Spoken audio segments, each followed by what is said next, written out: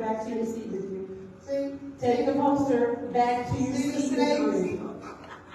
Take the poster back. Take the poster.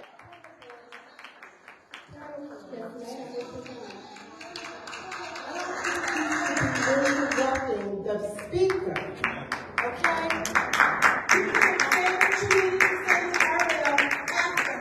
That is an improper point. Please. No, it's not. Improper point. Continue, Ms. Biggs. Next time, Ms.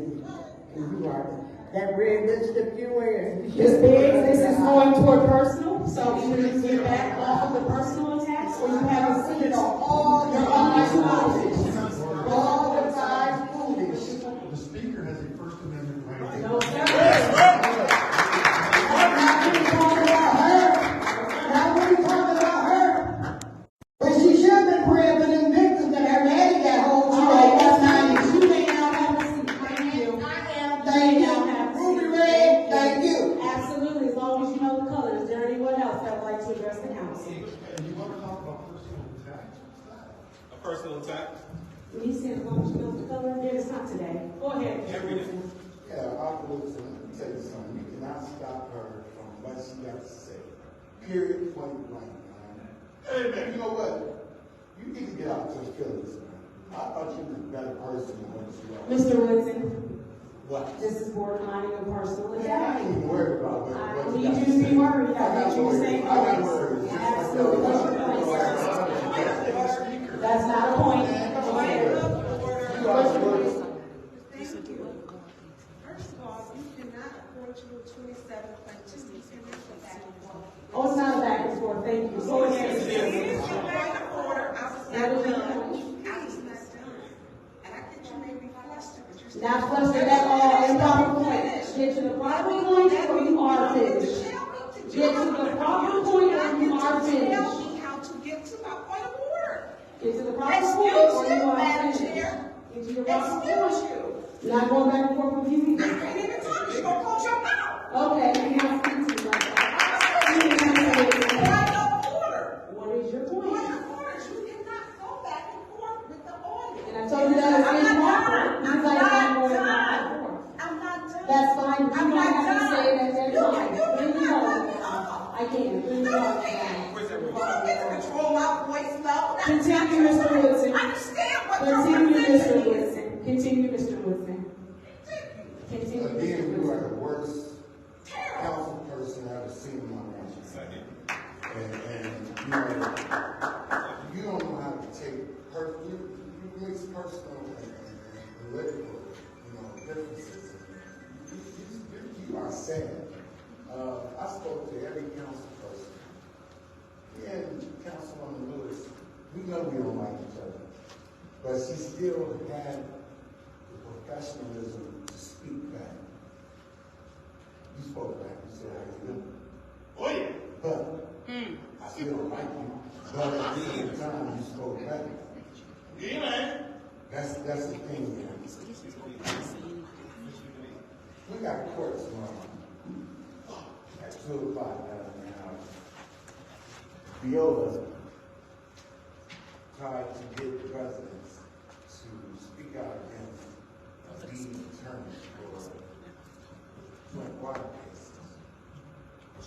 And we sit up here, our council don't know nothing. Y'all sit up here and just vote along, just to go along. And this, I swear to God, man, I can't even think of what I want to talk about. Oh, do not vote for Christopher Martin. That is the church. It's not his resident. Plus, find out how many residents, Flint residents and non-residents we have.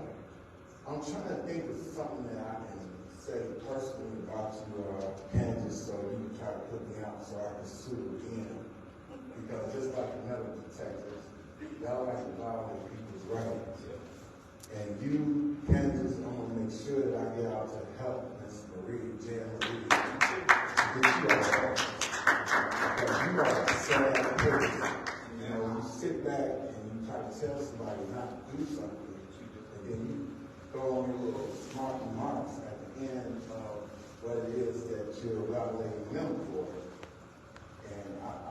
Go ahead, man. I'm just gonna sit down because you are a sad case. Oh, real quick. Can you tell us what did you change in this ordinance? No, I didn't. I don't feel like you're talking now. Candace, you said. Thank you. Is there anyone else that would like to address the council?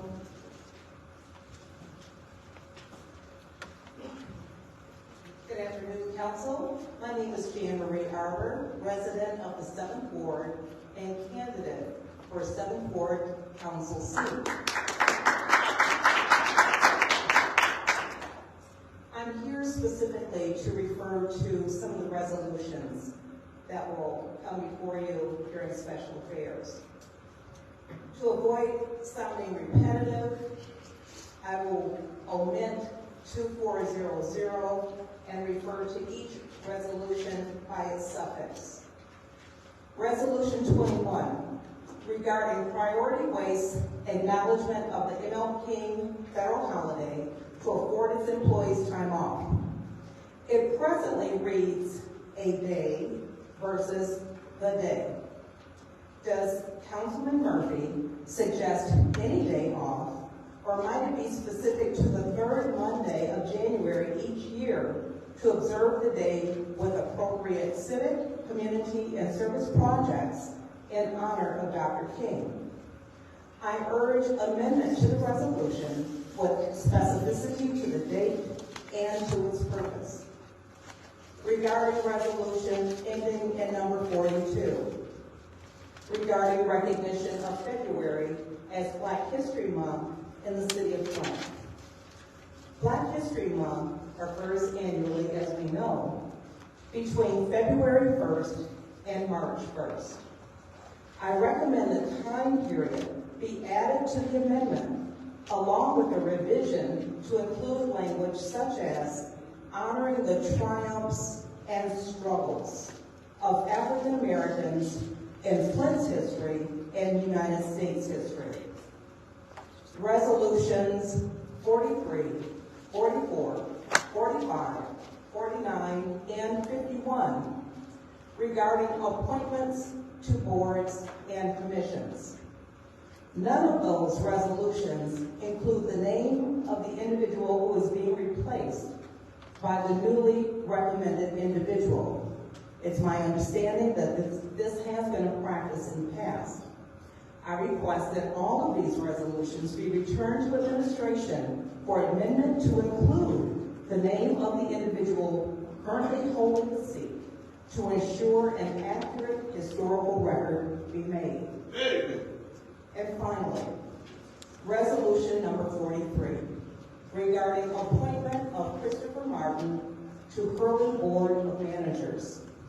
As I understand it, Hurley's 15-member board is composed of 9 Flint residents, 3 Genesee County residents, and 3 medical professionals.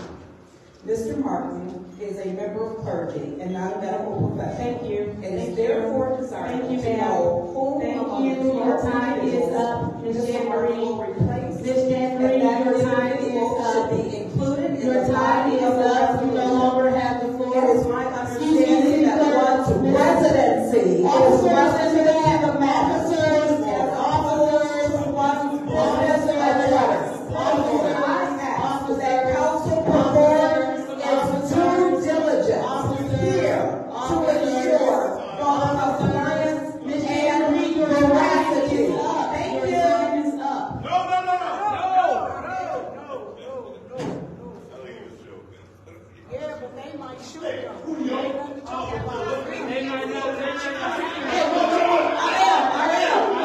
Play with, see, he ready to kill him right now. That ain't nothing to play with. He don't care that we gonna witness it. That ain't nothing to play with, girl. That ain't nothing to play with. You are cold as that. I'm telling you. My name is Wences Hall, and I'm here speaking on behalf of John Carpenter, who's in Florida. And I am speaking for him regarding resolution number 240053, management and maintenance agreement for Flint City Golf LLC Forest Creek and Kersey golf courses. He said, I'm asking that the statement be read because he's in Florida, and after a fair and square bid initiated not by the mayor, but by a 9-0 vote of the city council, my company's bid to take over management of the city's last 2 remaining public courses prevailed by a huge margin. My bid included proposed programs for kids and ideas to improve the courses to preserve them for future generations. I also pledged to help bring buildings at both courses up to code and was a former aide to former Mayor Don Williamson in charge of inspections. Let me assure you that my inspections of the current conditions warrant that both courses be condemned immediately after 10 years of absolute neglect by the current operator. He told the council he was losing money while paying $15,000 per year, yet upped his bid to $42,500 per year, according to the agenda before you. It says I was disqualified, yet I'm the most qualified bidder by a mile after transferring Don Williamson's Sugar Bush facility from near bankruptcy to a multi-million facility. I want to do the same for Flint's valuable but neglected assets. Our residents deserve better. If you vote to approve this, you don't belong in office because you do not have the best interests of the residents at heart. My 19 partners include some of this community's most prominent leaders who are convinced to join my efforts to help children have opportunities to play golf closer to home and unlock keys necessary to become competitive in the business world to prepare for future deals made on the golf courses of America. Sincerely, John Carpenter. Thank you. Thank you. Is there anyone else who wishes to address the council?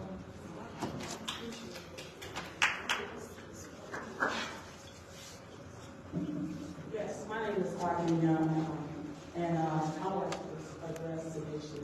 I am very disappointed in the behavior. I have to say that. But I'm very disappointed in some of the behavior of some of your city officials. Thursday night, while at a party, candidates party, one of the city officials, I believe he was chief of staff, came and threatened myself and another city resident. During this course of time, he told us he's no longer a city councilman, that he used to whoop behind, he just said that nice in the past, and that he would whoop us. What? He said this in a bar. That is definitely not becoming. There's some other things that happen, I won't discuss it at this time, but that behavior is definitely not becoming of a city employee. It happened after you left, Mr. Pfeiffer. You had just left when this incident did occur. Now, if we got city employees coming, and I know that happened before with another city employee going after a city councilman, and that same kind of stuff happened, what are we to say as citizens? We are, as you can see, my shirt says, Flint is still broken. This is from 5 years ago, when we was at 5 years, and now we're at 10 years, and Flint still ain't fixed. I still get rashes from the water if I don't change my water filter in time. I posted the filter that came out of my whole house filtration system that showed the crud, the dirt, the copper, the pharmaceuticals that's still in the water going into our houses, that's infesting us and causing us to have clean things. I'd like to thank the cancer cluster study that's coming in here, but like I said before, I'm concerned with the other health things. We gotta eat healthy just to make sure we ain't getting the cancer from the water and the other things that's going on in our water. It still have lead in it. It is not lead free. Anybody outside of the city, including my family, said, well, they call it family, they call it some of my friends, they think we already got a settlement. They ask, can they borrow $10, $15, $20, a couple $100? They think we got some money. We ain't seen no money from no settlement. We still suffer. Our roofs still ain't fixed. Our pipes in our homes still ain't fixed. Mine is constantly, I'm having to replace some pipes in my home because it corroded from the water. So if we at this time think that we're fixed, and we've had all these millions of dollars coming into town for ARPA, I am very disappointed that the citizens have not gotten a chance to see or reap the benefits from that. Because the citizens should have reached out. okay with all of the 501c3s and the outreach programs that's going on. But if those programs didn't get those dollars to none of the residents, what good was it? It's not any good for any of us if it didn't at least go there. Thank you. Is there anyone else? Madam Chair, Yes. if we can have the clerk call the time instead of you. I'm not calling the time. Her alarm is going off, and once her alarm goes off, I simply say thank you. You may proceed, ma'am. Madam Chair, I need. Yes, ma'am. Thank you. Yes, ma'am. And she should be saying time, the Madam Clerk, because they cannot see the speakers, or say they cannot see on the other side because the screens are down. If the clerk could call the time and then you repeat it, please. That way people are feeling you're not showing you the impartial this evening. Thank you. That is actually absolutely correct. The hearing is not happening tonight. The alarm is going off for everyone to hear. I'm not calling time. But you can't hardly hear it. I'm Yes, sorry ma'am. to say that. Okay. You can't All hardly right. hear it. Madam Clerk, at the request of Ms. Adrian, can you please make sure that you say time so that I can repeat it? Thank you. It wasn't You may. it was your time. Well, I just got up here to say, I don't like the way y'all recognize the police. That was scary for me. My heart is beating. Just that simple lack, because you don't want her to finish what she said, you almost just got a man killed. What? That ain't cool. I know y'all can't on the police side when you ain't been out there to be arrested. My brother got beaten down to death in the county jail because they thought he said something. The way you beat it there was so wrong as a plan. You just weaponized the police because of a black man. He don't even have the mind capacity half of the time to understand what's going on. No, he jumped street. Well, no matter what you say, that officer jumped street. That's what he did. When he picked up that kid and he was playing. All you had to do was wait 10 more seconds for this lady to finish her words and it would have been over with. You almost incited a riot with your crazy self. Is there anyone else who would like to address the council? Is there anyone else? We will move to council response. Is there anyone who would like to address the audience? Oh, sorry, I didn't see you.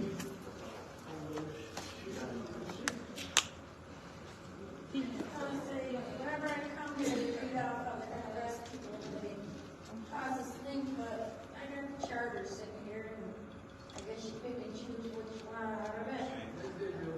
It says, public servant shall not accept gifts, gratitudes, honorary, or other things of value from any person or company doing business or seeking to do business with the city of Flint.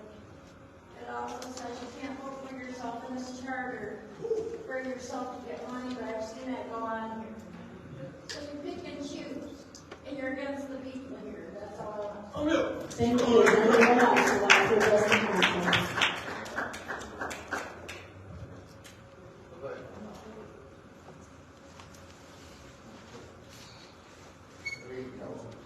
My name is Joe Clemens, from Flint City Golf, I'm the superintendent.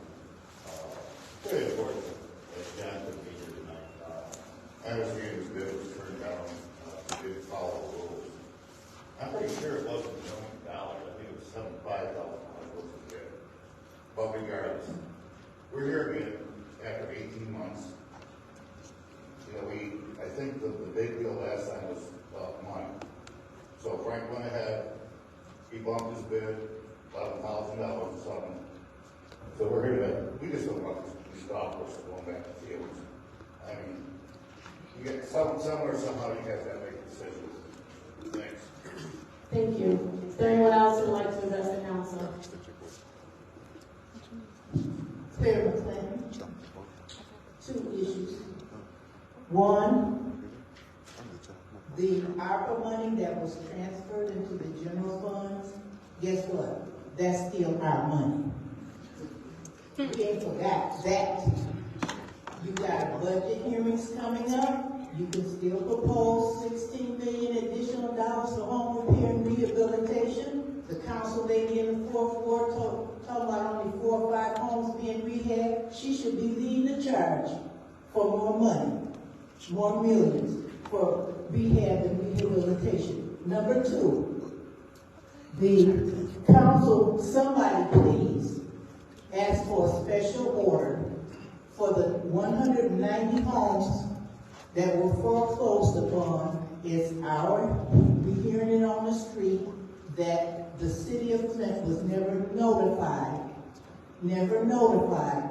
about the auction, giving you an opportunity to have right of first refusal. And I just cannot understand in this gritty, tough, justice-minded town why the council will continue to bypass your authority. We said at the first hearings that you had about Harper that we the people is the partners. We are the partners. Not the foundations, the big box number. We are the partners. There's no reason you can't add 15 or 16 million dollars for home repair and send out RFPs. You run this damn city. Why are you handing your power over to others? This is so anti-Flint. And just one more thing before I get cut off. The way you all talk to the residents is just a crime. And the same before God. You ought to be ashamed of yourselves talking to the people like that. And we never had some of these incidents we're experiencing with this council when we had the emergency manager. When the emergency manager came in, all of y'all's voice was silent. All of y'all didn't have a vote. And now you're going to single out first ward council person and shut down his vote. How undemocratic can you be? So this council needs to rethink and re-establish some kind of moral fiber and some courage. Whatever people come up here and say, face the music, you're elected officials. Thank you. Is there anyone else who wishes to address the council? My name is Stacy. First of all, I want to say all this money, our money, taxpayers' money, that you spent to revamp this county, the screens don't work. That's our money. We should have to depend on anybody. We should be able to depend on these screens that says no signal. Secondly, I want to say that the speakers were right. We just hooked up the boom mic. Can y'all hear better? About the funds belong to the people. Not the foundations, not the 501c3. It belongs to the people. And it was sent here on behalf of the people. That's what it was. And with the appointments, I think we must follow the charter. Well, I'm not going to say follow the charter. You should follow the charter, but 9 out of 10 times you don't follow the charter. And this is a lawless, not all of you, but most of you are lawless. And you do whatever you want to do. With respect to the 190 houses, Mr. Clinton, I forwarded the county. They gave me all the information, including who they sent to know what cities and township they sent the notice to. And you ought to ask your city clerk. You don't have to take our words. Did the city of Flint get hurt? They said she had to notify the clerk. Did she get notified with respect to those 190 houses? I know she did. And I made her copies to disseminate to those council persons. So the county did what was wrong and illegal by not notifying the city clerk. Those questions you can ask the clerk. And finally, I want to say is that this is Black History Month, Black Heritage Month. And it's very important that remember But we stand tall, and I say we African Americans and blacks on the shoulders of others. And a lot of you sitting in those seats, which are of color black, he was sitting in those seats. It wasn't because of people that lived, suffered, and died. That you can sit in those seats. That you can sit in those seats. So, saying that, I hope that you all will do the right thing and don't consent separated. Thank you. Thank you. It's now time for council response. Is there any council members that wish to address the audience? Madam Chair. The chair recognizes the councilperson Nancy Ford. So I'm going to say thanks to the speakers for expressing their opinions. And yes, there's always hostility in these council chambers. And it often depends on who is chairing the meeting. Not even depends what Rule 27.2 is, so I'm going to express that. Rule 27.2, during any portion of any meeting, council members may not engage in any type of argumentative discourse with members of the audience at any time for any reason. I sure you understand. I hate to see, as I went back and spoke to the officers, and the police are recognized. It is because some of these council members favor work. They serve, they are public servants, and they are also to respect, and they are to maintain order. But it is not to be used as police to be used on the resident. When the disrespect is so blatant. It's so blatant. And it's unfortunate. Often these meetings go by the vibe that you get from who's chairing. So they turn into dumpster fires. It's often because of who's chairing the meeting. Ms. Clinton, you've been asking for more money. They found another $1 million to give to one of the organizations, and we were told there was no more money to be given. So maybe we need to leverage our votes and get more money for the residents. Thank you. Is there anyone else who wishes to address, who wishes to speak at this time during council response? Yes, the chair recognizes the councilperson in the fifth ward. Thank you, Madam Chair. I want to thank all of the public speakers for bringing forth your comments, your input. Thank you for being engaged in the process. I just want to touch on a couple of things here. I first want to thank the young man for coming up and recognizing Ms. Biggs, because she has done a great job in carrying out the initiative for the recalls that are before us. And also I want to say to Ms. Beverly Hazard, you are absolutely right. There's a double standard, and they pick and choose what they want to follow in that charter as well as in our rules. And then Ms. McClendon, it's appalling. It is appalling that I have colleagues that speak to the residents any old kind of way, very disrespectful. And they forget that the residents put them in these seats. And they tend to, not tend to, but continuously weaponize the police against the residents. That's right. And it's terrible. And it needs to stop. Yeah. Give the residents some leverage when they're up speaking. Let them finish their thoughts.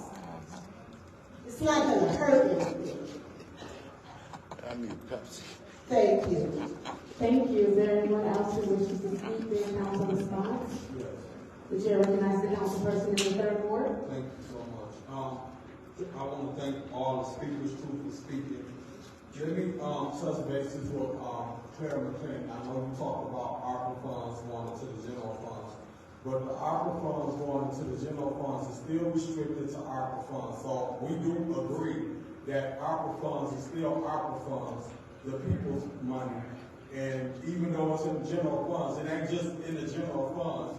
because when you keep coming up here and you put it out there to the public, you make people believe that we put ARPA funds in the general funds just to do whatever it is. And that's not the case. It's still restricted. So when you come up here and talk about general funds, I'm always come back and correct you and let you know, even though it's in general funds, it's restricted to ARPA funds, and it's still for ARPA activities, and it ain't just for general funds. And then let me talk about the Flint water crisis. Y'all talk about this, y'all talk about the pipe. Over $600 million came into the city of Flint, and out of the $600 million, even that was prior to the previous administration. As the $600 million, y'all still hollering about we ain't been made whole. We should have been made whole way before when that money came in now. Not because $94 million came in. It should have been made whole when the $600 million. We should have been hollering the same thing way back when the $600 million. So I agree with you on that about this money. We ain't made whole, but it ain't come for the $94 million because you got COVID money and you got the water crisis money that happened. And then with the Black History Month, AC Doings for NAACP, because you the vice president, as long as y'all been in that position for the NAACP, look at the results of our community. And the NAACP was part of this consent agreement with this water crisis money. And y'all put us in the predicament that we're in. So when you talk about Black history, you go back to that NAACP meeting. And you ask them, why did they go down there and negotiate this bull crap? Yeah, well, I gotta agree with him on that. Hell yeah, I agree with him on that. I agree with him on that. Is there anyone else? I agree. The chair recognizes the councilperson from the second ward. Thank you. So just want to touch on a few things. First, I heard our colleagues state that for Rule 27.2, we definitely cannot engage in any argumentative behavior with anyone in the audience. That is 100% correct. But I want to also make sure that we go back to these other rules. So according to Rule 29.8, it also states that any person who's called to order, therefore should yield the floor to the president has determined whether or not he or she is in order. So therefore, there's no argument if the person at the lectern was cease to speak. That's where the disconnect happens. So when the person continues to become disorderly from the lectern, and they will not be brought to order by the chair, that's when it may appear that someone's going back and forth, but that's not the case. The chair is calling them to order. And then next we continue to talk about time. According to Rule 29.3, it states that member of the public should have no more than 3 minutes.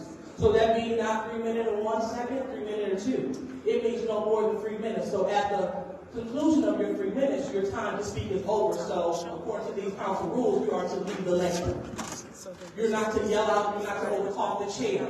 So, and I hope that our elected officials and our wannabe elected officials will keep those rules in mind as they approach the election. And then also, I want to comment to Ms. Fisher. Thank you so much for coming. I saw a copy of your issue in my box. So I did see my colleague in the 6th Ward come over to address you, but I hope that our colleague in the 8th Ward will discontinue ignoring you and will handle your issue. So, and also, I would like to ask for... What's your point? Robert's Rules 43.21 do not speak to the motives. This is a serious issue that she's having, this issue is. Let's not do this, Miguel, please don't. Continue, Ms. Moore. Right, and I want to make sure that I reclaim my time because according to according to the point of order, I don't know why I was interrupted. These are words that came directly from Mrs. Fisher's mouth. She spoke that she called and she emailed and she didn't get a response. That's not me, that's her. So also I would like to address Ms. Beverly Biggs. I have said nothing.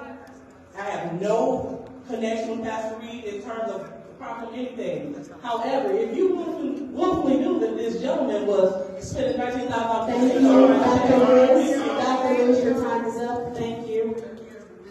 She want to attack the rest of us. Petty ass. All right, the chair recognizes the council president in the 8th Ward. Thank everyone for showing up and using our democratic process and speaking your mind. However, I would like to state that what happened in the weaponization of the police, the additional 10 seconds, just about ruined some of the courts. Yeah, sure did. And, well, we're gonna talk about Black History Month and everything else. You could have ended any black man's life for 10 seconds. 10 seconds. 10 seconds. It's amazing. But she thinks it's funny though. Look at her. And the apple don't fall far from the tree because you are Dr. Lewis's protege. So I would state that dumpster fire meetings usually happen. She laughing. 6 months later. So 10 seconds would have ended a man's life. 2024. Yeah. And I would like to state that while I just did review my phone, there was a missed call from an out area. I'm assuming that it was the gentleman that reached out to me. I don't have any voicemail, I don't have any pictures, I don't have anything. So to state that it's a patient motivated thing, that the reason that I didn't return the call is ridiculous. Point of order. What's your point? Thank you.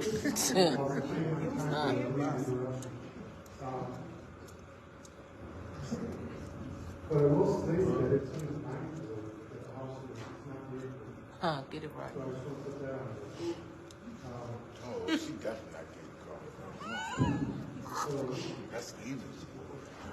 we're already starting off on the dumpster fire. I hope that the whole night doesn't go this way. We have serious business on the docket that needs to be taken care of. And I appreciate the councilwoman's second. Something under the plus. Thank you. Thank you. Is there anyone else who wishes to speak? Council response. Anyone else? Seeing as how there's no one else, I will take my time. You are right. That 10 seconds that someone else took the liberty of taking, we have to make sure that we are being accountable for our own actions. I would not have had to say, officer, in that 10 seconds, you would have sat down at the end of your time for speaking. What we will not do is pretend that someone who was out of order is going to shut responsibility for them being out of order. The time is the time. I read the disorderly person subsection at the beginning of this. Also, while we understand our own condition, when you pick up a chair with a police officer who's trained to notice offenses or notice dangerous situations, that turns into something else. The police were never, the officer wasn't called for our L. Our L had nothing to do with the situation. The officer would not have been called had the person have come to order. At this point, we have to start taking accountability for our actions and our behavior. And so when you are called to order, just simply come to order. And as far as the dumpster fire meetings, all of my meetings are calm. They've been calm. The issue is when we begin heckling and acting childish, or when we will not come to order, or when we use frivolous points. We can sit here and falsely point fingers and do whatever we need to do. The bottom line is she was called to order several times. She had several opportunities before I even said officer to stop. We want to talk about conduct and behavior. Everybody in this room is an adult. Everybody in this room understands the disorderly subsection. When it's read, everybody in this room understands when that timer goes off and it's no longer your time. The time is the time and the time is up. So those 10 seconds, maybe she will think about his life next time. Because she is the one that caused the officers to be called. Maybe she will think about her own safety next time. Maybe she will think about the safety of the council and everyone in the chambers when she decides to take 10 more seconds. And my time is now up. And so, no, we will not have the heckling from the audience. We're not doing that. So, we will now move on to the consent agenda. I will take a motion for the consent agenda. Yes, the chair recognizes the council person in the floor. I make a motion to approve the consent agenda, council. There's been a motion made to move the consent agenda to council. She is sad. It's been moved and properly supported. Point of order. What's your point? The city separation. separations. Madam Chair. Oh, wait, one second, I'm sorry. She didn't know you wanted to, you took the wrong call, go ahead. You took the wrong call, go ahead. Okay, continue. I would like to separate resolution 240021. Madam Chair, you have to move on, but we have to grab it on agenda. For sure, he's on page 2. And can you, I'm on page 2. Resolution 2400. can you speak into your mic a little bit more, please? Resolution 240021, amendment contract for priority voice in reserve for the holiday. Are you on special chair? Go ahead, proceed. Resolution 240003, the management and maintenance agreement with the Flint City Golf LLC, operation of the Fourth Street and Golf Course. Wait, you 5-3? Oh, did I say what I said? Oh, sorry. Wait 1 second.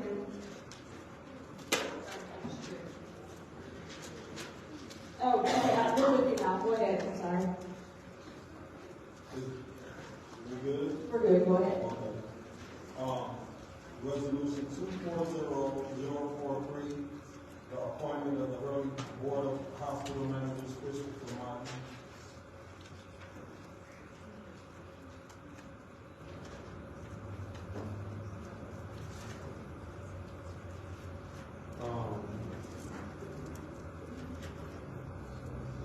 That's it. Thank you. Are there any more separations? The chair recognizes the councilperson in the sixth ward. Thank you. I would like to separate 240, page 3, 40044, appointment of Tracy Fountain. I would like to separate 24045, the appointment of the remainder of 9 Rodriguez.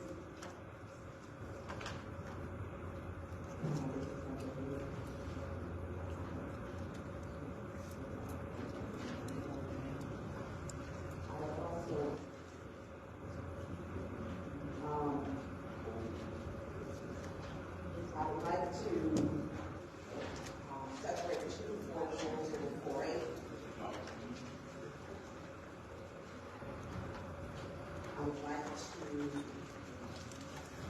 separate 24009.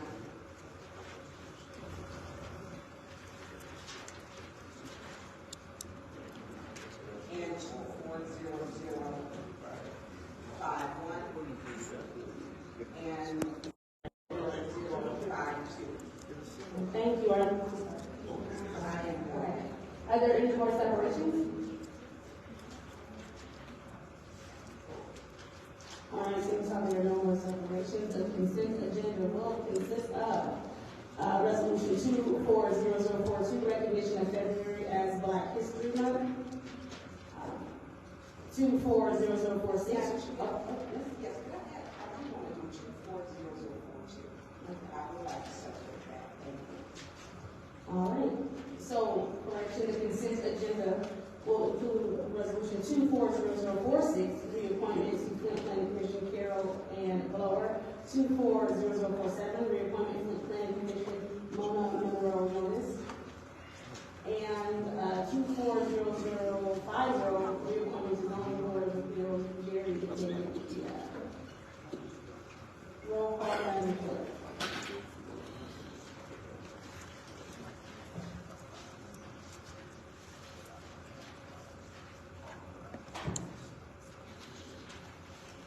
Mrs. Absent, Ms. Woods? Yes. Mr. Murphy? Yes. Ms. Priestley? Yes. Ms. Murphy-Carter? Yes. Ms. Burns? Yes. Ms. Shabbat? Yes. Mr. Piper? Yes. Ms. Worthing? Yes. Ms. Willis? Yes. 0 no. I'm sorry, what was the number? 8 yes, 0 no. The vote is 8 yes, 0 no. Resolution 240021. Is there a motion on the floor for 240021? Madam Chair, The chair recognizes Councilperson Fitz Ward. motion to send 240021 to council, amendment contract for waste observed holiday.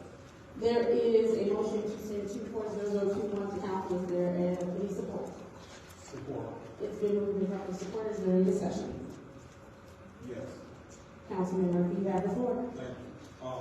This resolution, that I put together came from, listening to the audience come before City Council and speak on the observance of Martin Luther King Day for, the garbage company. What some residents, I know in the third ward, thought that they garbage was going to get picked up the next day and not on a Wednesday, but because we got garbage contracts, this garbage ran on the observance of the holiday. What has changed in the city of Flint is we have observed Martin Luther King as a holiday now, so it's been officially a holiday. So because it's been officially a holiday, people don't have to get the days off. I just thought it was right, and then listening to the residents, even though sometimes they think I don't be listening to them. When they came and spoke, and I thought about it, I think it'd be a win-win for us, and it'd be a win-win for the garbage company to just observe the Martin Luther King Day as a holiday and give their workers the day off, and they just pick up the next day on the weekend. I'm not sure if that comes with a different cost.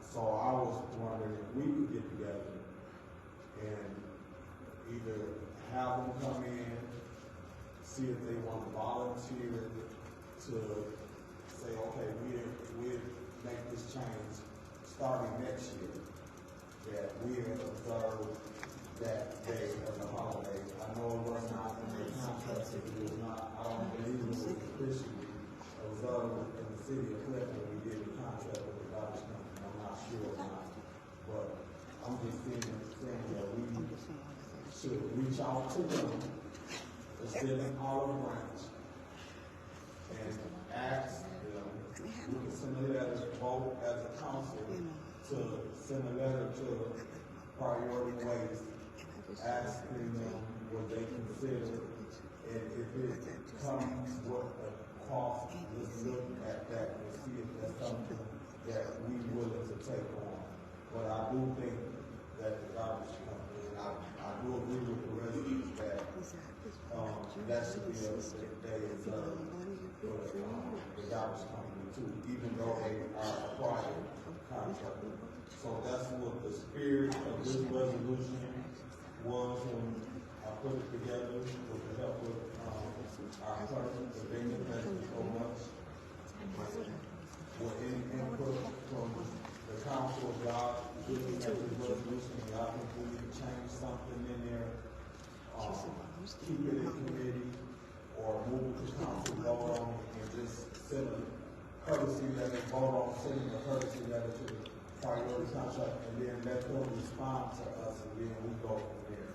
Because the only thing this resolution is doing is allowing us to do all things necessary to actually move forward with either sending a letter to them, working with the law department, purchasing department, to figure out what we can do to work with the garbage company.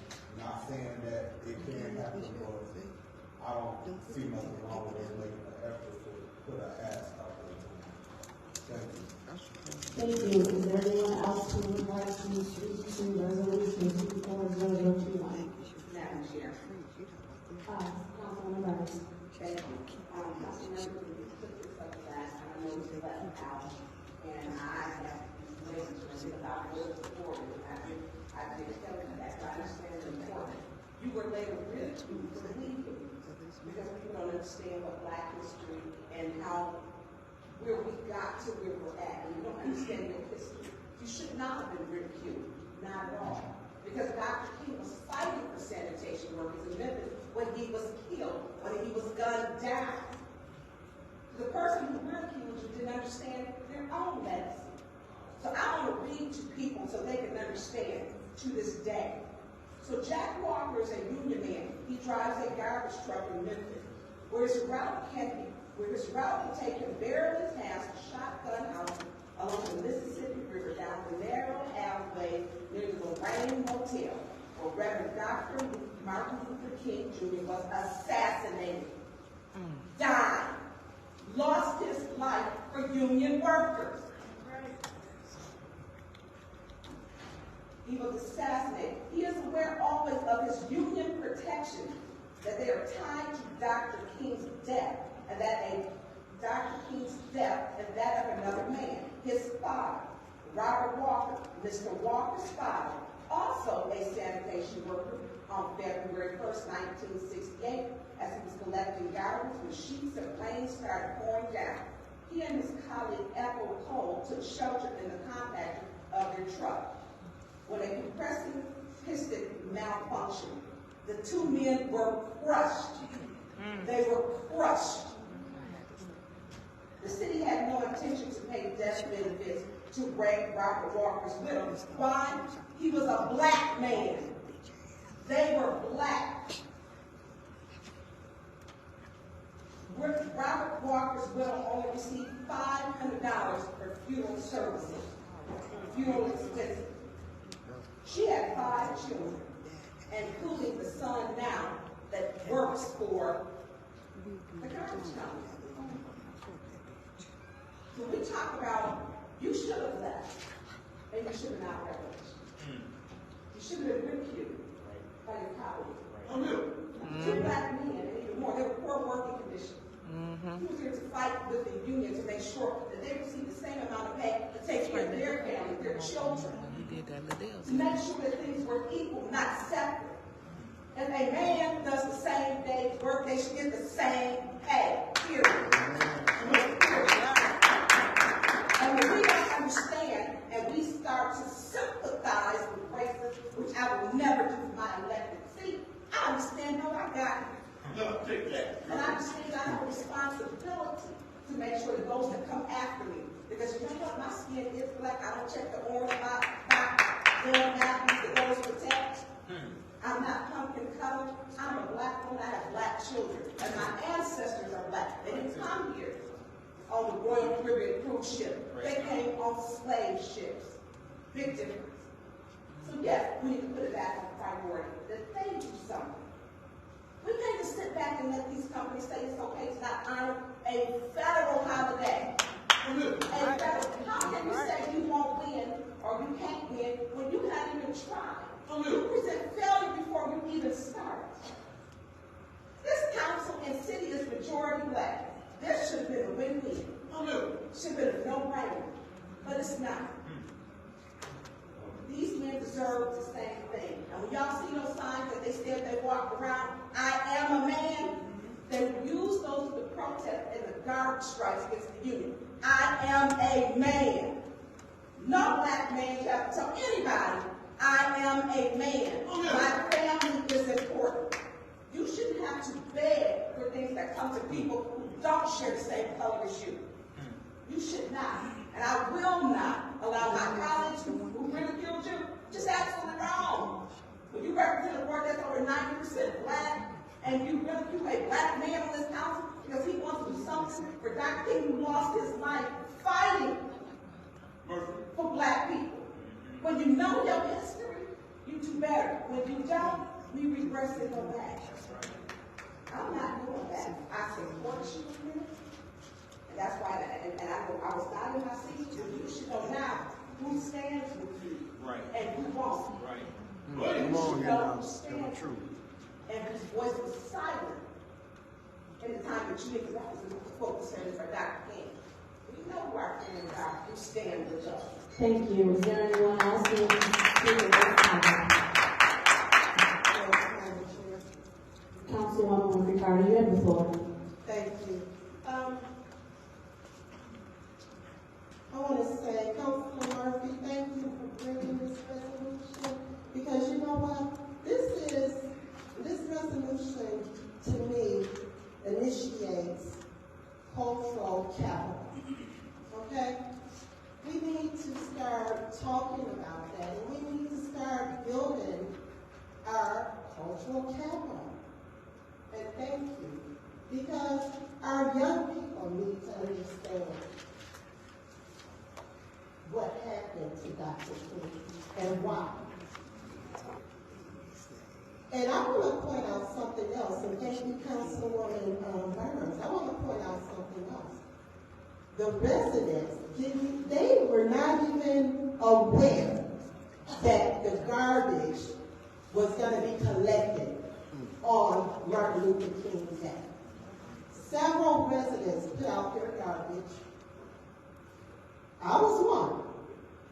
I had to bring my garbage back in because I was thinking, okay, they're not going to run today on Martin Luther King Day because that's a national holiday. This community, we got to start putting our foot down. We got to. So I'm hoping that we pass this resolution, that we are able to sit down with priority and come to an agreement to make this happen. So I'll be supporting. Thank you.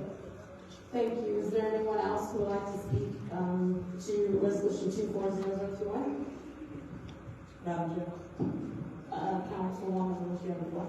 Thank you so much. So I'm not sure who was ridiculing Councilman Murphy. I can hear that. However, when it comes down to this contract, I definitely understand the spirit of it. However, we got to look at a few things. The first thing that we must consider is this truly the day off? Or are we kicking the can down the road? Because what we're doing, we're telling these workers, now mind you, this is a separate independent company. And I'm assuming that they may have a union, I have no clue. But you would think that this would be something that they would take up with their union. However, so now we want to give them Monday off, but now we are infringing on their weekend, now they have to work on a Saturday. So in the garbage realm, there's no such thing as, hey, we all got Monday off, so everything ceased and we will start back working Tuesday, Wednesday, Thursday, Friday, and we back on Monday. So right now we're just shifting the day. So since we are no longer on Monday, now they're going to have to catch up and work on Saturday. So my perspective is that fair to make them work on a Saturday in lieu of Martin Luther King Day? And furthermore, what do the workers think? Do the workers have a problem working? Do they prefer working on that Monday compared to having their Saturday taken away? I don't know. I don't work for a priority, nor have I had a discussion with any of the workers. So that's something to think about. Because again, a lot of people, they want their weekend to themselves. We heard colleagues not want voluntary training because of Friday's day night. A lot of people, they have things going on the weekend. So we will not be giving them a day off. They will just be moving their day to the weekend. So that's something to consider as we consider asking priority to grant them, to amend the contract to grant them this day. Because people on Friday pick up, they still want their garbage picked up, so they will have to get it picked up on Saturday. And then the other piece to this is a lot of federal holidays are not honored. You know, a lot of people still work. I hate to name this, this is the first one to come to mind, but I believe Columbus Day. That's a killer. Okay. So, but the point is, days off across the board. Some schools have it off, some schools don't. Federal government has it off. So we gotta, just keep those things in mind. I'm so for every federal holiday being off. But when we start talking about waste management, we must be really conscious of the fact that this is not a day off. This is just shifting the work day to the weekend. And so if the employees, if they're in there, I don't want to make decisions on their behalf. I'm totally in favor of it. So I think that it would be a good idea, if we want to bring this to them and have them ask their employees, I think that would be a good idea. But I don't want to just make this decision and shift your schedule because we only have a handful of residents coming here. Literally, a handful of residents. Now, for you, Madam Chair, to Councilman Murphy, outside of the council chamber and the few people in here that spoke up against that, nobody on King Holiday. Have anyone else contacted you about this?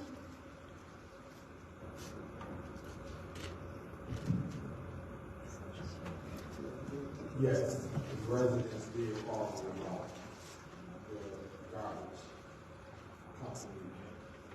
They thought it was like a holiday, so they didn't put their garbage out. Yeah. Okay, so is that called, as far as we thought it was a holiday or it should be a holiday? Because sometimes things are just,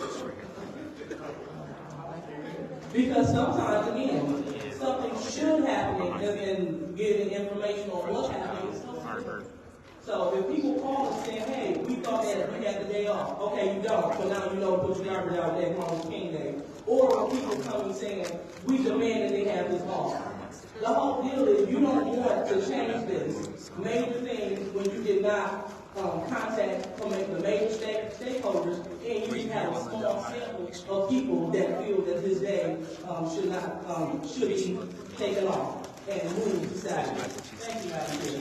Thank you. Is there anyone else who would like to share representatives, Councilman Fighter? Go ahead, Mr. Fighter. So I support this 100%. I think that sending a letter and opening up the dialogue is what needs to happen. So, because usually this council just approves them until 2030. So let's get this taken care of now and move the precedent that Martin Luther King is a Flint holiday,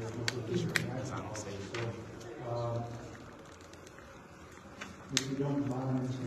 Murphy, I know this is your amendment. I'm going to do it now. And you let me know if it's okay. I would like to amend 240021 to strike the words draft and amend contract to do all things, and I would like to substitute that word, do all things necessary to explore the financial impact of honoring Martin Luther King and observing that day as a holiday. Okay, so there has been a force to amend 2.1, and we are going to strike draft and amend contract in the subject or do all things necessary to explore financial impacts. Is there a second? Support. There's been moving property. Support is there. And Say what? okay, the councilwoman in the board has asked to see that in writing.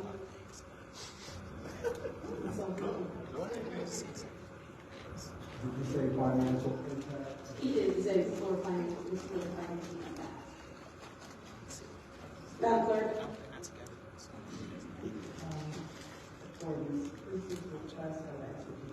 Oh, she took up. What'd she say? There a motion to table it until the end of the July? Okay, there, it has been, okay, it's been moved and properly supported, we can, so 24002.1 has been, tabled until, I'm sorry, roll call, Madam Clerk. Is there any roll call, Madam Clerk? Go ahead. So we are voting on amendment 24002.1, which would strike the language that says draft and amend contract and substitute that language with do all things necessary to explore the financial impact of observing this as a holiday for Wesley.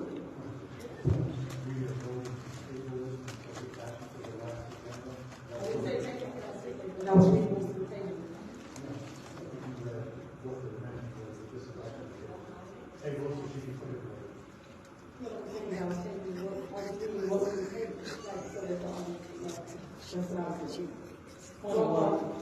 What's your name? My point of order, you said the wrong number. It's 240021.1.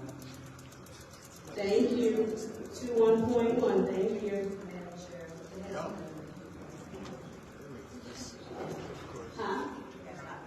No, we have to go to the amendment first. All right. Do you know I was rushing and forgot to give her the sweatshirt? But I'll make sure she gets it this week, I promise. We are voting on table 240021. So the clerk said I am doing it correct the first way I was doing it. Thank you, Madam Clerk. So we are voting on first amending 240021 to a point 1. So that's the first vote. But you can't vote on it because they want to table. So that's how we proceed. If the question to amend it now and have a discussion now, but if you want to table it, there's no discussion, you can amend it at the end. When you get to that point, when I bring you the amended version. All right, so then I think what we want to do is table it now and then amend it once we have it in writing. Or there's no discussion on the table. No, I didn't open it. I wanted to, but Mickey told me don't open it. In all due respect, I think we should vote on the amendment first, and then table it, and we'll have the amendment already out. So can I help you out with this, Mr. Murphy? In order to satisfy someone that I think would help vote for that, I think we should wait until she gets it in writing. And so then once she has it in writing, I think that it will satisfy what you're asking for, if that makes sense. So I think we should go ahead and table it until she gets it in writing. Okay. So we are going to table 240021 until we have that in writing, and we'll put it at the end of our agenda. Roll call, Madam Clerk.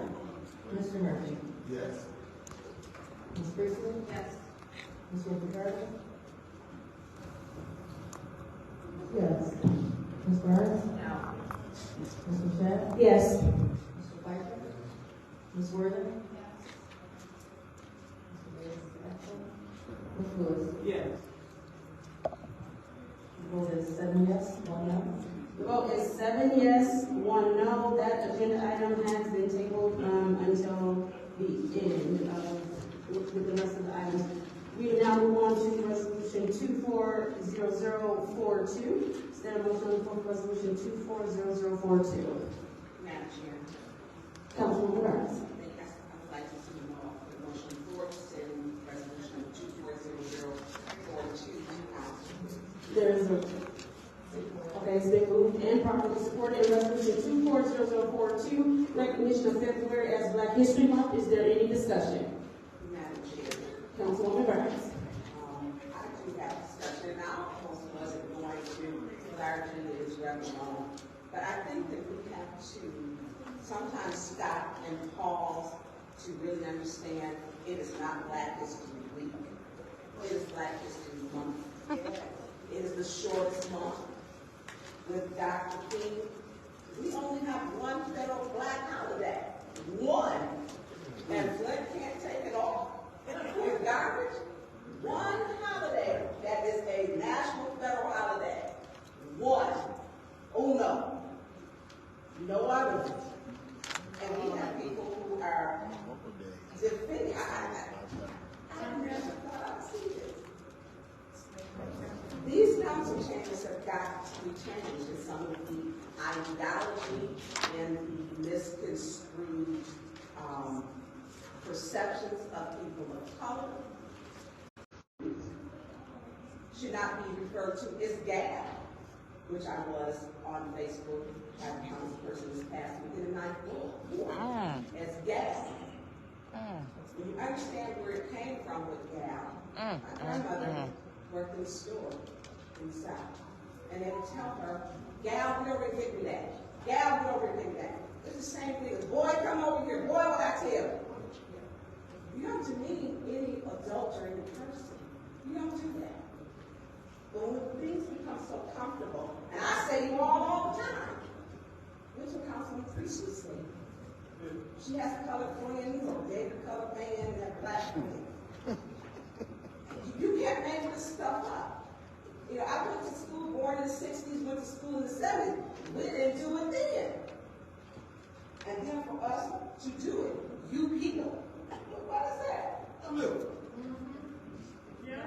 People were called a cult who were on the north side of town. The Amen Choir. We go to church.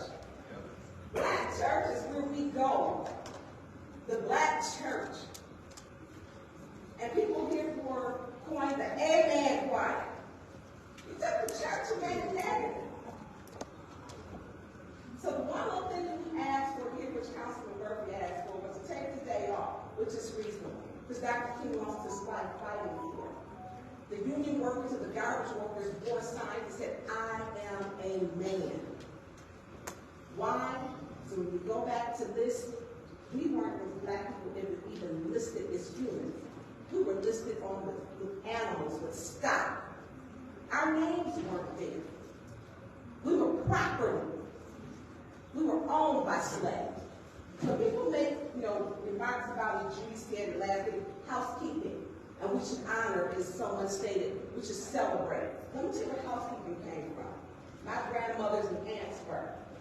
In Flint, on some of the deeds, they had restricted deeds, to where some of you can't even, the house they still stay, you can't sell it to a black person in the city of Flint. Sure do. You had to, if you were a maid, you entered through the back door. You couldn't enter through the front door. That's true. So you may respect the person, but not the position. Why? Black people weren't afforded the same type of jobs and privileges as our white counterparts. So when you say it very flippantly, housekeeping, you need to make sure you respect the black women who are in a professional manner as they respect you. I'm not going to let these little marks slide by. And you shouldn't. Attorney Kim should never refer to our buzz person. She needs to take care of some housekeeping. He should refer to her, there's some items you need to take care of. He has a professional vocabulary. He should have used it. He's an educated man. He's the chief legal attorney. And then you try to make it okay when she repeatedly stated that let's take care of some housekeeping. Some people got paid $5 a day. The wages were terrible. You had two kinds of jobs when you were a slave on the plantation. You were the field Negro and the house Negro. And you didn't want to be either one. Because you worked on the plantation, you had a master. So housekeeping, you got to understand the relationship before you decide to be so hooked into use it and take She the can't word hide that wig. I will not allow you to own that word. I will not allow them to make it happen. You will not take that word and make it your own. You will not. You simply will not. Because you don't know what it is. Thank you. Is there anyone else who would like to speak to this resolution? Councilwoman Priestley. I'd like to amend this resolution to remove 2024, so that it remains that it doesn't matter what year it is, February is Black History. All right, so there is an amendment on the floor. Support. It's been moved and properly supported. Let me explain what the amendment is.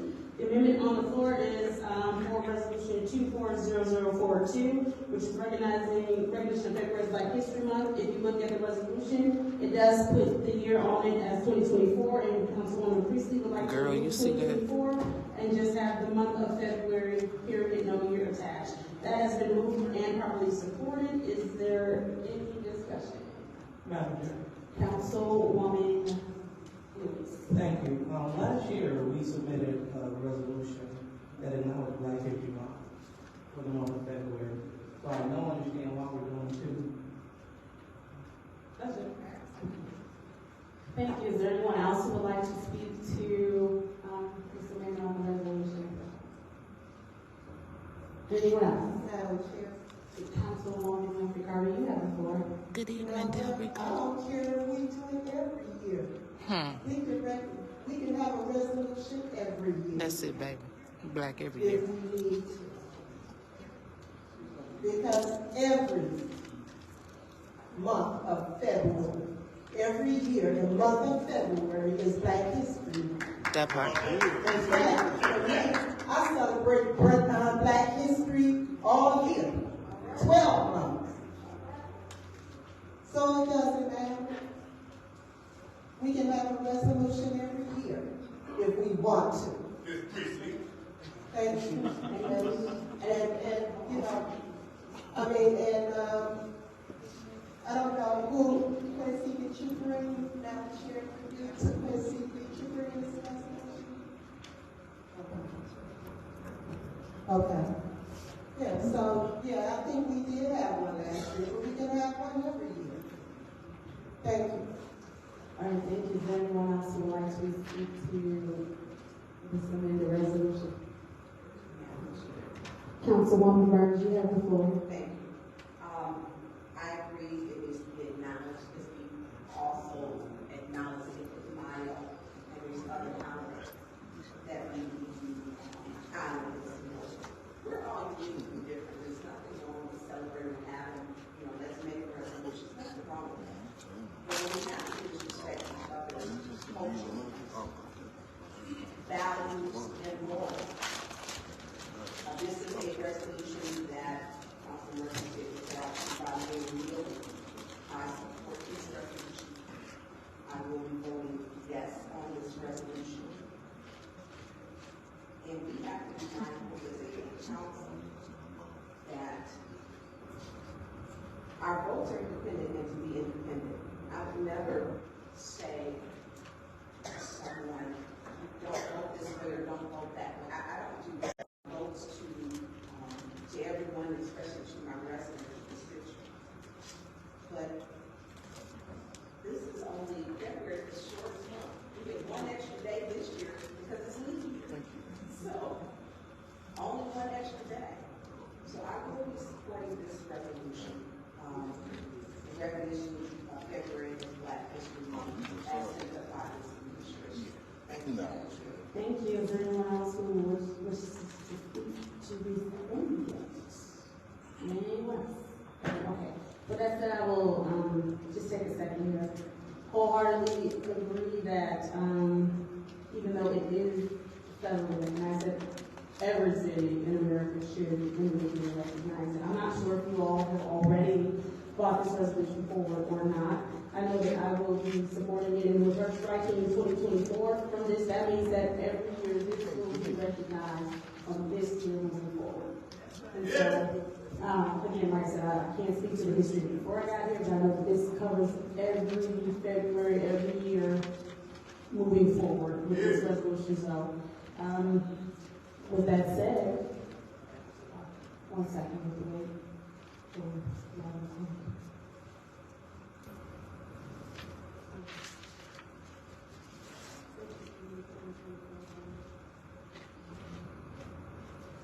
Roll call, Madam Clerk.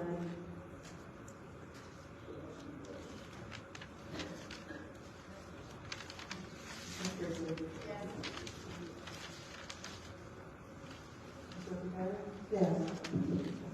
Yes. Yes.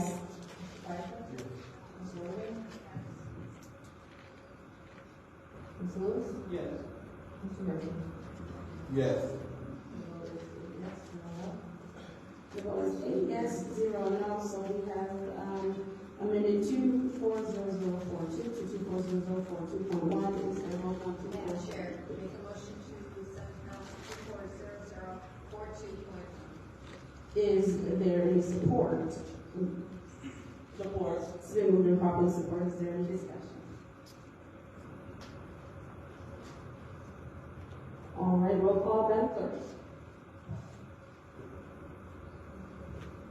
Mr. Murphy? Yes.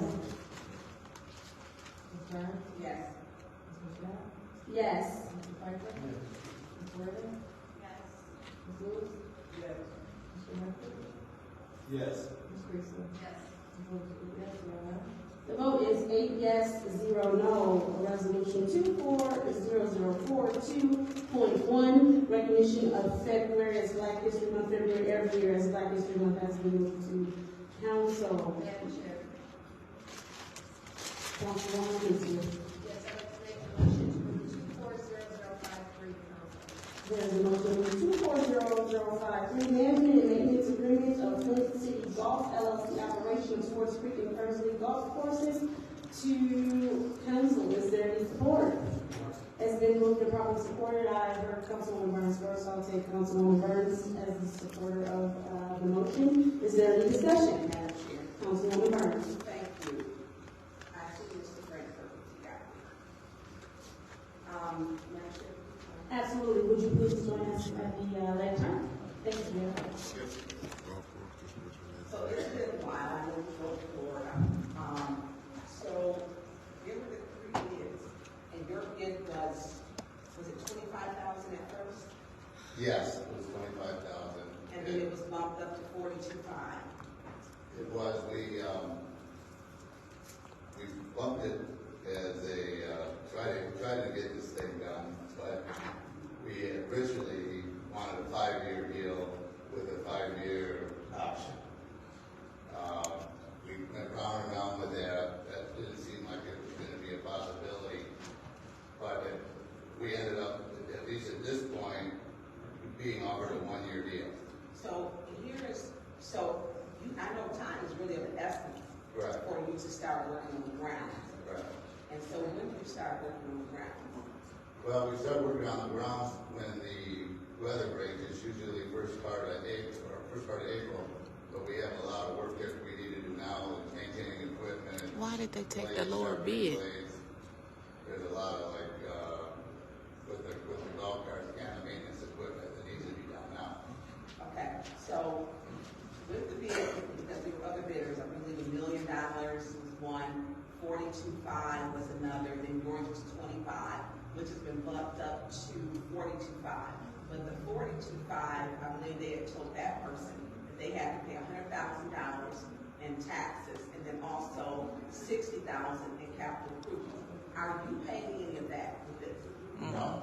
Okay, so yours is just straight 42.5, 1 year, and was it 1,500, anything over 1,500 that the city assumes responsibility for? We were going to actually split it if it was going to be over 1,500, and that's the proposal that we've been offered. Okay. Thank you. I'm going to speak for Ashley. Thank you. Ashley, I believe you were deputy. Give your title, please. Deputy Director of Community Services. Thank you. That's a lot. So the person who did 42.5, which is my concern, they backed out because they had $100,000 in taxes per year, and then the $60,000 for capital improvement. Did you offer that same deal to that person? We did not. So after we completed the bids and we were in negotiation with the most qualified bidder, APM, we did some more research and it was determined that taxes needs to be a part of the agreement. And so we went back to APM. They were not comfortable with that. And it was also determined that the buildings are not in good condition. Along with the taxes, we decided to do a 1-year deal, take a step back, assess the buildings, and come up with a plan to enter into a long-term agreement. So it's clear that they don't want to, and I don't blame them. I wouldn't want a 1-year agreement.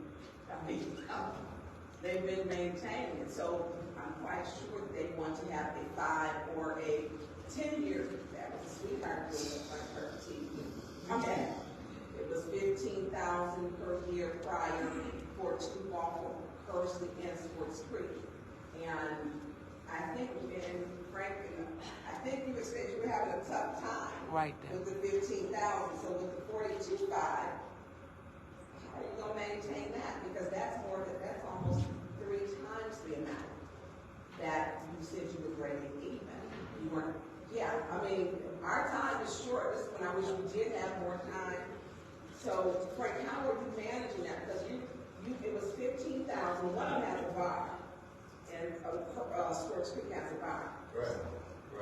Well, at this point, Yeah, we've had some discussions with my employees. You know, 1 year deal is not gonna cut it with them. You know, I need to give them some assurances that it's gonna be 1 year. They're like, well, in several months, we're gonna be right back here doing the same thing over and again. So the money issue is one thing, but it's the timing issue, as you pointed out, that's kind of what we're mainly concerned about. Because we have contracts that we deal with our leagues. We have equipment purchases that span more than 1 year. We have, like I said, the employees that are, you know, they're freaking out, to be perfectly honest. We employ about 30 people, and they, at this point, at least want to get something we can, in the next week, where we can figure out if it's not going to work, then they have an option to go and figure something out. My time is up, and I'll get my second. Thank you. Is there anyone else? Councilman Pfeiffer, you have the floor. So at this point, that's our main concern. We have a timing issue. A 1 year deal, this isn't going to work. So money issue, we're close, and I think we're okay with most of that. But for a 1 year deal, we're going to be right back here in the same position we are, you know, 6 or 8 months from now. The summer's going to go fast, and I'm not going to have a staff that's going to want to stick around. If they know that all we're going to be is a year, and there's leagues that we're trying to get on board, they're already told us it's just 1 year. We're going to probably move to somewhere else, but we don't have to worry about this next year. Why don't we just deal with it now, and then we won't have to deal with that next year. We got a lot of outings and events that we book now, so it's not just the maintenance of the equipment that we're dealing with. We do all our bookings January, February, and by March we have everything done, and they're ready to bolt just about everybody that I've talked to. We can't give them a straight answer, and I can't expect them to stick around because time's of the essence. I get it.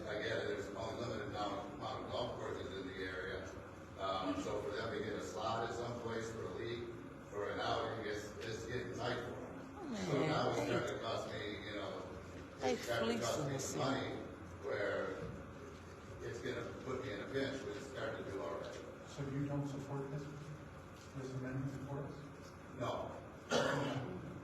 Okay. Send it back. I propose a 3 year deal. That's what we need to have.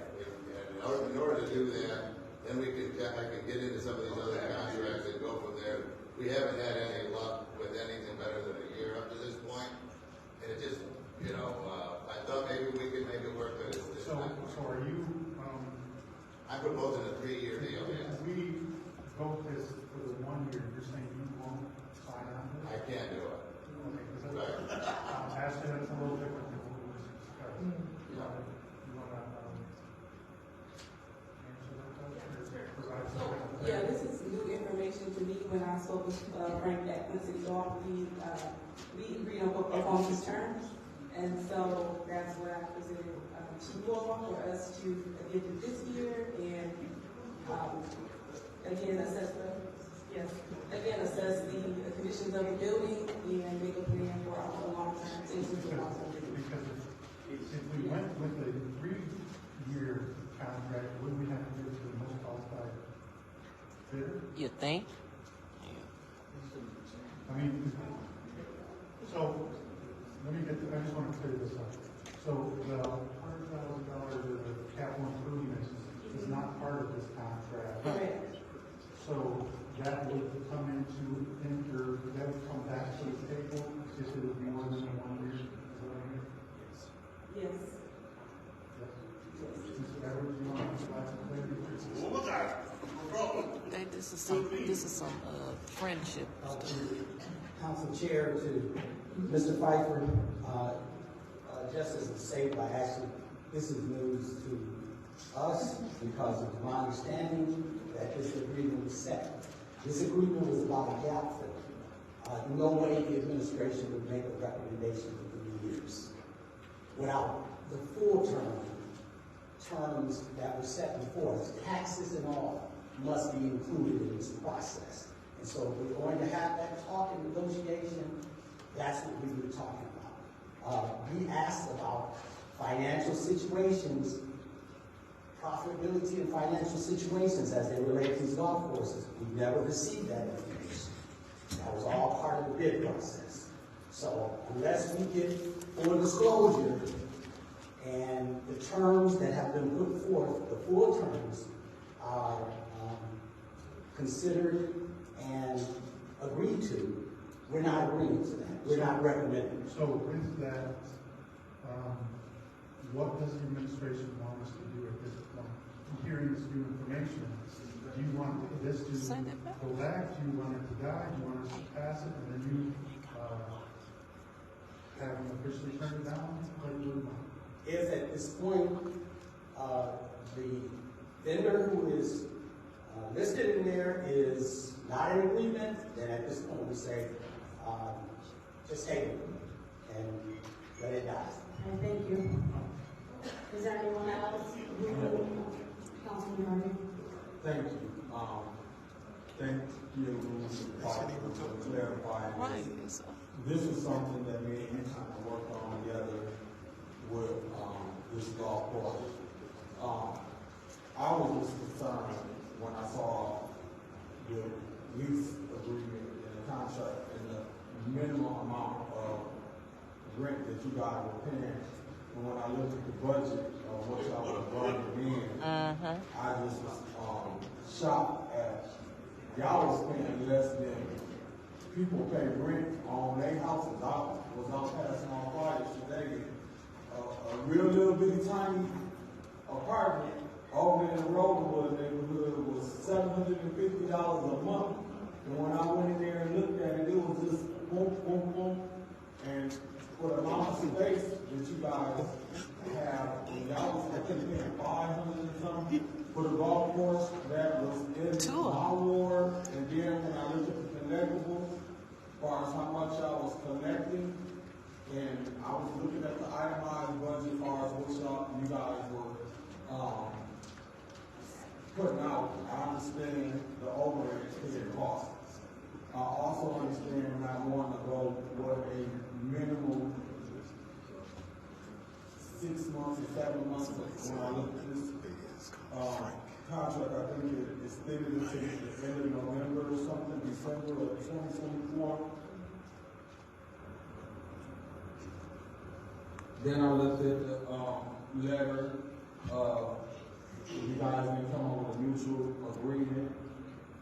Then I listened to what this Paul read the letter from the young man that used to work for Don Williamson. In all due respect, Don Williamson, let his soul rest in peace, but I wouldn't have loved him.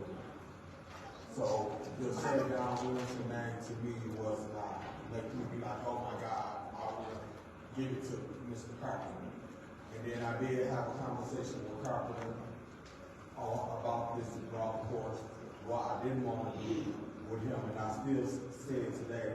I didn't want to get in that tick for tack, and you talking about this company making me not want to support them. So when you talk to Mr. Carpenter, let him know I didn't appreciate him calling me trying to badmouth somebody, because I'm not on nobody's side. I'm on let's do it the right way side. And whoever get it, just be right and do right and pay a fair cost for the golf course. That's where I'm at with this. So being said that they're not willing to agree, because I did go around and whisper to my colleague to see if he was in agreement with this, because I was going to put it on hold for a minute, because I'll ask questions concerning the bidding process and was things done right, because I did hear some chatter about things wasn't done right, so I wanted to make sure that was done right.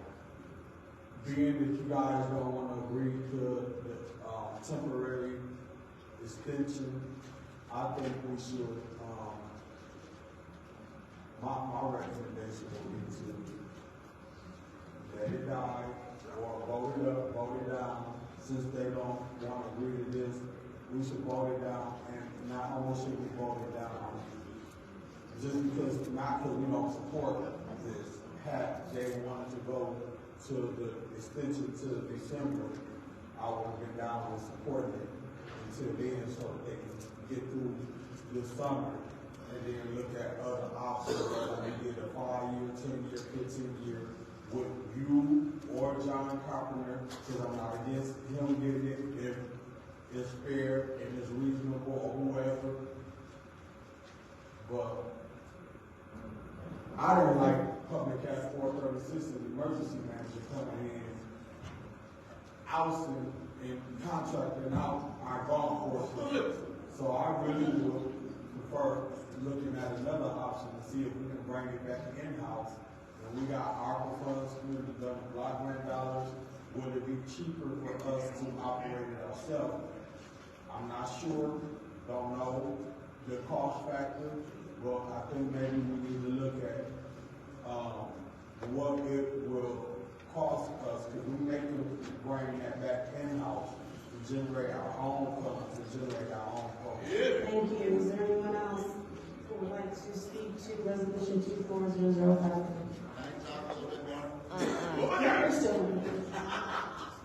Is there anyone else? Yes, Madam Chair. One moment, Mr. Ricardo. Is there anyone else who would like to speak to 240053 in the first round? Mr. Ricardo, you have the floor. Yeah. Ms. Ricardo, no, Ms. Ricardo has the floor. Thank you. So, where are we? Through you to Madam Chair. So at this point, what are you doing? I'm just trying to figure out. This ain't no back and forth. First of all, I don't even know how this ended up on the special affairs agenda. Right. For one. The previous Madam Chair. Never made it out of committee. How did this end up on this agenda? It wasn't in committee. Question of the decade. It was sent last Wednesday, past the deadline. It was sent in On committee day last week, so we didn't bring it from the floor. as the deadline to make it on the to make it on the committees. You know what? I'm just going to say this. Why are we circumventing The process. all of the resolutions going to committees? Yep. Committee is where we do the work. Yep. Okay? We shouldn't even be discussing this right now in depth like this tonight. Now, I understand why we have an agenda for special affairs, because we didn't finish committee. But this was not on any of the committee agendas. So we need to get back to doing what's right as far as our deadlines. And perhaps that deadline, every Thursday deadline now, it shouldn't be. Everything should go to committee so that we can do the work and discuss each resolution. I'm just over it. We just lawless. Right. And it's beginning, it's just dead. I'm over it. Now, what are we doing with this resolution? Are we sending it back to committee? Are we going to vote it down? Do you, Madam Chair? No. This ain't no back and forth. No, sir. Through you, Madam Chair, to Mr. Murphy, Councilman Murphy, what did you suggest that we do? Madam Chair, through you to the gentleman there. What was it? Well, I just want to point out that the overriding issue here is time. And if we don't maintain these golf courses for the year, let's say you just decide we're not going to cut them, they're gone. They're gone. It's not like an issue where you can take a few mowers out and cut some grass. You have basically the choice whether you want to have a golf course or two golf courses or not. Oh, we got That's a lot where more. we're at, We because got a lot more. if you put it off another We got a lot more. month, you've already made the decision, we're not gonna have golf courses in the city of Flint. And I can tell you, that's where we're at. And you're absolutely right, we should have been dealing with this months and months ago, and this is where we're at. So, you know, I'm at a loss, you know, I'm trying to explain how dire things are now, because we get an early spring in March. I mean, it's over. You're gonna have grass growing up. Those buildings are gonna be vacant. God only knows, you know, in terms of some of the criminals getting into these buildings, like we've seen over at Pierce Park, where they vandalized it and burned it down.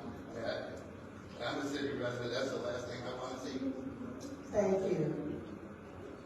Thank you, Madam Chair. Thank you, Councilwoman Richard Carter. Councilwoman Grayson. Craig, oh, sit down, please. You know, so we could, you know, at least make some representations to the public and my employees that we're going to be around for a couple of years. And, you know, as I talked, we had a couple meetings with the employees, with the public, the junior golf. I talked with them at length last week, late last week, and they're not on board with 1 year. And so it puts me in a position, even if I wanted it, I'm not going to have anybody to work for me, number one, because they're all going to look at other options. And everybody else that deserves our golf community, they're going to go somewhere else. And they've already said it. We tried to put them off at this point, you know, pacify them a little bit, but it's getting to the point where it just, you know, it's not working. You know, you know, they're gonna go somewhere else. And then from a financial standpoint, I'm not gonna be able to run. But he been making money for There 10 was years. coming back a little bit of issue with real estate taxes that they wanted to impose that were somewhere around $100,000 a year. You know, I'm like, listen, that's not gonna work for me. It's not gonna work for anybody. I'm just gonna tell them, we gotta pay you $100,000. I know Troy, nobody, we have this management arrangements with people like me, and they get around it somehow with that. I mean, I don't know how they're doing it, but if that was part of the deal, I said it wouldn't work for me, obviously, and it's not gonna work for anybody else. That I can tell you. Ain't her time. Do you know off the top of your head how much your gross revenue was last year? Yeah, I think it was 650. So 1/6 of that revenue would have to be made up somehow in order to pay for property taxes. And so that would increase in green fees and all this other, and then people just aren't going to be able to move elsewhere. The whole idea of the municipal environment is to get, you know, make it right for the kids and the older people and some of the leagues that have played here for years, and to keep the price reasonable. That's the whole, if they want to be a member of the country club, there's those options too.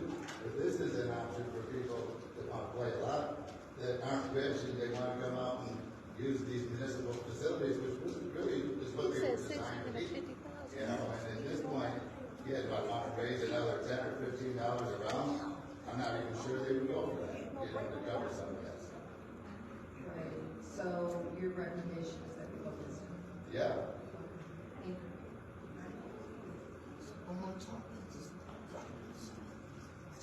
That was a long, Is there long anyone 3 else? minutes. Councilwoman Worley. I'm still talking, you know? I mean, why keep on talking? I'm so sorry.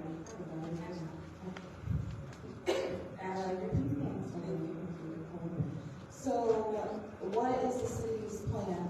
I may have missed this. Are you wanting us to drop this? Yes, at this point, yes. I'm sorry that I had to go to the bathroom. I guess it's funny. Yeah. I just wanted clarity. So the terms outlined in the resolution that we agreed upon with the city golf, they're saying that they did not agree to those terms tonight. We also recommend that this is, Do you know where you are going to do moving forward? Because it doesn't sound like you want to feel as good for any company? yeah, so we'll speak with our facilities maintenance team. They've been working with the city golf during this term. As far as the buildings are concerned, and the grounds will be explore options to maintain this. Thank you. All right, thank you. Is there anyone else in the first round? Anyone else? Is there anyone in the second round? Madam Chair. Councilman Burns. Ashley, thank you. So, ABM was not offered this. Correct. That's going to be a problem. Because they were told that their bid was 42.5, yes, to pay 100,000. Yeah, Michelle, I'm gonna be here for a while. Pay 60,000, and now you have a deal where, for 1 year, which they, Frank, I get not wanting to keep coming back here because they've been here a lot. Right. And so we should have done a long time ago. When we spoke with APM, we were still thinking that we would do the 5-year term. And then once the property taxes came into play, the condition of the buildings, and us actually, Parks Department actually wanted to take a step back and assess our buildings, figure out where we are, and how the best plan to actually move forward. That's when we approached the city hall for the 1 year. So how are you guys going to take this all the way back? Yeah. I mean, you have people who did it. You had a person who had $1 million bid. You had a person who bid for $1 million over 10 year terms. Over 10-year terms. So what was his first year budget? So 100,000 a year, which was in the highest bidder still. They didn't get it. Yeah, they were actually not qualified. We were able to graduate the bid. They didn't meet the requirements of that proposal. Okay, so we have ABM, which did. And now we're changing and moving, not we. Yeah. And who are they meeting with? Who are the people that they're meeting with? So myself and our parks plan. Okay, Frank, who are you meeting with? Perky. Who are you meeting with? Myself and our parks plan. I want Frank to answer this, Ashley.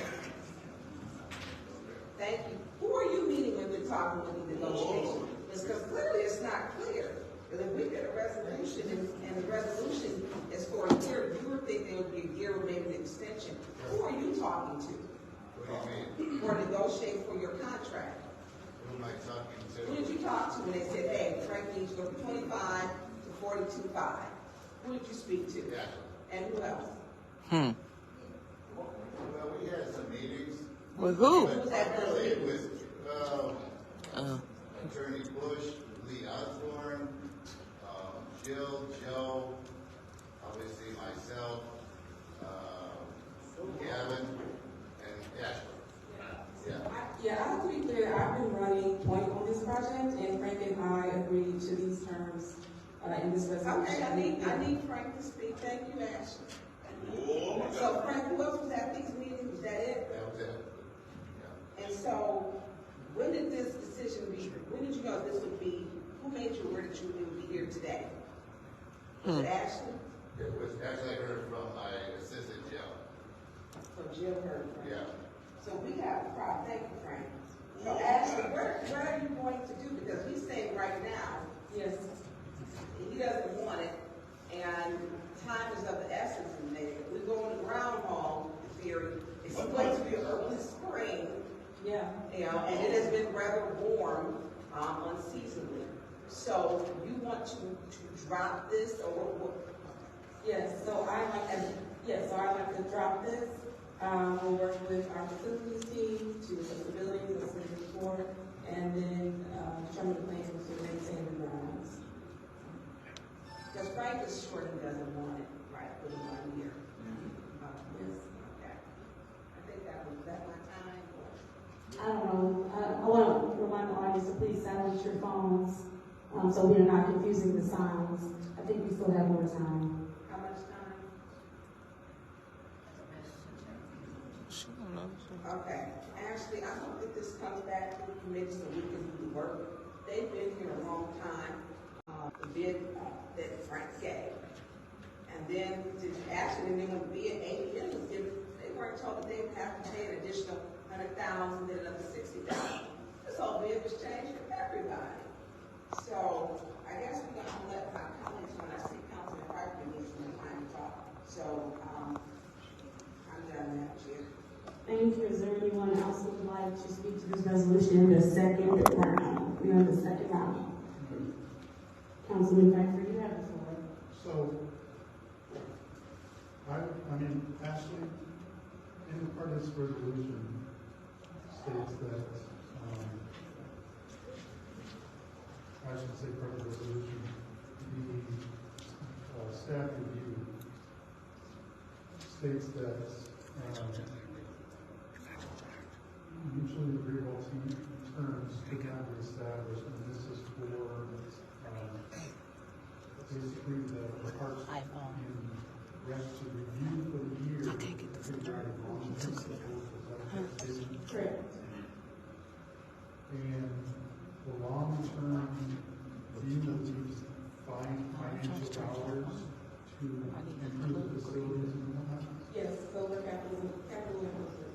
And also look at our actual agreements. If we want to enter into a lease agreement, and we want to, like Council Murphy is saying, enter into a maintenance operations agreement, that the terms change how we, move forward. Because, I want to put on the record, I spoke with Councilman Murphy, and I was in full support of this 1 year, I'll say amendment or extension, so that it didn't sit dormant, and we could figure it out this year of what the plan was, since I don't want to say the big conflict with Fox, or what, I want to say probably the big factor, probably it's only a 1 year stopgap. And I was supportive of going back to the previous operator. I just want to be sure that the city does, the administration has a plan going forward if the operator does not want that. Because obviously the information changed, otherwise we wouldn't have this resolution. Now this is about the golf courses. I think that hopefully there's some kind of expedience, whether it's renegotiation or some kind of plan. This man paid $15,000 for a golf course and made $650,000. So, thank you, Ashley. Mr. Perkins, can I get one more? I'm sorry. There we go. Thank you. I just want to be clear before we vote. Be clear that we cannot negotiate with contract if we go up or down. There's a word that said that we don't negotiate with extend terms or negotiate new terms of contract. It does not agree with the council. So we only go up or down or I smell a rat. I smell a rat. So I just want to make sure that before we vote, we're 100% certain that this deal is, you want us to vote no. The way it's written currently? Yes. Yes. And it is. Something right. Something right. Is there anyone else who wishes to speak to this resolution? Yes. Councilman Murphy, you have the floor. Thank you so much. And thank you guys for being here. And thank y'all for They all trying to help them for some reason. I believe y'all, I don't know whether y'all reached out to her or she reached out to y'all, but I do want y'all to be aware that the golf course that y'all are renting space in. Your ward. Your ward. So when you guys bring resolutions here to this council, Councilman Murphy is going to look at these resolutions and make my determination to as a council person. And all in respect of you guys meeting or having a discussion with the council person in the 4th ward about a golf course that's in the 3rd ward. Yeah. So I just want to give you guys some advice that when you want to do some work and negotiate, and I'm not saying you need to come to me directly, but I think it would be respectful Yeah. to extend an olive branch to pick up a phone and call Councilman Murphy and see what I think about this situation, and maybe I can give you some advice and you can give me some advice. Versus, You gotta pay a bribe. You gotta pay a bribe.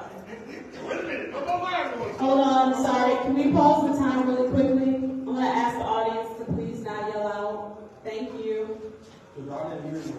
It's fine, it doesn't matter. RL, please. Madam Clerk, can we start the time again? They don't want to, we don't want to. Just please speak to, no, Councilman Murphy, please speak to what you were speaking to. Thank you. I don't argue with the audience. I understand that you cannot argue with the audience. I understand. Okay. And I'm trying to circumvent it. I'm just saying, I Okay. heard somebody in the back Proceed. say something, if they need to pull me to the side and say something, I don't have a problem with that. Or whoever was in the audience speaking, I can handle it.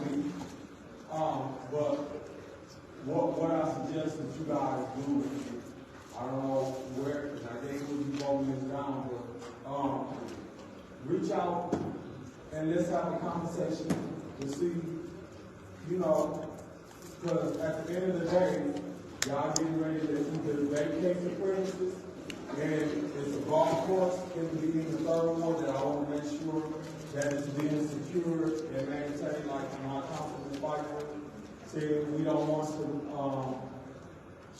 have this golf course just go to waste. So Ashley, I'll be reaching out to you to see what's the next step moving forward, because we want to preserve this golf course, and then we need to look at some ARPA funding or look at some additional dollars.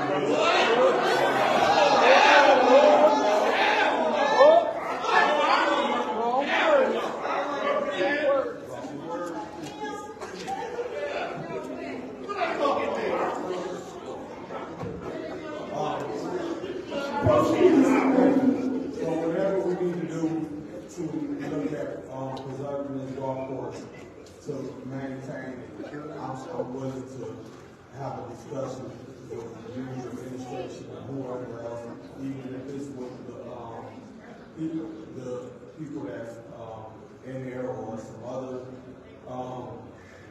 people who bid it on this. We need to figure out what's our next steps moving forward. We got the capacity to maintain this golf course. All right, I'm done. Thank you, Mr. Chair. Oh, God. Through you to Mr. Murphy, I spoke to the golf course as the finance chair. And I actually had known some people involved on a personal basis, which is why I reached out to them. And but I kept hands off until the resolution appeared in my email on Wednesday afternoon. And then I called her. I said, this is what the agreement is. This is what you guys agreed to. And that's why we spoke on first. I wanted to let you know and the public know that it wasn't them reaching out to me. It was me reaching out to them as the finance chair. On Wednesday, they said they didn't. I do think that this is a sad day for Flint Golf. And I'm very concerned, and I personally don't think the city is able to maintain that golf course, and we will lose it in a year. Thank you. What's your request? Right. I can, because you said thank you, I can clarify that. Madam Clerk did state that the resolution was given after the time for it to be able to be put on the council hearing. So I guess they didn't do it as a law. So that's why she. Request for information to speak. Go ahead. Yeah. On Saturday, so How did she get it? Right. Because she's the chair of finance, and I think that by the time they sent it, you were already, if I understood what the city clerk was saying correctly, so they didn't have a chance to put it on. Arthur Woodson, you are being called to order. Talking over here. I can hear you. We're being called to order. I'm calling you to order. Go ahead. Shit. Ain't nobody talking your ass. Shit. fuck you talking about, man? Okay. I think, Yes. Huh? What happened? Well, I'm talking over here, man. You all the way over here and shit. Check what I missed. I'm back there trying to order me some food. She had said she wasn't thinking any walk-on. So I did send it to her to say, this is what I just got. And then we didn't put it on the finance. Because we got it all. all right, is there anyone else who wishes to speak on this in the second round? Anyone else? Yeah, they were done. You did, you started it off. Nobody else. Okay, so with that said, they've already told us, they're not going to accept the contract anyway, so we might as well not belabor. Roll call, Madam Clerk. That was disrespectful.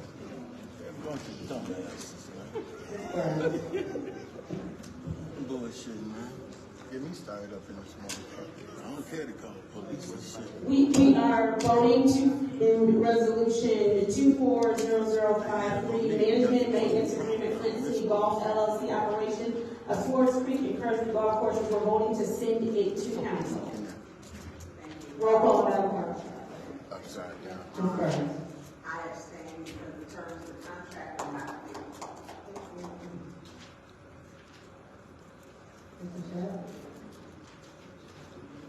No. Mr. Pfeiffer? No. Ms. Worthing? Ms. Lewis? No. Mr. Murphy? No. Ms. Priestley? Regrettably, no.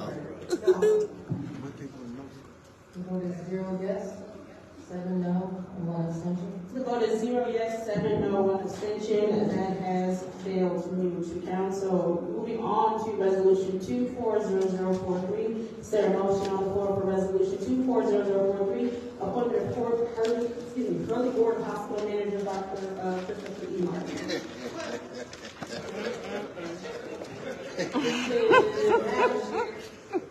Councilwoman Burns. Motion on the floor to send 240043. To the trash. Board of Hospital Managers, Christopher E. Martin to council. What? Is there a second? It's moved and properly supported so that there can be discussion. Ms. Burns, would you like the floor? Thank you, Mr. Chair. There needs to be discussion. City clerk. What the hell? Things that I am concerned about with this appointment. One, They be on some straight up replacement.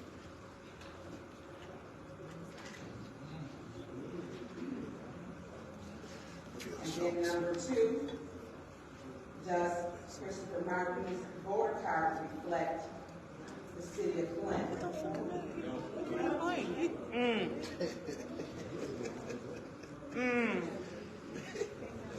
Why would they even? Ain't that the church even? That's the church even? Yeah. Mr. Martin's appointment is to fill the expiration of Harry Scott's appointment. Harry Scott. So what does his And license? I will have to follow up on that. Okay. And so, do we know if Pastor Martin, I know he's Councilman Jones' pastor, if he votes in the city of Flint? Is he registered voter? I will have to tell you that. You're supposed to know that before you got here. It shouldn't have been fine. Okay, and then there's some other concerns. When we talk about putting people on boards, Hurley, he has some very interesting views.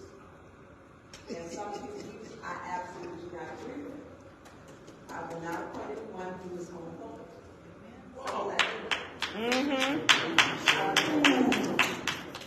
He and if it was out on social media, I would not play it.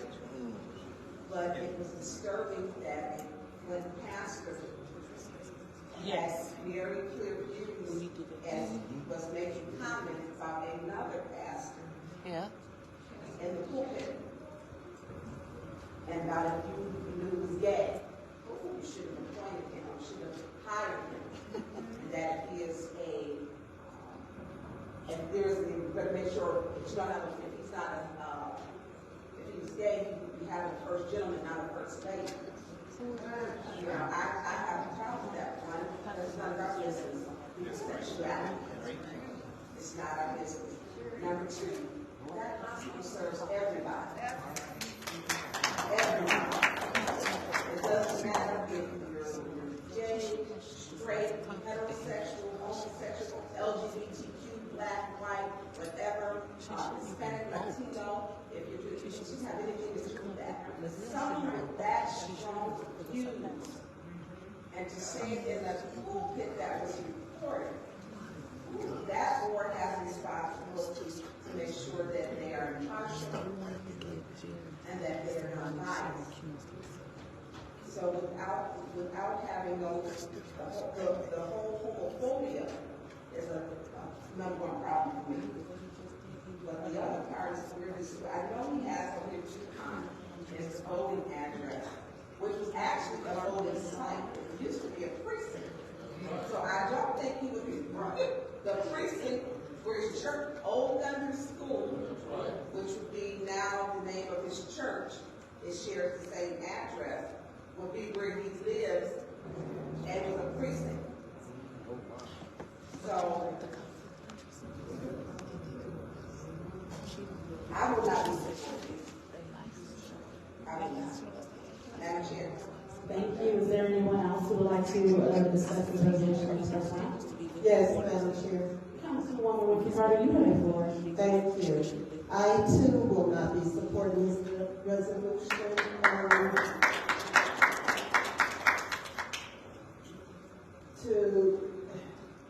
To have the address of DuPont Street, and you do not live on DuPont Street, and I'm sure it's not registered to vote from the church. I'm sure of it. She said the same about me. This appointment is for a Flint resident. Yeah, she said the same. And so, she's fair. Saying that you live in Flint, but it's clear, and I know you live in Grand Lake, I cannot support this resolution. As well as, I agree with Councilwoman Burns as far as the comment made. I think to sit on a board such as Hurley's board, you gotta be inclusive, you know, and you gotta be non-biased. That's right. So I cannot support this appointment. So I'll be voting no. Thank you. Is there anyone else who would like to speak to this resolution in the first round? Jerry is fair. Jerry is fair. Anyone else who would like to speak to this resolution in the first round? Madam Chair. Councilwoman Lewis, you have the floor. So I just want to highlight a few things. The first thing is this specific board has 4 slots for individuals that do not live in the city. So these are for county residents. Physicians. I want to be clear as far as that goes, as well as the person who Bishop Martin was going to replace. They live out of county, and this person's term expired last year. So I really want to be clear when I hear colleagues say these seats are exclusively for Flint residents. According to this 15-member body, this board has 4 seats reserved for individuals that live outside of the county. And they got them. And they got 4 on there. You know, it's kind of interesting when I hear colleagues speak about, you know, being homophobic and things of that nature. When we have audience members come up here and attack colleagues with homophobic slurs. She ain't trying to get So, wait a minute. Oh, 1 second, I'm sorry. Audience, would you please come to order? Thank you. Thank you, audience. Go ahead, Dr. Lewis. So we must make sure that we stay on our homophobic square if we're going to, that's what we're doing. So when you hear someone calling an individual's name from the lectern, let's make sure that we have that same exact energy And that same, that response, when we hear people using those terminologies. So, thank you. Thank you. Is there anyone else who would like to speak to this resolution?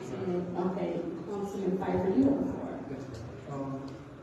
Through you, Madam Chair, to the clerk. Madam Clerk, do you know how many folks on this board reside or don't reside in the city of Flint? Can you get that information? Got them.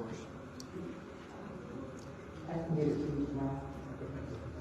I will say that while I heard rumblings that this gentleman lives in Grand Lane, I think the ideal that to put a Flint address on there is to choose for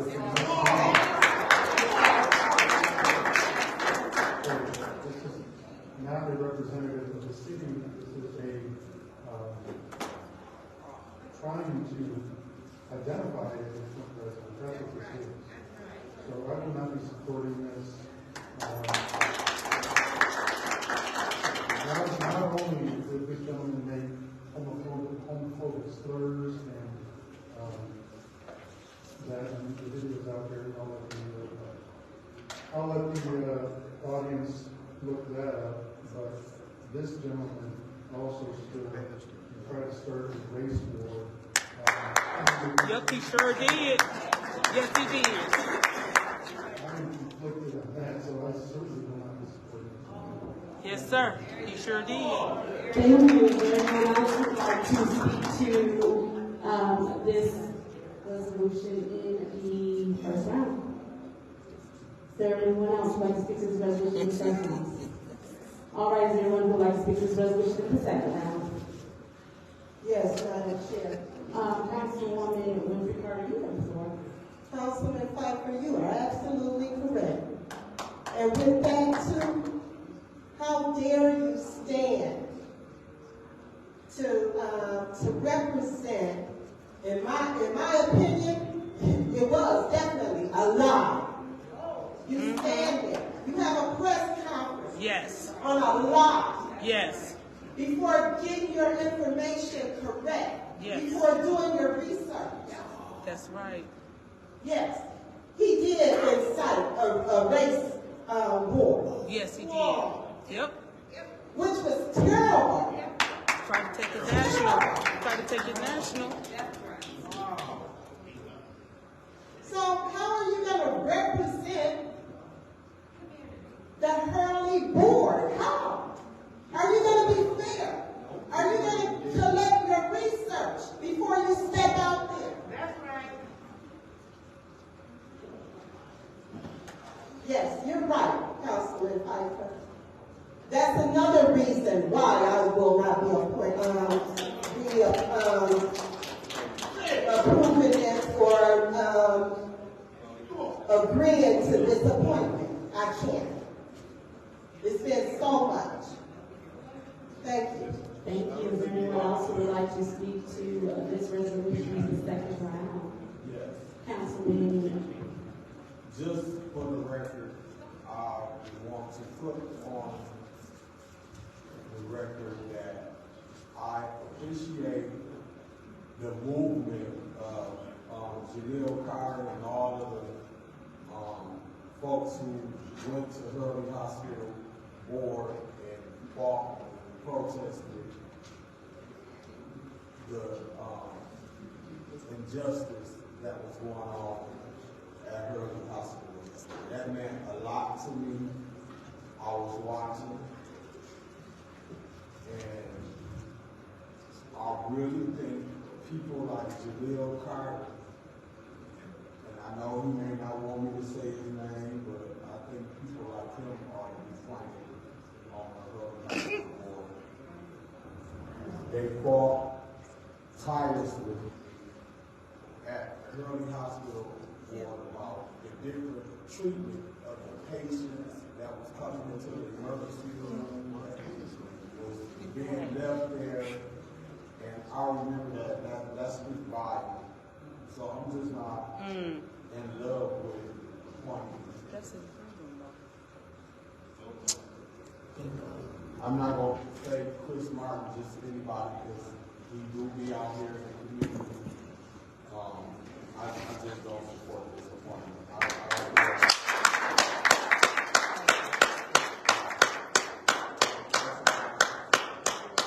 Separate this item. I want to make sure that I'm the one that did the vote for this individual.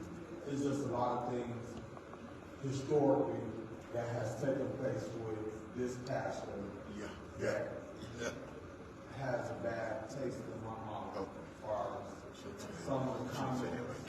I think one of them, you know, is we should just get over it. Yeah. During the water crisis. Yep. And that just sticks with me.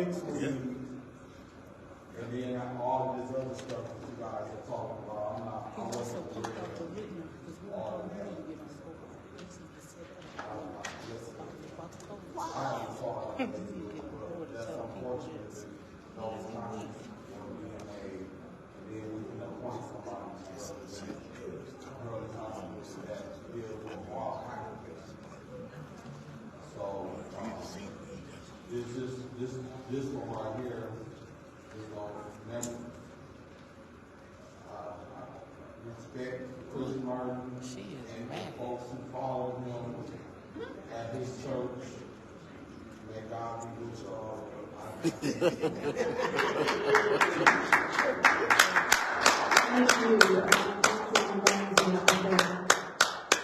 Thank you, and I respect my colleagues, some of their opinions, but I'm going to say this, it is, and I'm going to play it, because this pastor that you put out here is a great pastor, and he's a reverend, so he went to school the right way, he wasn't self-appointed.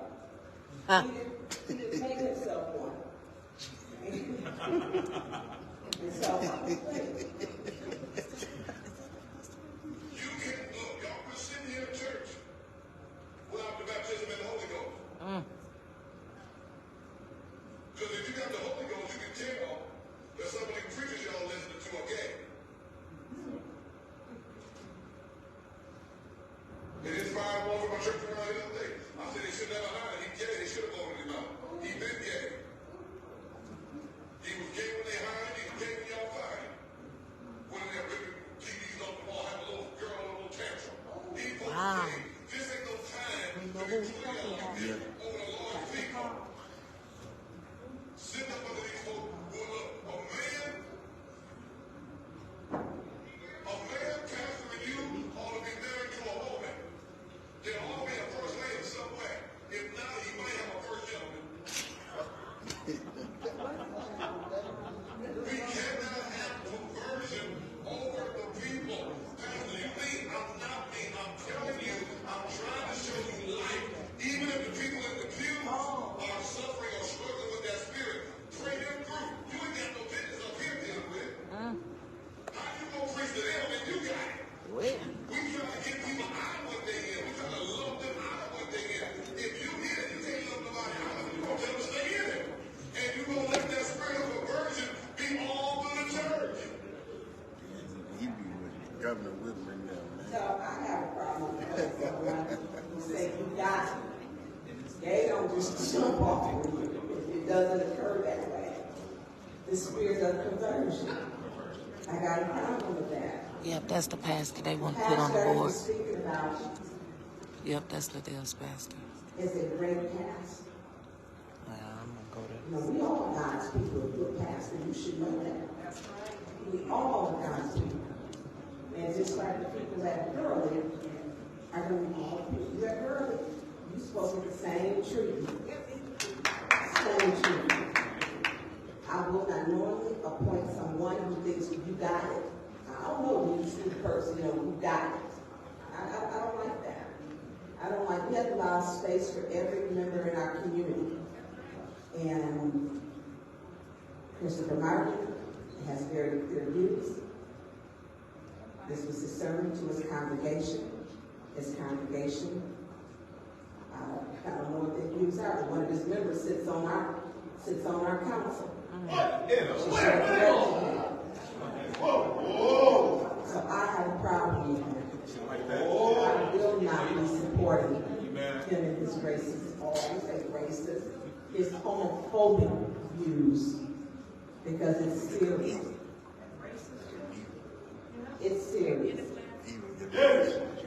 No one should have to at this point. And the other pastor is a young pastor, a great pastor.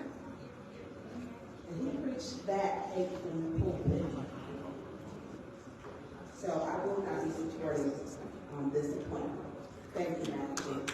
Thank you. Is there anyone else who would like to speak to this resolution? The second round, Councilwoman Morgan, you have the floor. The way we discuss things on this council, it's not normal.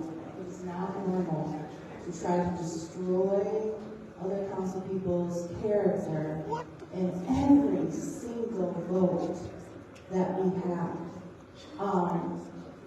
I don't even believe in religion, because there's many of you who say you believe in God, and you are the most hateful people I've ever met.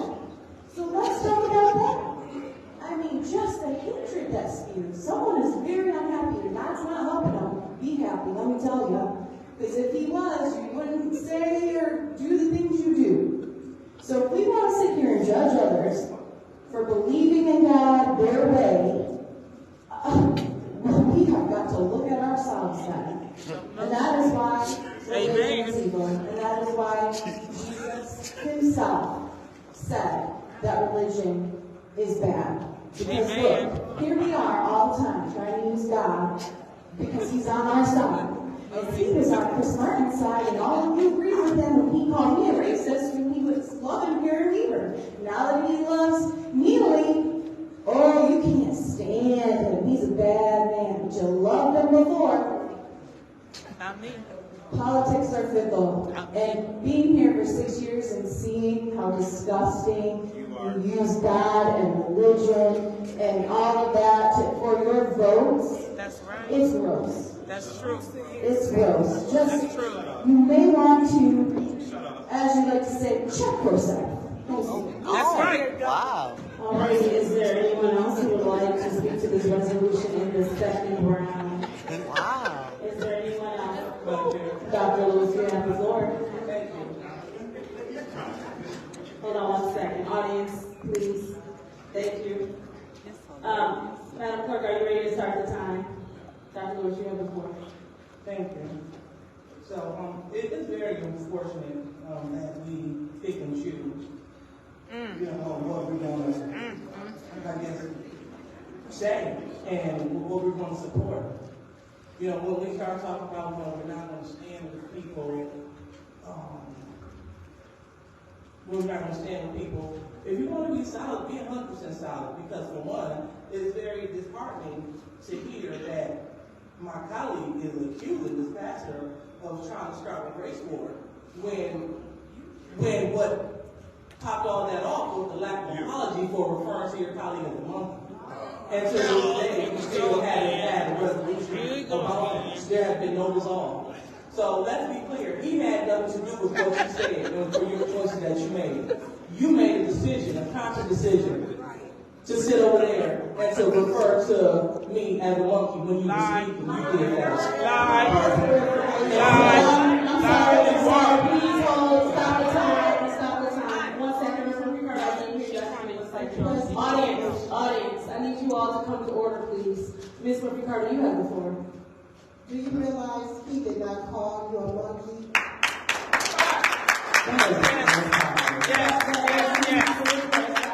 Please continue. Madam Clerk, would you please start the time? See, when people do things and they don't mean to do it, like if I step on your foot and I don't mean to do it, I'll say, my apologies, or I'm sorry. But that don't always mean If he didn't mean what he said, he would have apologized and kept it moving. But the fact that we have so many people that don't like me, and I'm perfectly fine with that, but they want to give it a pass because it's me. That's okay, but you let that be said to anyone else who they quote unquote favor. It would have been a big problem. I'm fine with that. But right is right, is wrong is wrong. Monkey see, monkey do. Can we please, audience, stop yelling out? Again, it has to be we have to bring people to order because we can't even speak. If we were in a court, this is a municipal place where we are legislators. Okay, we One have second, Dr. Lewis. Councilwoman Burns, what is your request for information? It's the monkey. She said monkey see monkey. Who is the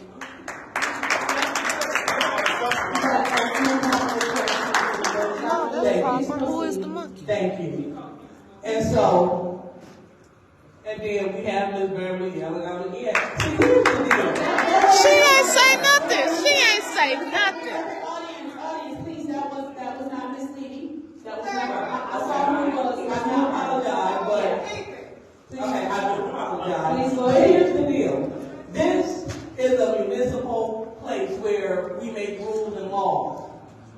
You all should have no less respect for these chambers than you do in the courtroom. If you are if the judge tells you to come to order, you will come to order. You will be escorted out by the banker. It is unfortunate that we have such level. Please stop your time. RL, please stop hollering out.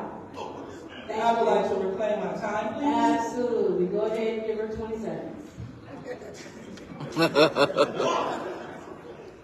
All right, Dr. Lewis, proceed. Thank you. And so, again, so when we say that someone is trying to incite a race war, only thing you need is this: a YouTube link or see this chair to see exactly what happened. It can be fixed. We have to make it right again. It was unfortunate to hear my colleague was trying to make something racial again when the young lady came here and she was complaining that she has not heard from the councilman. And then when I pointed it out, it was order. Please stop the time. What is your point of order, Councilwoman Burns? First of all, she cannot speak to the motives of anyone. Robert's or 3.1. She can't speak to what the motives were. She doesn't, and she's incorrect. I'm sorry, Councilwoman Burns, that's improper. I think you heard her incorrectly what she was saying. She was saying that she was accused of saying something was racial. I think she was clearing up that. She also brought about the lady that was here. No, that's what she was clearing up. She did, because she's blaming him. The lady is in the. No. I hear what you're saying, but if you heard what she said, and then when we talked about earlier, he said that she said it was racial, and she cleared up the fact that she never said it was racial. That's what's happening. Go ahead. Thank you. And it's unfortunate when others speak, we let them speak, but as soon as I get the mic, it's point of information. That's okay. But the point is, I said nothing about things being racial. Now, but I will not stand here and allow individuals to attack Pastor Martin. And the reason why is because although he is my pastor, we don't agree with everything, all beliefs and etc. We don't. However, that does not demean Pastor Martin's character, his integrity, and how he feels about the community.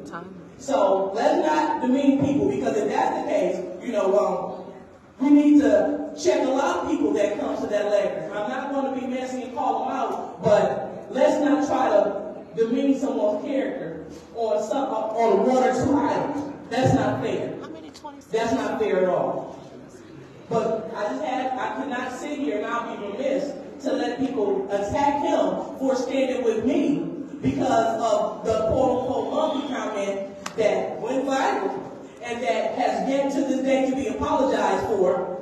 And our black leadership in this community let it go.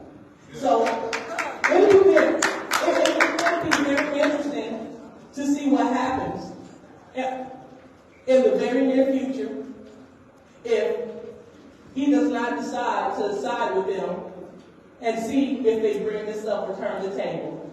But again, an apology costs nothing if you didn't make it. How many minutes does she get? All right. Is there anyone else who would like to go forward in the second round on this resolution? Anyone else? Seeing as how there's no one else who would like to go in the second round on this resolution, I will take my time. So a couple of things are happening here. I do believe that there are people who take issue with some of the remarks that Pastor Martin has said in the past, I don't believe that that's what is occurring here. It does appear to be retaliation. One of the things we have to make sure that we are not doing is that we are not retaliating simply because someone is not currently on our side or who you like or who's leading you at this moment, or because someone took a stance in the past for words that came out of your mouth.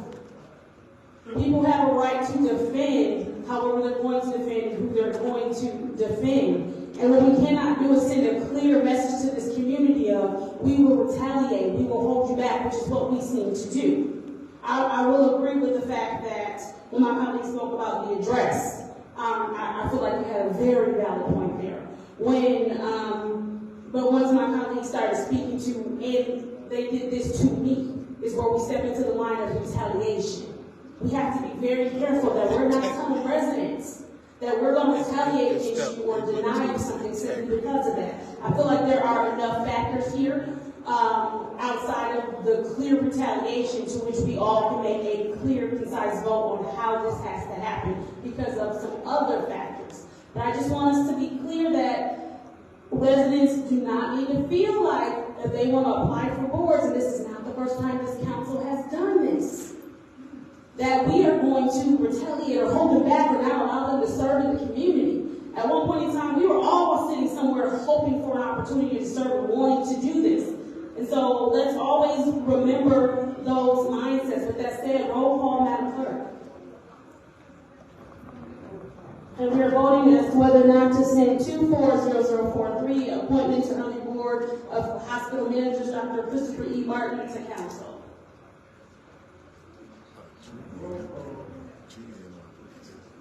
Oh, Judy, go. No. Mr. Piper? No. Ms. Worthing? No. Ms. Lewis? No. Mr. Murphy? No. Ms. Christie is no. Ms. Carter? No. Ms. Burns? No. The vote is 0 yes, 7 no. The vote is 0 yes, 7 no. That resolution has failed. Moving on to resolution 240044, appointment to the Housing Commission, Tracy Fountain. Is there a motion on the floor regarding this resolution? Madam Chair. I think Councilwoman Lewis started speaking first. Yes, I would like to send the resolution down. All right, there is a motion on the floor to send appointment of Flint Housing Commission Tracy Fountain to council. Is there a second? Is there support for this motion? Support. It has been moved and properly supported. Is there discussion? I told you. Councilwoman Burns, you have All the of floor. these was going to end up on special affairs. They didn't even have committee meetings. After we see now these two place, Philip Schmidt, whose term expired August 31st, 2023. I received that. Okay, thank you. Okay, is there anyone else who wishes to speak to this appointment in the first round? So there's the first round. All right, second round. Anybody that wishes to speak to this resolution in the second round? Roll call, Madam Clerk. And this is to send resolution 240044, appointment to the Housing Commission, Tracy Fountain, to council. Mr. Piper? Ms. Worthing? Yes. Ms. Lewis? Yes. Mr. Murphy? Yes. Ms. Christie is no. Ms. Carter? Yes. Ms. Burns? Yes. Ms. Shaq? Yes. The vote is 7 yes, 0 no. The vote is 7 yes, 0 no. That resolution has been sent to council, and that once again is resolution 240044, appointment to the Housing Commission, Tracy Fountain. We now move on to resolution 240045, appointment to the Planning Commission, Nadia Rodriguez. Is there a motion on the floor? Madam Chair. Councilwoman Lewis. I move that we send that to council. It has been moved by Dr. Lewis. Is there support? It has been supported by Councilwoman Worthing. Is there discussion in the first round?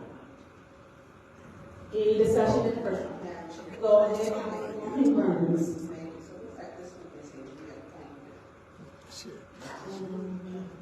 No, it's not an appointment. It's an appointment.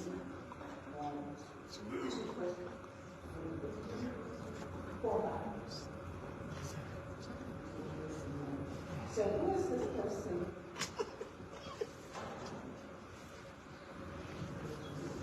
Who are they replacing? Madam Clerk. Would that kind of questions for you?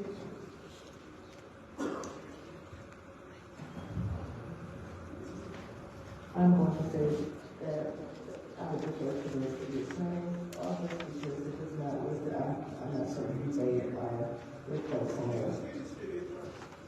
So I really don't want to say. He don't know. You, Madam Chair, to the city attorney. About that. Can you tell me, you know, the format has been changed so that we don't know any of the appointments who they're replacing. Can you tell me, do you have information on Nadia Rodriguez is replacing for the Planning Commission? I'm sorry, Councilwoman, I don't have that info. What? Okay. And I don't know, attorney Kim is not, usually he is at our meetings in downtown. I will not be supporting this. I'd like to know who they're replacing. The format has changed. See, it has precedents that were set before that you always have who is replacing so that you could see. I don't like having this blind. I don't like this. I will not be supporting this at this time, especially since it was drawn up by our legal department, and our legal department does not know who spot this person, who Nadia Rodriguez is taking, who was her predecessor. So I will not be supporting him. All right, thank you. Is there anyone else who wishes to speak in the first round to this appointment? Yes, Madam Chair. Councilwoman Carter, you have the floor. So, through you, Madam Chair, to Clerk Donahue.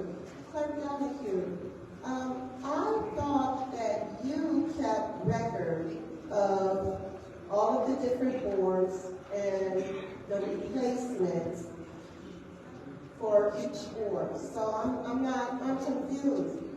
Why? I mean, even Attorney Kim sent us an email with all of the different boards and the vacancies. What's going on? Can you please shed light? All I'm going to say is I don't make any assumptions as to where I think they might fit in. The administration might have a different idea about the placements they're making. So I know that council has requested that that the resolutions, the appointment resolutions be drafted to include that information. So I will get with Attorney Kim and make sure that they're presented that way before they come before you. I just don't like to make assumptions of what I think the placement is for, if they're not saying, because we've had a problem in the past with a resolution and appointment that I had drafted, thinking that they were making a certain displacement that they wanted was for something else.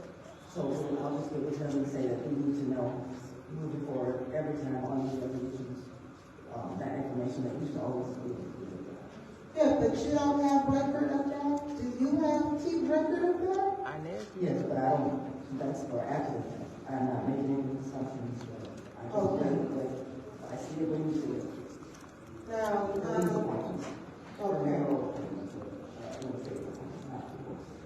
okay, this is an administrative appointment, so, well, Madam Chair, I'm sorry.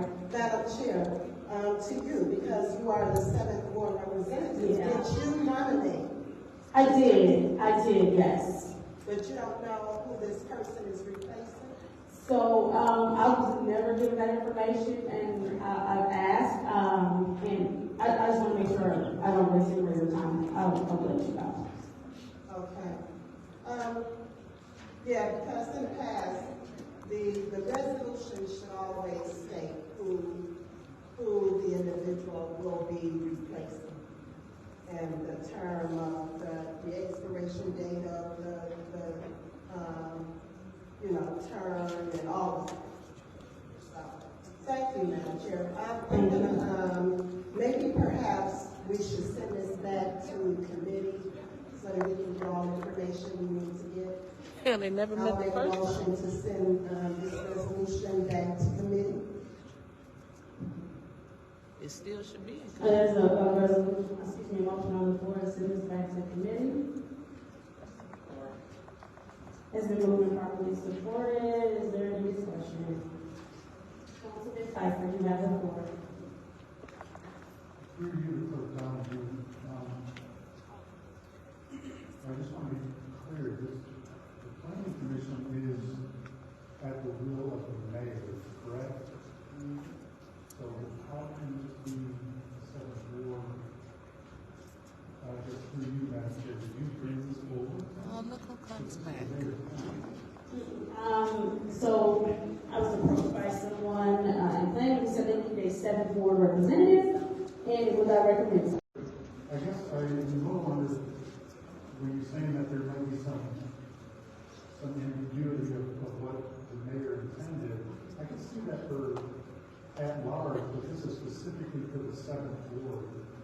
So it should be clear as who this person is replacing.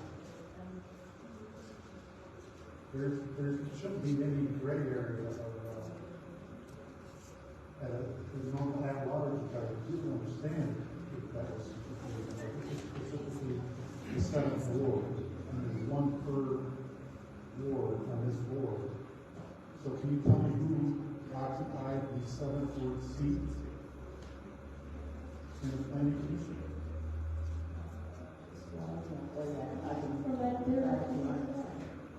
I think somebody has to answer. Through you, Ashton.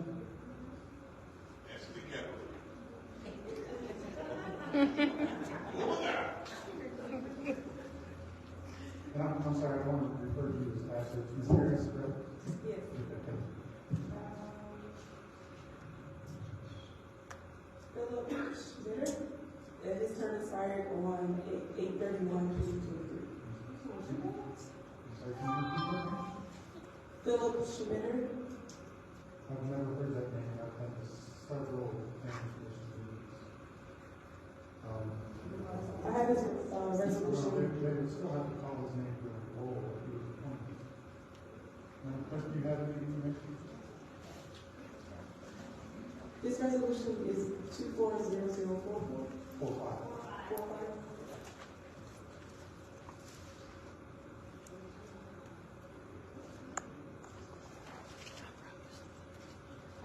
Yeah, this is this resolution that the mayor appointed Jason Garden. No, 45, actually, 20045.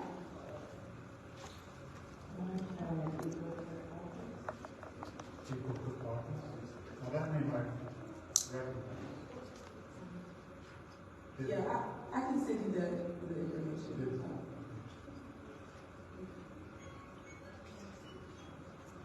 Thank you, Councilman Pfeiffer. Is there anyone else who would like to come forward at this time to speak to this resolution? Okay, Councilman Murphy. So the planning commission are recommending appointments by the mayor, but in all due respect to what the mayor usually do historically is reach out to the council to touch bases with you on that appointment for that award. So for instance, I have an appointment for the planning commission, she lives on Philadelphia Street.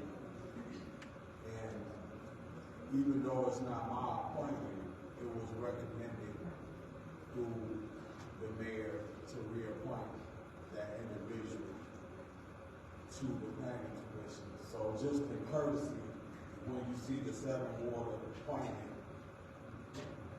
it's not an appointment that the council wants to give the 7th ward making. It's just a courtesy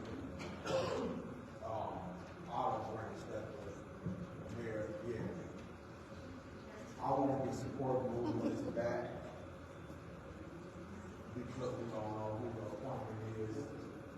Because if that's the case, then we probably don't know who some of the other appointments are too. I'm just not going to support it. I would like to see this moving forward with the planning commission do a lot of work. So This should have been done in committee. through the chair to Ashley, do you have the name? Yes, I have the correct name. What's the name? April Cook. She has April Cook. April Cook. April Cook. Yes. Hawkins. Is it April Cook Hawkins? No, it's just April Cook. Oh, they not married no more? It's probably, Yes, Hawkins. this should have been done in committee. So April Cook Hawkins. The committee never met. So now that we know that kind of clarified, Councilwoman Jerry, you want to talk your question? So can I make an amendment to that motion, or do y'all want to just vote this down and vote?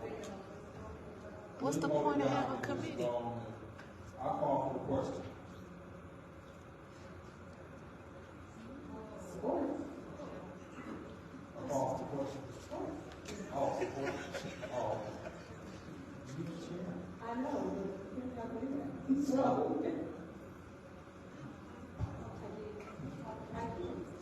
Roll call, Madam Clerk.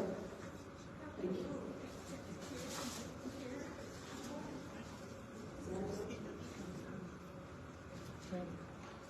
Ms. Sorgan. Lewis. Mr. Murphy. Yes. Yes. Yes. Yes. Yes to no. Vote 6 yes, 2 no, so, with that, we will vote. Roll call, Madam Clerk. Why they don't do this in committee? Yes, sir. Could you repeat what we voted on? We are voting on, moving this back, the appointment for, Planning Commission, Nadia Rodriguez, and I was voting on the amended motion to send this back. Thank you. Roll call, Madam Clerk. Ms. Lewis. What's your No. Ms. Brixton. Yes. Ms. Burton. No. Ms. Burns. Yes. Ms. Mack. No. Mr. Pfeiffer. Yes. Ms. Wade. Madam Clerk. I have to change my motion now. Vote is 3 yes, 5 no. Vote is 3 yes, 5 no. That fails, so we go back to our original motion of sending it to council. Councilman Piper. Yeah, I was looking at that because there's no resume tag, so how do you know that this person is qualified to be in change? As we have before, we've always requested that a resume comes forward so that we not only appoint qualified people, we make sure that they have the proper experience to be on it. So I was hoping that it would be back because I don't have a resume one for how they're qualified. And I think that just being a resident in the board isn't enough of anything. You need to be someone qualified that knows a little bit about zoning. They should have done this in committee last week. All the appointments that they did, we don't know. As with all appointments that don't have a resume, how would we vote no? Thank you. Is there anyone else? I think Councilwoman Burns asked. And actually, Councilwoman Burns already spoke in this round for this. We have to wait for the second round. I'm sorry. Is there anyone else in the first round? Huh? No, 6, 5, and 8 spoke in the first round. Would you like the floor, Councilman Murphy? So, You have the floor. thanks for pointing that out.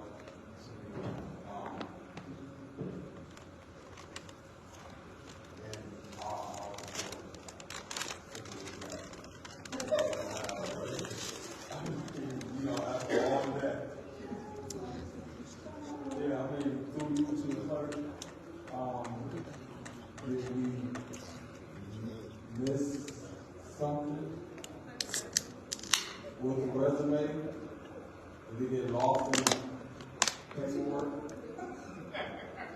how it was submitted. That's how the resolution was submitted, without a recommendation.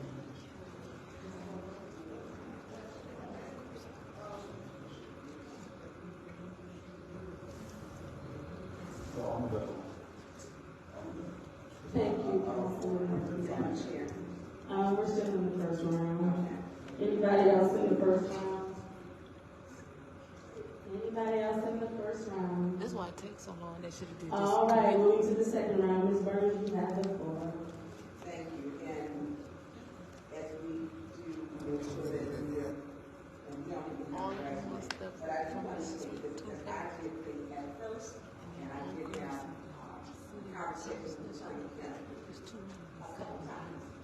So you are correct with the planning commission, which is page 59 of the Flint City Charter, section 6-302, establishment, membership, and appointment. Section A, the planning commission shall consist of 9 members, 1 from each ward, the 9 wards of the city of Flint, who shall represent insofar as possible different professions or occupations. Such members shall take office only after the appointment by the mayor, together with approval of the city council. So these approvals are for the mayor. They're not ours.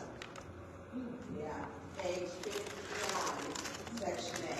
I thought that at first it was out of line because the mayor had told someone that it was my appointment and it was not.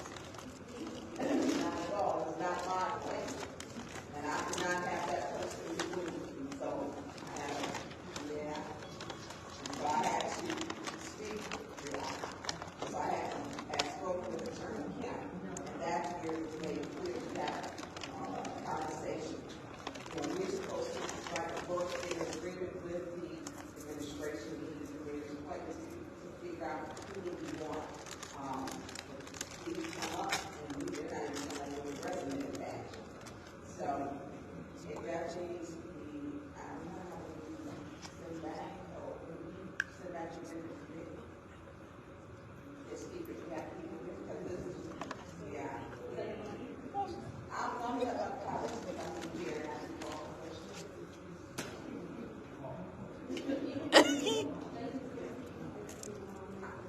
I'm just saying, I'm done that. Thank you.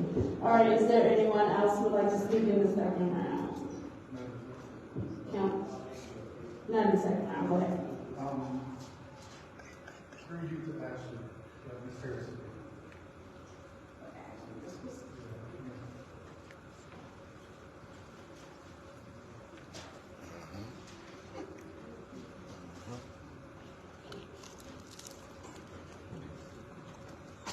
Ms. Harrison, after I'm done speaking on information, keep this here, and I just have a few questions, one, can we, because this says to fill the remaining term, so if we possibly resign, if that's the case, who are you appointed to this term?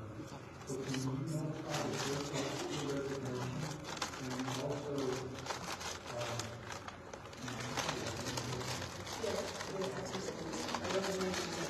Confirmation that she resigned. Questions I have, so I will make the motion to keep this special affairs with this motion and give this to you. Thank you. There is a motion on the floor to keep this item in special affairs. Is there support? It's been properly supported by the councilwoman in the 6th ward. Is there any discussion? Yes. Councilman Murphy, you have the floor. Told you you need that much sauce. For the planning commission, April, Phil Crawford's term expired on March 2023. So, this either was needed to be reappointed. I told you you need that much there. What's your request, Councilman Piper? She expired in March 2023. If that's the case, then this resolution, are you aware of this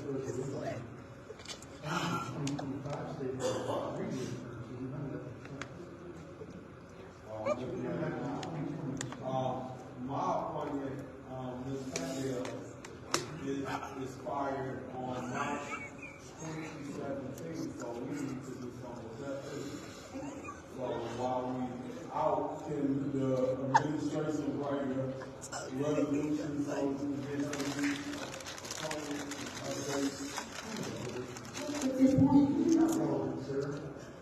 Look, that is. Yeah, so, okay.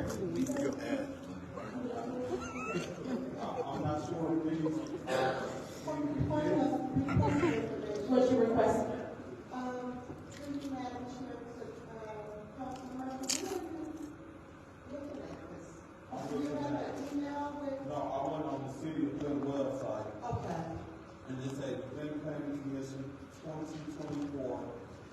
2024-25 membership roster. And they got everybody appointed: Josh Brown, March 2025, Jeffrey Horton, March 2026, Lenore Campbell, expired March 2017, Karen Blower, March 2024, Robert Wesley, March 2026, Robert Jewell, March 2026, April Cook-Hawkins, March 2023, Lynn Solensi, March 2026, Molly Eunice, March 2024.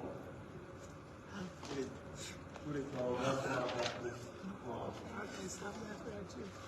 I'm not sure about the 3-year time. I'm done. Thank you. Is there anyone else who wishes to have discussion on this agenda item? Staying in special affairs. Madam Clerk, do you have something? I just want to clarify, according to my records and what you adopted in 2020, your term expired in 2022. So that's probably why it's here 25 on this resolution. The website will be wrong, but the resolution that you adopted said term expired in 2022. Thank you, Madam Clerk. Is there anyone else who wishes to speak on this resolution? Councilwoman Lewis. Thank you. So, it looks like we may need to just fix this code. So, maybe we can drop this and bring it back. Or we can let it remain, but we need to make sure that we have everything that's required, such as the resume, make sure the dates are all wrong.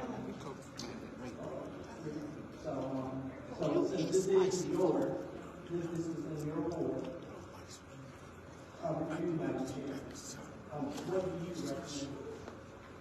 So I believe my understanding here in special affairs, I just need for the administration to send us resolutions correctly.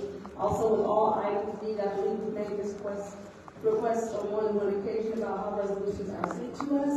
So I'm going to make the request once again about how resolutions are sent to us. Just kind of keep the confusion down. We already got enough of it ourselves. So, administration, please, and thank you, correct resolutions. Take some time to kind of look over them and make sure you're seeing down the class. All right, thank you.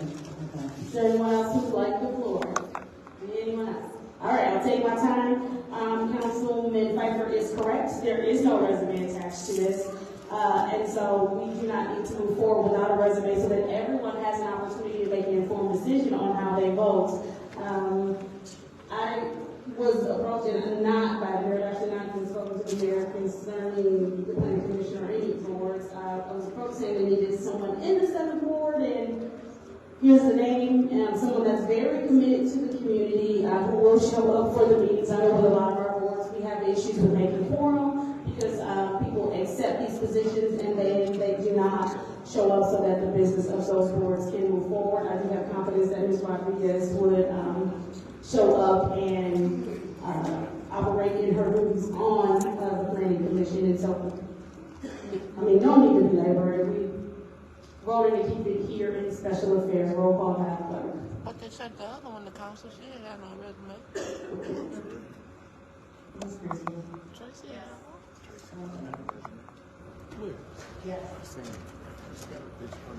Oh, Yes. Yes.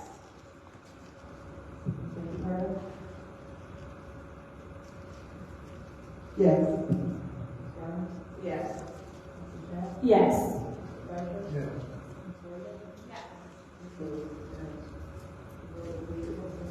The vote is 8 yes, 0 no. Resolution 240045, appointment Flint Planning Commission, Nadia Rodriguez, full state and special affairs. Now moving on to resolution 240048, the reappointment to the citywide advisory committee, Mazan Green Martin. Is there a motion for this resolution? Councilwoman Burns. Resolution 240048, reappointment, citywide advisory committee, It has been moved. Is there support? It's been moved and properly supported by the councilman in the 3rd Ward. Is there discussion? Councilwoman Burns, you have the floor. Thank you. Just for clarity, you have a chair to the city clerk. It says to an at-large. Was this the position that she held as at-large before? And because it states. You're right, Chris, they never discussed that. Approves the appointment of Mazan Green Martin, which Adler, to an at-large.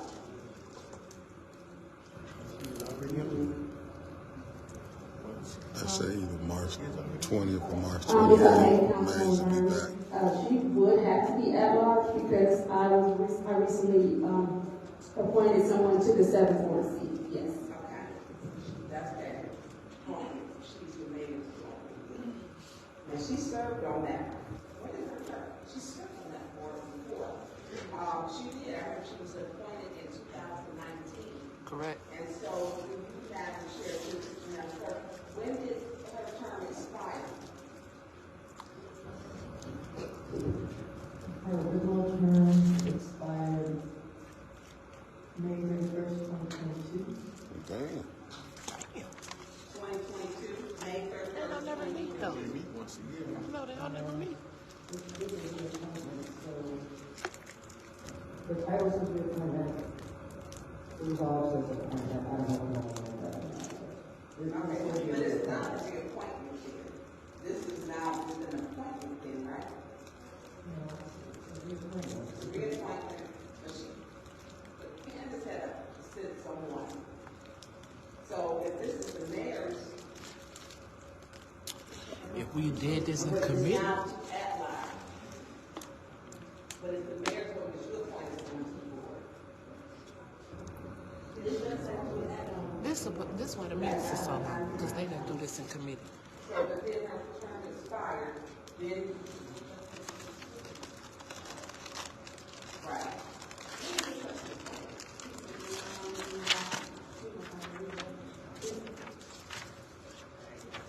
Okay, thank you.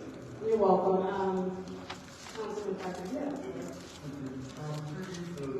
Madam Clerk, you're saying that expired in 2022, but this says a 3-year term ending in 2026, so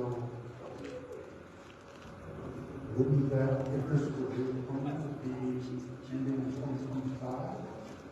Or was she appointed to the 7th Ward before and now it's an at-large? This is an example of why I don't make assumptions. You would have to ask Attorney Kim about that. Attorney Kim right here, he don't know. Come Ashley. Because I'm confused Uh-oh. whether or not this Here is come a Ashley. reappointment, if this is a reappointment. Yeah. Yeah, so this is a reappointment. Her term expires in 2022. This is the seat of the seat, so each council member appoints someone, and the administration appoints two. So if she expired in 2022, and she continued on that means that this term would expire in 2025 if it's a 3-year term. This states that it's a 3-year term ending in 2026. So I'm confused of which position she's now taking. Yeah, so it is 3 years, and you're correct, it would be 2025, exactly. The resolution. Madam Clerk, Ms. Thornton. I'm showing that Cynthia has recent appointment number 7/4/21 is expired. So Moses took this position that this person previously held. No, this says it's an I understand that, but according to the clerk's records, that this isn't in the reappointment. But this person, but it's not, it's because her term expired and somebody else took that term, and this person moved over to the at-large. This is not a reappointment. So if this was a reappointment, I would probably, vote yes without a resignation. Since this is not a reappointment, and this resolution is incorrect and it does not have a resignation, I'm going to make a motion to send it back so we can get a resignation. And It should send them all back. the resolution to not say reappointment.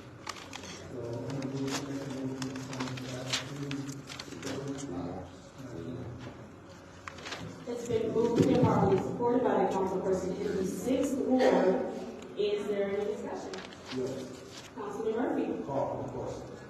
Okay, Thank God. Is there any support? Support. That is moving properly. There is no vote.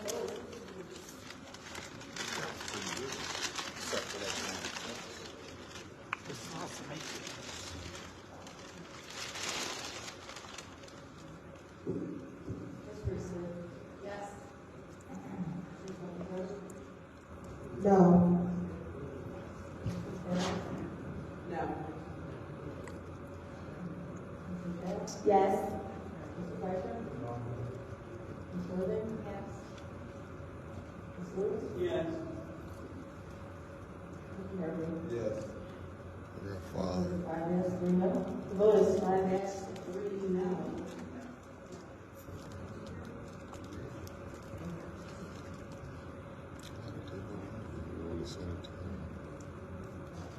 I don't know why did they vote no on this side?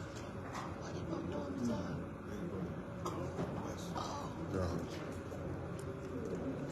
But they are sitting Why they send hers back?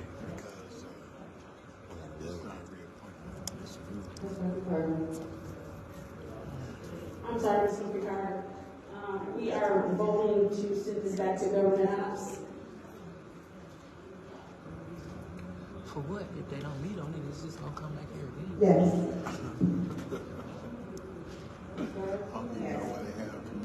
Right, exactly. They don't supposed to be. Ms. Jackson? Yes. Mr. Piper? Yes. Ms. Worthing? Yes. Ms. Lewis? Yes. Mr. Murphy? Yes. Ms. Pierce? Yes.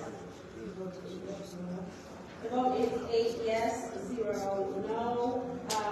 Reappointment Supervisor Advisory Committee of Design Green Martin Resolution 24048 has been moved to government ops. Moving on to appointment zoning board of appeals non-union resolution 240049 as their motion. Yes. I would like to move, appointment resolution 240049, John King Jr. to the King Jean. Ken Jim. Is there, it's been moved, is there support, or it's been moved and supported by the councilperson in the 4th ward, is there discussion? Yes. Sorry, I heard you first, Councilman Piper has the floor. I didn't even see that. I didn't even see that. That's why I said they got 3 more after that. Alrighty, Councilman Murphy has the floor. Yes, this is an appointment, that I needed to fill in the 3rd ward. He basically, a young lady, Can I get the paper back? who is now employed for, at the, customer service center downstairs, I believe. She was on, board of appeals, and at the last meeting, they didn't have a quorum, so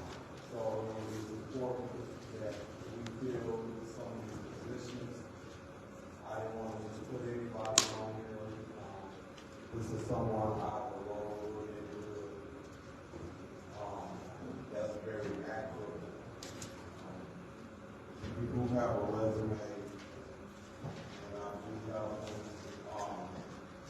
one, if we approve this tonight, if we want to do a information, the staff over there is on, we probably to get him up to speed on things that's going on. I think they meet sometime this month, so I want to try to make sure they have a forum. Thank you, Mr. Murphy. Is there anyone else who would like to speak? Madam Chair, Councilwoman, Mrs. Ford. through you to, Madam Clerk, what is the person's name? You have a person's name that, is replacing Mr. King?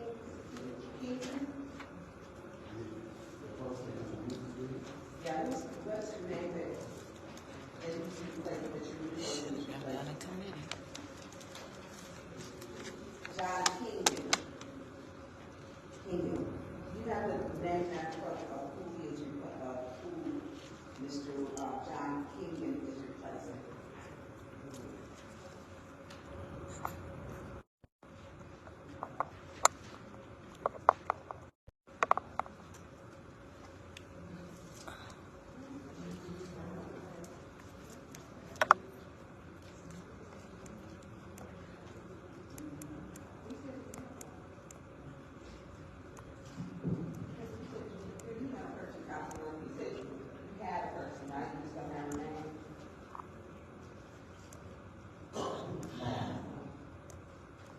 The person, she resigned. It was a young lady that used to be on the phone board here.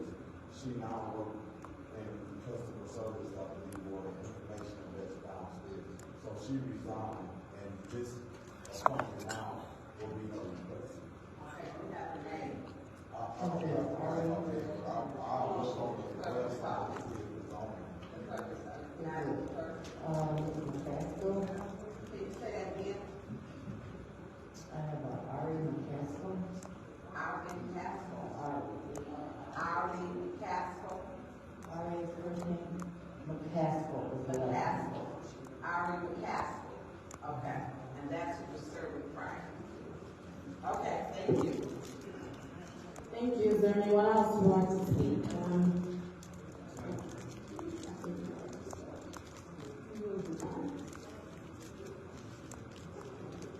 Okay, go ahead.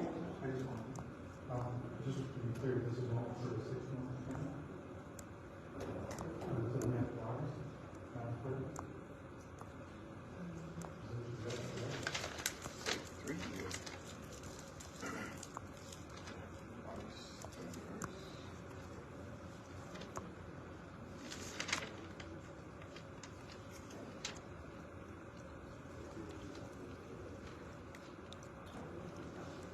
Next year, the building renewal at the time. Is there anyone else who would like to speak to this resolution?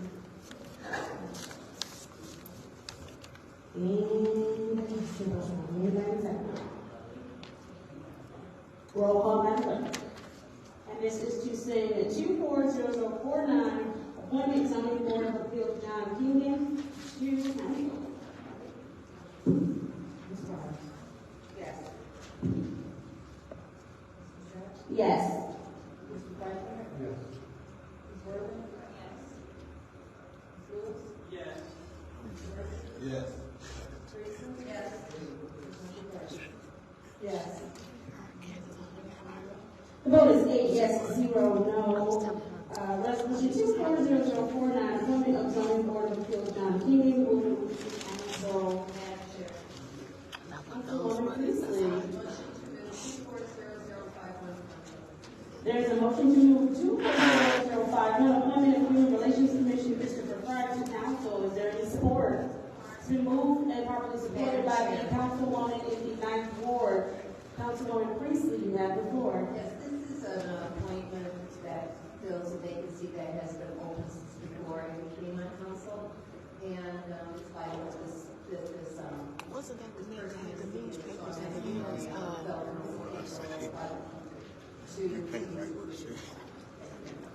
Thank you. Is there anyone else who would like to leave for Councilwoman in the 6th Ward.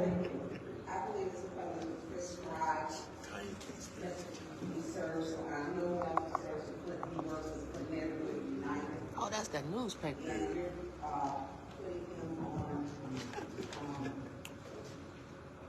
What's she looking at me for? human relations. He has some very strong views on social media. Very strong views. And when we look at the people on these boards, we have to remember that our comments and our views, they stay here. I would not be supporting this guy because it's been, I was troubled. I was very troubled. And the fact that we're putting in with united. And those views have, when we look at human relations, these boards have to be fair and unbiased, we have to be impartial. It's common sense, you should have not been sad or opinion making you're on social media. I will not be supporting. No. Is there anyone else who would like to speak in the first round? Okay, is there anyone who would like to speak in the second round? Madam Chair. Councilwoman Houston. You know, there's been oftentimes members of who've been appointed that I don't necessarily agree with, but it's my fellow council people's choice as to who they nominate for their boards, and I don't question that. I rarely vote against a appointment. Yeah, because you get up and leave. Proposed by one of our fellow councilmen. And I hope that some people would, and there's some appointments, some was not voted for, or so it's their choice. And so I do hope that they respect my choice in this very important. Thank you. Thank you. Is there anyone else who would like to speak in the second round budget? Yeah. Councilwoman Lewis. So, keep in mind that Mr. Fry has been involved in the community for years. He has been over Neighborhood United for years as president. He has been putting out great information in the community for years. In that mailbox. Mr. Fry is, one thing I would not do, I would not use on something and not have a receipt to back it up. So, I would like to ask my councilperson and my colleague in the city board, what did he say? Let's go. Through you, Madam Chair, to the city. Councilwoman Burton, if you would like. Thank you, Madam. I'm not going to acknowledge. Okay, that's all I want to hear. They are screenshots. That's all I want to hear. So, with that, I'll take them up for you to read. Thank you, Councilman. Again, just like Bishop Mark's tape was played, what Chris Fry said to be read as well. I will not be out of order. Dang. So I will not utilize my seat again to weaponize people under false pretenses. He does great work in the community, and when you do great work in the community, you realize other people that do it. And so therefore, I will not go to your appointment, Judy, because this is your appointment. You better, and we've seen his work. And clearly, we don't have any evidence of him being a bad person on social media. He was in the mailbox. Thank you. Is there anyone else who would like to speak to He was in the mailbox. the second round? Yes, Madam Councilwoman Winfrey Carter, you have the floor. Now, this is where I'm saying, I'm going to do my research. Now, if the comments are racially motivated, if they are racial slurs and racial undertones, no, he does not need to be sitting on the Human Relations Commission. What is your request? My request is, so what did he say, so we can... Madam Chair, I'm not answering that. Please proceed. So with that, no, he should not be sitting on any Human Relations Commission because you have to be What is your point of order? This is slandering a person's character if she does not have any proof that he has said worship. Oh, Madam Chair, I'm talking. This is my time. This is not slander. I didn't slander anyone. I said if his comments are racially motivated, racial slurs, or have any racial undertones, no, he does not need to sit on the Human Relations Commission. That's for anyone.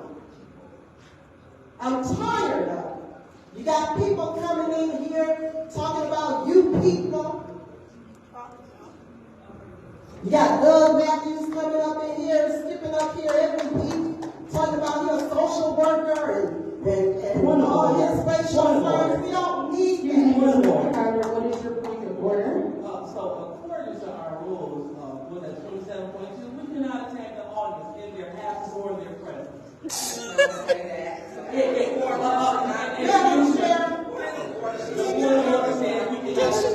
She hollered at Miss Biggs. So thank you. Councilwoman Burns, what's your point of order? Councilwoman Curtis stating a fact with what Doug Matthews came up here and said. So what I'm saying is, we don't need that kind of behavior on these commissions and boards. We gotta stop this. They made protests out of having these evil words in school. So, They got one more ordinance. I will be voting now for this appointment. We have no room for that on the Human Relations Commission. Thank you. Councilwoman Burns, you have the floor. Oh, God. Yeah, hold on. The constant over here is, What's she talking I to? mean, it's like they're at the Super Bowl and they're cheering. You look like a and, linebacker. like shouting out. This is not a sporting event, it's business. I'm sorry that you can't appreciate that. But I find it disgusting that one would attack someone's character without having any proof that any racial comments were made. You can say that about anyone if there have been no racial comments.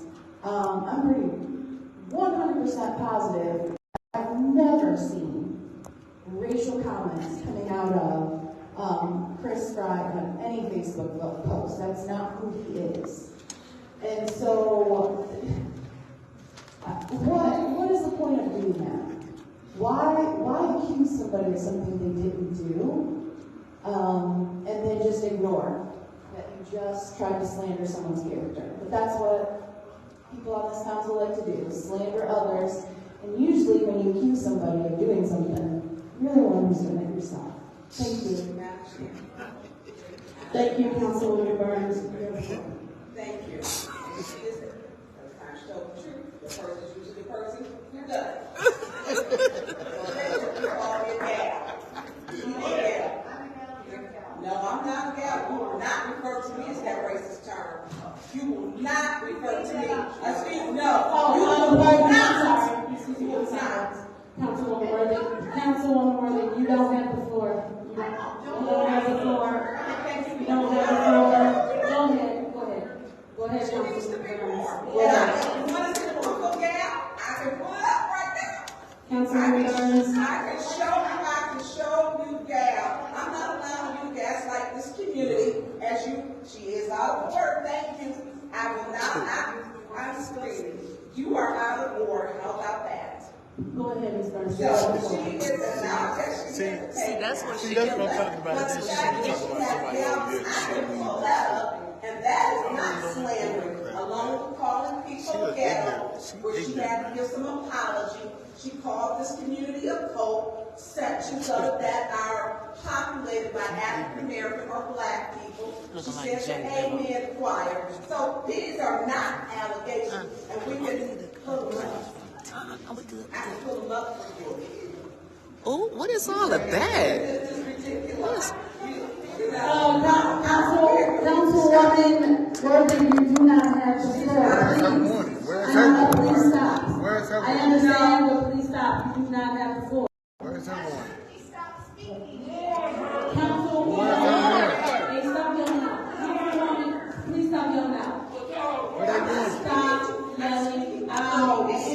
But they won. That is your first warning. I reclaim my power. Right. Go ahead. And please give Councilwoman Burns 1 minute back, please. Thank you. Thank you. I'm not speaking to her. I'm stating facts about her. She needs to understand the difference. She needs to understand the difference. So again, when you call black women a gal, that's equivalent to call. Order, Councilwoman Burns. My point of order is. The audience got a warning. Discussing Chris Fry's appointment. Yes, yeah. She is not germane. And you need to be warned or out of order. That is actually correct. Councilwoman Burns, please say that. She said, I'm drawing a conclusion. I'm giving you proof of what a colleague in a night work who has made racial slurs, microaggression, what they look like, the words that they use, so that she can understand and other council members on this board can understand what they are. Now, I will get it for you for comments that he has put. I blocked Chris Fry. I don't even block people because his comments were so out of order and character. I blocked him. Looking like Jay Leno. So you set up here but you also defend all kinds of crazy people. So, I mean, it's your, but I'm not, and here's the thing. My comment was to simply say. What? I'm sorry, please hold. Councilwoman Burns, what is your point? I said the comments were, you are out of order. No, your Councilwoman comments are Burns, crazy. Councilwoman Burns, please. Go. Ms. Worthy, round up. Man, can she get a warning? Go ahead, Well, she do look like Jay Leno. Yeah. Why is she talking up? You said crazy people. Crazy. Thank you. Look at Okay. her chin. They keep taking my time for the 9th and the 1st, the 2nd ward, who always complain about points of order. They put Councilman Mays out for numerous points of orders and requests, and they're doing the same thing. Then we report. Madam Clerk, can you stop the time for a second? Thank you. I would ask all of my colleagues to refrain from personal attacks, to refrain to make sure that you stay germane to the agenda item and what we're discussing, to refrain from arguing back and forth with each other. Take the time that you have. If a point of order is called, please stop, let us hear the point, I will move on it and we will move on. But please stop the back and forth arguing, please stop speaking to motives, please stop calling names. Everyone up here is eloquent enough to speak to the point that you are trying to make without directing your comments at a colleague. Please stop interrupting. Let's continue, Madam Clerk. Please start her time again. Thank you. And so, as my colleague stated, I can never get through when they want to interrupt me because of the point of order from information. But when they do it, it doesn't seem to tabulate, or they can't keep count. So, my reading, I was reading into it, and I can find it for you, and I'll send it to you, because I blocked it. I have almost 3,000 screenshots. It's going to take me some time. So I'll give them to you, because I did block Chris Fry. I blocked him, and it takes a lot for me. I go back and forth with debate that they may not agree with me on certain things, but it gets a point of a threshold. When that threshold is crossed, then I will block you. And I blocked him. I didn't have you on my page. I didn't block you, and I would reach you almost a lot, let's just say that. So, Judy, to your point, I understand that those are your appointments. But if I were to have a person that I was to appoint that my colleague felt something that they weren't very comfortable with, then that's Exactly, Libby. Exactly. I'll find those, I'll show you. But I don't arrive at blocking just because I was like, I'm not quick, perfect block. I don't do that. But Del Lewis is on my page. I don't do that. So I'm a very fair person when it comes to that. Very fair. And I don't care for her at all. And she won't. Matter of fact, she takes things from my page and sends them to the pastors. Yes. It's not even true posts. And change them. Point of order. Here we go. Here we go. I'm not supporting this. All I made was I wasn't supporting it. Don't get out into these weeds. I need to state the reason why. Y'all kept digging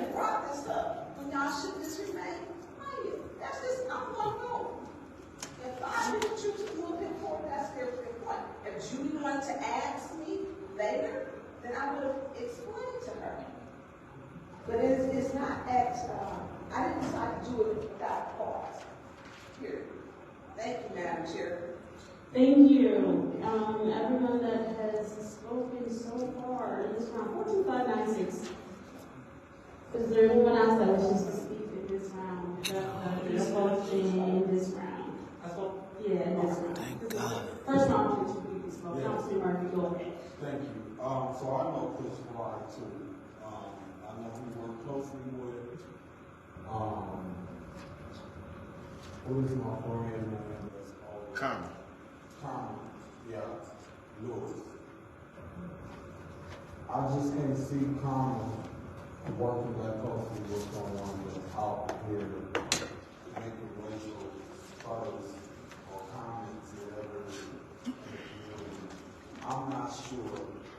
I don't know what you're talking about. I would like to see some kind of evidence or something stating what he said or something. I mean, I've been doing it for years too. Now he will speak his mind and tell you what's on his mind. So that I'm not surprised. But for him to make racial comments, I would like to see that. Other than that, Request for information. I understand from my comments. I'm sorry, Councilwoman Burns, what's your request? Request for information. I said I said racial. He made an appropriate, very appropriate comment. No, I'm saying if we have some evidence to show or prove to us. I didn't say racial. That was I don't know. Well, maybe I'm missing that. Maybe. I thought you said you made racial comments or something. Because I mean, I've been on for some years. And he just don't seem like that kind of person. And I would hate to hold up his appointment, but I don't want to support something I don't know.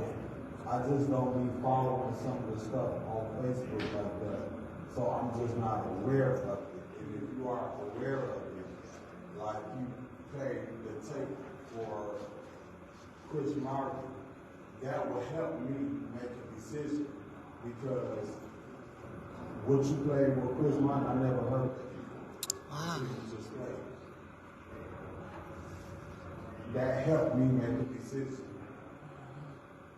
Not to say that I wouldn't go, I'm just saying that just put the icing on cake. So I just would like, if you got some evidence for him, other than that, I got to support my family and support my board. Thank you.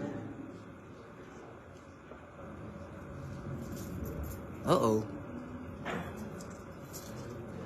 Legal. On both sides. Right, peer pressure. Both sides. We need your vote. Vote with us. All right, is there anyone else who would like to speak to this resolution in the second round? All right, roll call, Madam Clerk, and we are voting to send 24051, appointment to Human Relations Commission, Christopher Fry, to council. Yes. I'm going to abstain until I see some evidence of my colleagues. So, That's a good stance, Dennis. Yes. We know you know who you are. Yes. Yes. Yes. Didn't he just say that he I'm going to abstain as well until I do my research. Look at him looking like, who you laughing at? Look at him. No. He talking shit again. Boom. Say it. Do it one time, Quincy. Boom. The vote is 5 yes, 1 no. Look at him talking shit. Resolution 24051 has been moved to council. Now on to ordinances. 24052, the amendment ordinance, chapter 35, personnel, section 35-112.04, job description and qualifications for the director of the Department of Public Works. Oh, I thought this was the ombudsman.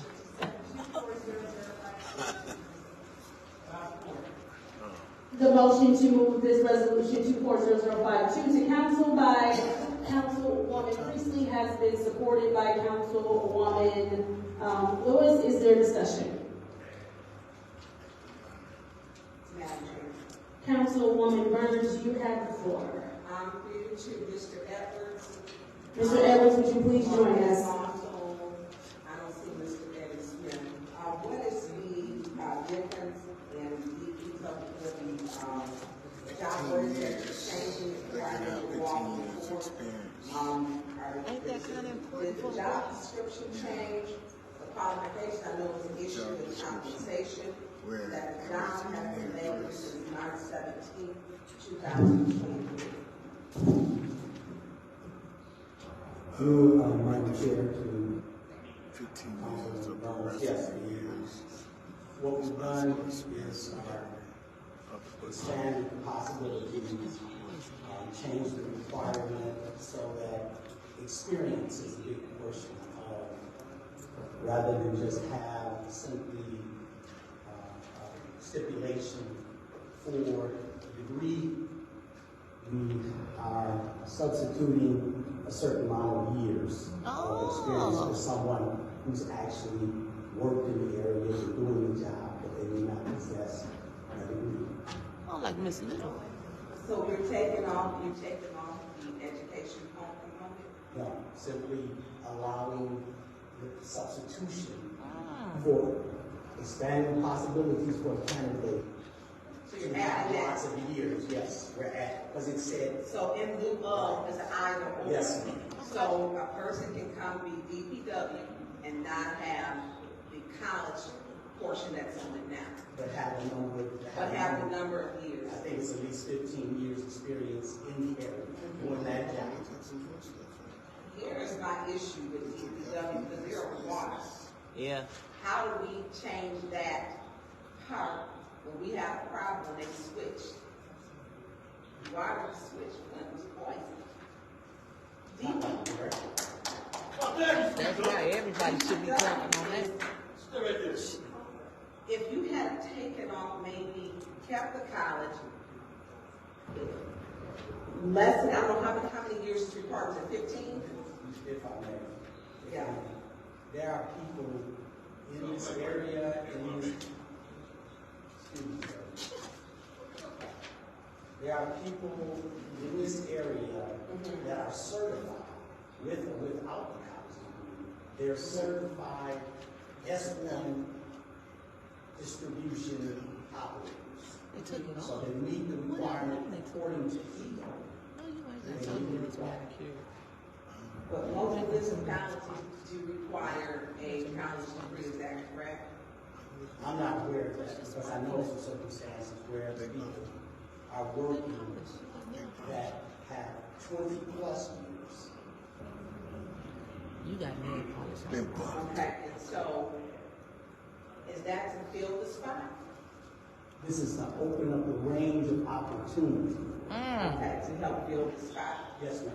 So I'm just not, I know it's hard, but this will be the last city to recut corners and willing to let the qualifications to say, well, in lieu of, or either you have this or you have that. I cannot support this. I know you're having a difficult time. I don't know how your search is being done. I do know for some other search has been nationwide. It's been nationwide. Yes, ma'am. Because we were going over one of these searches, and I think it was only on Indeed, but it wasn't on some others. I would like to see how this search is going out. Search has been commissioned in municipal league. It's been nationwide. We hired them. We paid them and hired them to do a national search. And they brought us 17 probable candidates, of which none of them took the job. And what was the reason why they didn't take it? Because it's Flint. I know why our other ones. He's not far wrong in his statement. I do know that our, not Mr. Mike Brown, but I do know why our prior one left, which was because he was supposed to receive the $36,000 capacity building grant, which was from mine. That was taken away from him. He took his experience and went to work at another municipality. So, and that has got to probably do with those, they travel in the same areas. This person has now improved the quality of the municipality. The wage, I'm sorry to interrupt you, but the wage is competitive. I would have agreed with that part in, but the wage is now competitive and they're still. But we lost the person who had this. Thank you. Is there anyone else who would like to speak to this ordinance, this resolution? Yes. Oh, here we go. Okay. She said water good. First, the councilwoman in the ninth ward, you have the floor. This was tough because we need someone who has the education. And I do believe that the emergency manager that was appointed was not stood up to enough. I don't think, and it wasn't under this administration, but if we have educated people that know what they're doing, they're going to say this is wrong, and despite maybe losing their job, they're going to say it's wrong and here's why. And it didn't happen. I mean, it was celebrated here that we were switching to the Flint River. It seemed like no one in charge was saying, hey, let's slow this down. And I know the emergency manager had the control, but we can still be vocal when it comes to these important things. And it was something as simple as just missing the correct chemical to combat corrosion in our lead lines. All around the world, there's still lead lines. Like almost everyone is in danger of what has happened here.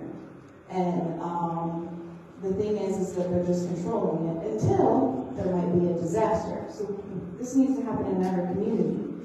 But even though we need the education, no person who is reasonable and educated would sit during these meetings and listen to the vitriol and hatred and just chaos that happens here. So as much as I would like to have an educated person and good quality staff members, we cannot keep that the way that council is going. So I might just vote for this because it is what it is right now. Like, I don't personally have control over the hatred or the long meetings. For 6 years, the meetings have been long, sometimes till 4 a.m. Nobody who could get paid the same or better elsewhere wants to stay here. Everyone has come and go. I'm the last one to leave that I know of. I'm all gone. And I'm just as happy as you are, sir. Because no one deserves to be screamed at, called names, and now I have to listen to others in the community be slandered, and they've never done anything. So now it goes past council members and to people in the community we want to call racist, with no such proof. This is beyond. So good luck if you even find anyone good. Sorry, I'm just ranting. Because this city is doing it to itself. And we have audience members and people celebrating hatred and vitriol, and they're making money off of this. They don't care about us. Their goal is to make money off of this while we suffer. That's disgusting. Step down. Step down. You ain't got to be part of it. Please stop yelling from the audience. Thank you. Greatly appreciate it. Paul the only one making money. Yeah, Paul the only person making money. So now keep going. Say what? Yep, because I'm finna go home. All right, you have a nice I'm just saying easy just to walk away though. You can leave. You can take your position. Please stop walk away yelling from the audience. You can just Thank leave. you. Got the nerves to call Thank somebody you who's for educated and rough being and stick this around. professionally. Thank you. Act professional. When you Thank act professional, you. I'm gonna leave by example. Absolutely, thank you. All right, is there anyone else? Yes, ma'am. Councilwoman in the 5th Ward. Okay, so. Madam Chair, quickly to Clerk Donahue. Clerk Donahue, was this on the committee agenda? Nope. Nope.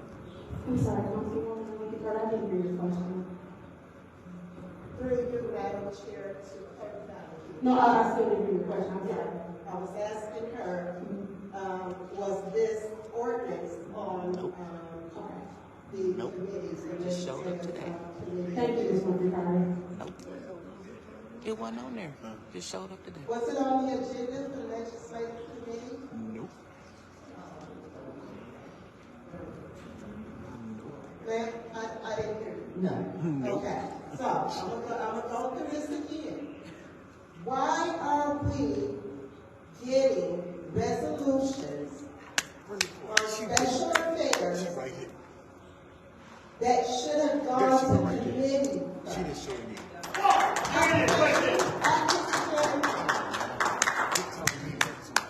Madam Chair. Yes. This to me, we're circumventing the process. Maybe I may want to put her on there. Was it on governmental operations committee? Okay. She already can't watch over here. No, it was not. Nope. Special affairs is designed.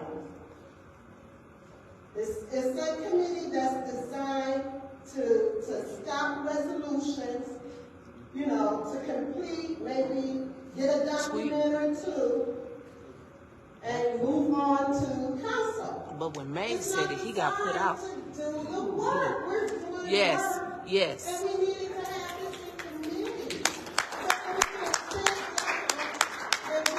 down and really go through this ordinance. That's what May said. I can't do this. I can't vote for this tonight. I'm going to be voting no. Because why even have committees if we're going to circumvent the process? Why? That's right. So, and I would think that the administration would send all resolutions to committee, through committee, so that we can vet them properly. To me, and in my opinion, I'm feeling like y'all just want us to make a decision to go ahead and approve this without any thought.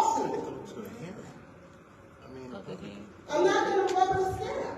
I'm just not. So I'll be voting no. Thank you. Is there anyone else who would like to speak to this resolution? Councilman Piper. So, here's my issue. If there is another disaster, something else, it's going to come back on council that we change the provisions. So is. And we,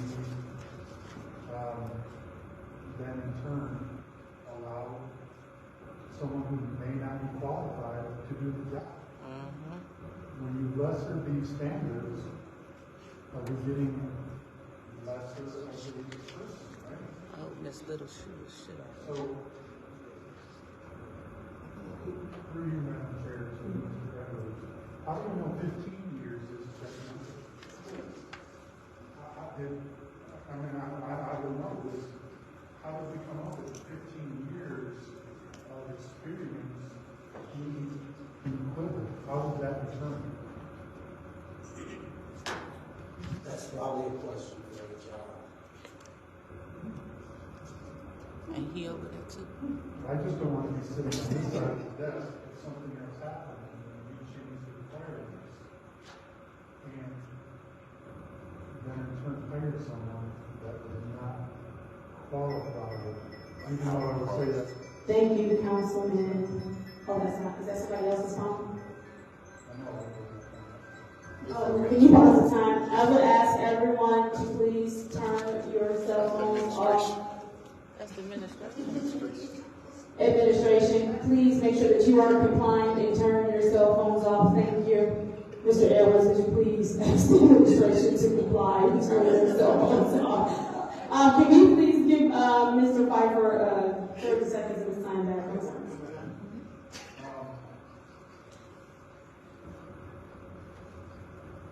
I guess I would want to know more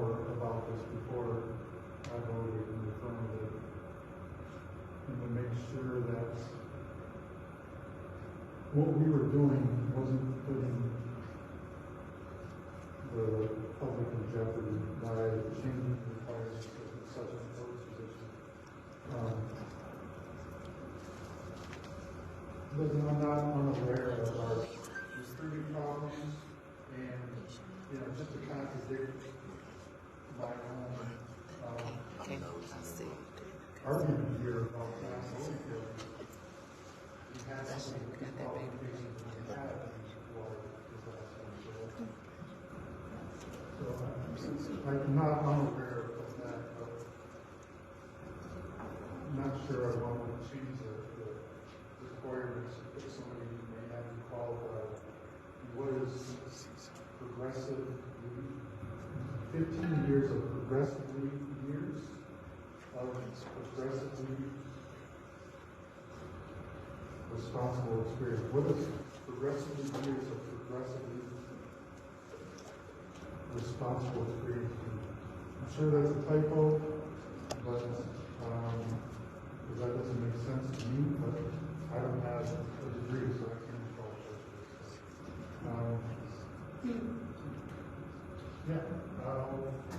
Do you vote no on this or send it back or send it back? Thank you. Thank you. Is there anybody else who would like to speak on this in the first round? 6, 9, 5, and 8 have all spoken on this. Okay, Councilman Murphy, you have the floor. Thank you. I would like to make an amended motion to send this back to government. Should have stayed down. All right, there has been a motion on the floor. Send this to it never was. There is a motion on the floor to send resolution 2400522, government ops. This has been moved and properly supported by the councilman in the 8th ward. Discussion? Yes. Councilman Murphy. Thank you. I think we need to vet this, like my colleague in the 5th ward stated. And I'm looking at this, the meeting just passed this not too long ago, so I need time to actually do the hearing. Shit don't even work. That's crazy. So I'll be welcome to all that money. send it to government. Call for the budget.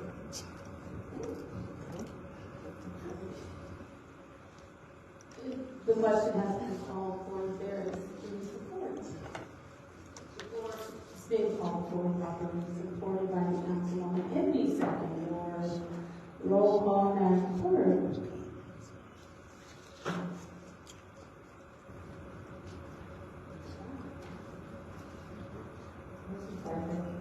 I abstain because I wanted to add some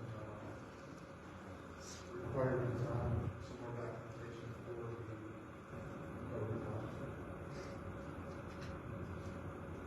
Ms. Worthing? Yes. Ms. Lewis? Yes. Mr. Murphy? Yes. Ms. Priestley? Yes. Ms. Worthing Carter? No. Ms. Burns? No. Mr. Chad?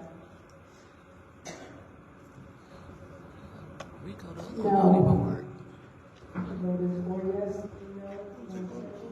The vote is 4 yes, 3 no, 1 abstention. Moving back into the motion, is there anyone else that would like to share? Councilwoman in the 4th ward. Well, the other one, this one right here. Totally understand, and I really think we do need to discuss this in committee, because it's such an important position. We had, obviously some issues, and what I would like to know when we go back to committee is what other municipalities have that type of requirement. I don't necessarily think a degree is the end all and be all. See, Paul got all the signals, Bishop Flowers. Of knowledge. Certifications go a long way towards that, and I see that you've got this in this job description. But I do think that we need to spend time really vetting this and really discussing this, and it's a shame that it's in one of the other committees, because we tend not to get to the other committees outside of finance. And so I want us to have, I want to have the data to back some of this up. How many municipalities we don't treat we do some treating of our water, but we are reliant on another source for our water who treats it as well. And so I want to know what kind of situations that municipalities in the same situation that we are in with our water treatment have this kind of requirements. And I mean, certifications go a long way, and knowledge. I'm not necessarily married to the educational requirements, but I do think we need to spend some time really discussing them. Because She do have them long titties, she does. and this city and this community is gun shy. And we need to make sure it's right. Thank you. Thank you. Ray Ford, you have the floor. Yeah, I agree with that. I think that education, having a degree isn't everything. But I think with this, we need to walk into the eggshells. Through you, Madam Chair, to the clerk. Madam Clerk, can we get the revision history in total? I don't know what the date of this one that you just handed out is. Is this 2016 one? Or can we get the complete history of Powdered milk. each revision that was made? And this ordinance number, the cover page that you put on has a 2018 date, but there's not a revised revision in 2018. So I guess for government ops, can you give us every revision and see what was changed? I'm sure that one of them was just a salary, but I'd like to see that. And, Mr. Edwards, can we have Mr. Smith there, especially to discuss the problems he's having? That's who was doing all the eating. I think it's a problem that we appear to approach our people, but we can't seem to have any ability to coach anybody else, and I'd like to know why that is. Obviously, there's certain animosity, but I can't sit here and say that everything should be blamed on council on why we can't recruit them. So I would like, if possible, Mr. Smith to be at the next government option. So good looking pain. Thank you. Is there anyone else who would like to speak on this resolution? Councilwoman Burns, you have the floor. Thank you. I'm not cutting any corners when it comes to water because Flint is still open. And the DPW is an important Hammer time. We should have kept Rob Benson in that position. We gave him that $36,000 capacity building grant. He should still be here. All those projects with those $1 million change orders was because we didn't give him $36,000 and a capacity building grant. That was ridiculous. Flint residents weren't working, and we didn't have to pay for it. It was Mont's grant. And so for us to switch this out, and this is where we're at now. This is where we're at, and let's try to coach Rob Benson back to where he's at. Offer him the money, he's got the experience. We have a problem. And Flint, worldwide, for a water crisis issue. Worldwide. And I'm not going to be responsible. I'm not going to be responsible for the sake we want to add something else to it to make sure that the water quality, that the infrastructure will never happen again. But what I won't do is reduce any requirement. I will not do that. Because we have seen video after video where you see them flipping the switch. Right. When people saying the water tastes good. Where people, we have now a cancer cluster study they believe is the cause of the water. We have people who die. You know, when it gets hot, that we have Legionella, that bacteria grows. And here's another thing. Often I get a reminder to call our DPW department, hey Tony, it's hot. make sure someone is flushing those hydrants. It's not my job, but I do what I care about the people. And we haven't had anyone in that position. I don't want someone who don't understand.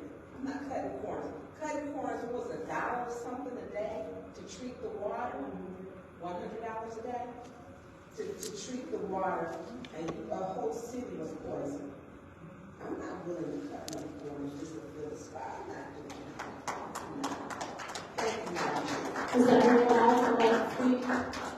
Anyone else? With that said, I will take my time. I am in a unique position sitting up here discussing this particular thing, especially when we talk about water. I am the one person that analyzes water every day from all around the country, but specifically from the city of Flint.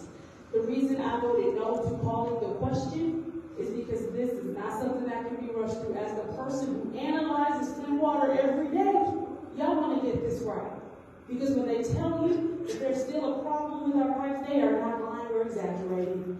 Again, as the person that sees the numbers.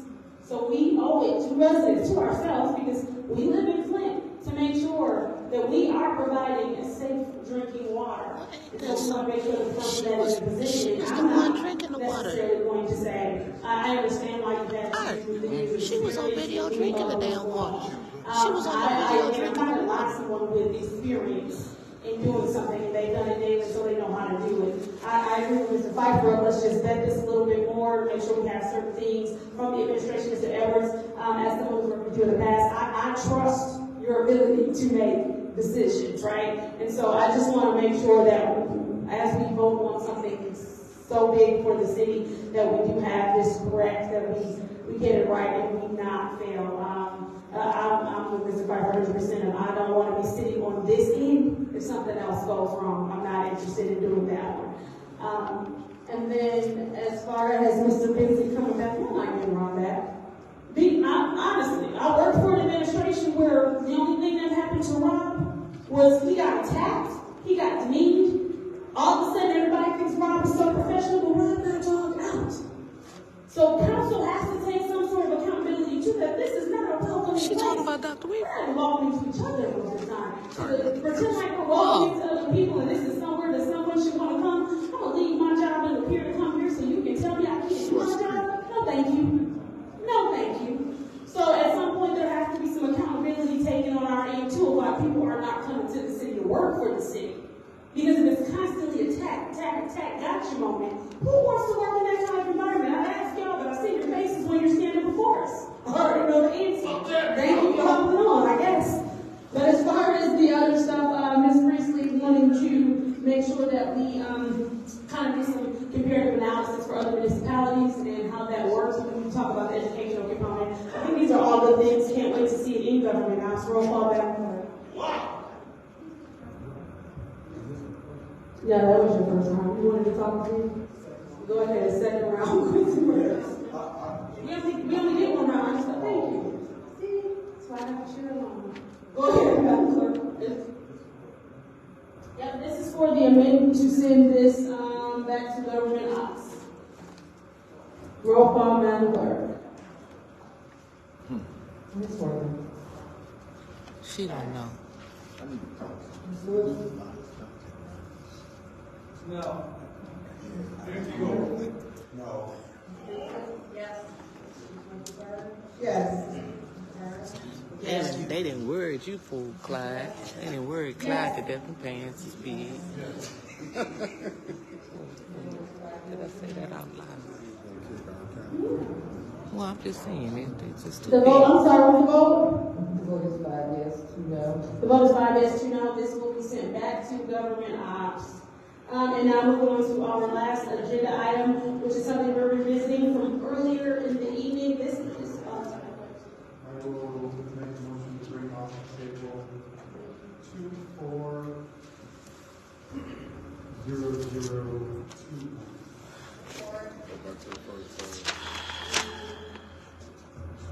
no.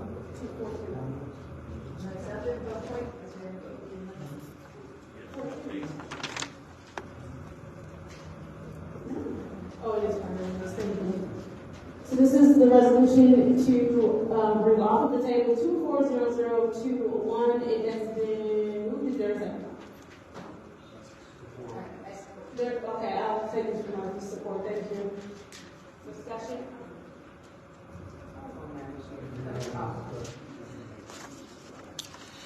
And this is just the first meeting, y'all. We got city council to go. Where Liddell chairs next. Go ahead. So now I can see it in writing.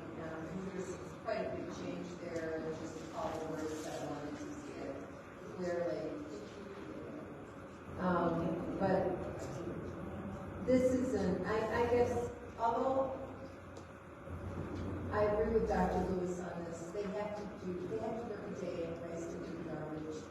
I had to work Martin Luther King Day. I did get time and a half. If I didn't work it, I would have gotten paid. And the same day, same Veterans Day, and all those other like Memorial Day, 4th of July, Thanksgiving, Christmas. We don't get paid for working those days, but we work the other federal holidays. We do get time and a half as a door.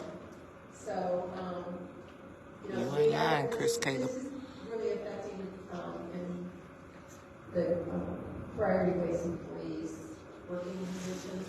And it doesn't hurt to talk to them about it, but this is not forcing that issue. And so I can... Y'all gotta tune into the bump. I'll tell you what happened with Ariel tomorrow. I had to stand in between the police and Ariel. Or is there anyone else? Yes. Councilmember? I'm sorry, Amber. I can't hear you. I'm sorry, Amber. Go ahead. If you are discussing a motion to remove from the table, it's contradictory. Go ahead, Davina. Are you voting on the motion to remove from the table? Oh, we didn't vote. I'm sorry. I forgot we didn't vote on the motion. Yeah, I'm sorry. Roll call, Madam Clerk, to remove from the table. He lost. Where you going? Ms. Lewis. Tonight, what? Is another meeting tonight? Oh yeah, this is just the first one. Yes. Council agenda is 207 damn pages.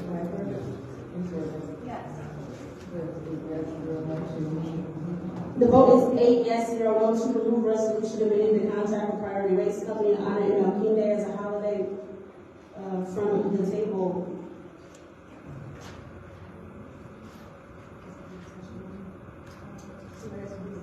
Where's her damn eyebrows at? Right. She said, hold. He said, hold on. Because before she called for the question, I wanted to speak. That's right. No, go ahead. Let's go ahead and call the question. That's right. Don't vote with their ass. I thought I had it. I thought you did too. That's the only reason I didn't give you the full that, because we weren't supposed to be doing that. There's support for the call for the question. She mad about that recall. Look at Is there support? Okay, that fails for lack of support. Mr. Murphy, you have the floor. Yes. Let me clear something up with this resolution.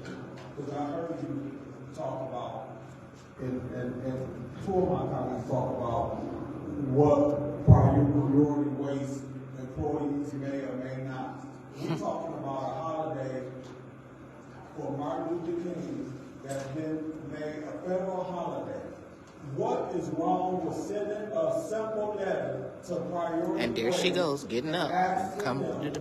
to look at having priority waste join the city of Flint and being a holiday and getting one day off and working on a Saturday, which they have worked 7 and 8 days out of the year. No, I'm just saying, because we're talking about a holiday. They do it on Easter, they do it on these other holidays, so why they can't do it on Martin Luther King Day? Y'all just come and admit that y'all got a problem with the Martin Luther King Day, because that's really what it is. Right, and you dated a colored. Point of order. What's your point? Welcome to forum and speaking to someone's motives. No. Councilman Martin. Oh. Proceed. Oh. At the end of the day, it appears that some of y'all mad because maybe y'all didn't create this resolution, or maybe some of y'all mad that y'all don't want them to have a Martin Luther King Day for a holiday. How dare y'all worry about somebody's what their employees go do? Let them decide whether they want to have the day off. That ain't your fault. That's true. I'm just saying, y'all. Right, leave him alone. What is your point? She dated a color. Questioning the resolution. The resolution ain't nothing but this in the letter. Okay, so what we're not going to do, pause, we're not going to do back and forth. We've established time and time again that, pardon me, I have the floor. We've established, Dr. Lewis, we've established time and time again that people can vote however they would like to vote.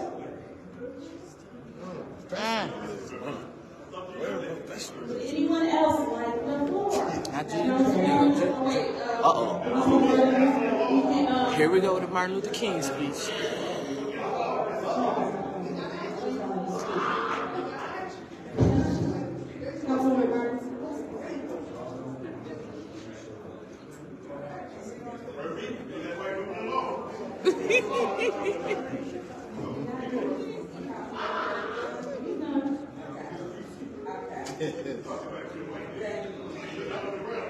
So, 1 second, Councilwoman Burns. If everyone could please, audience, please, Councilwoman Burns, you have the floor. Thank you.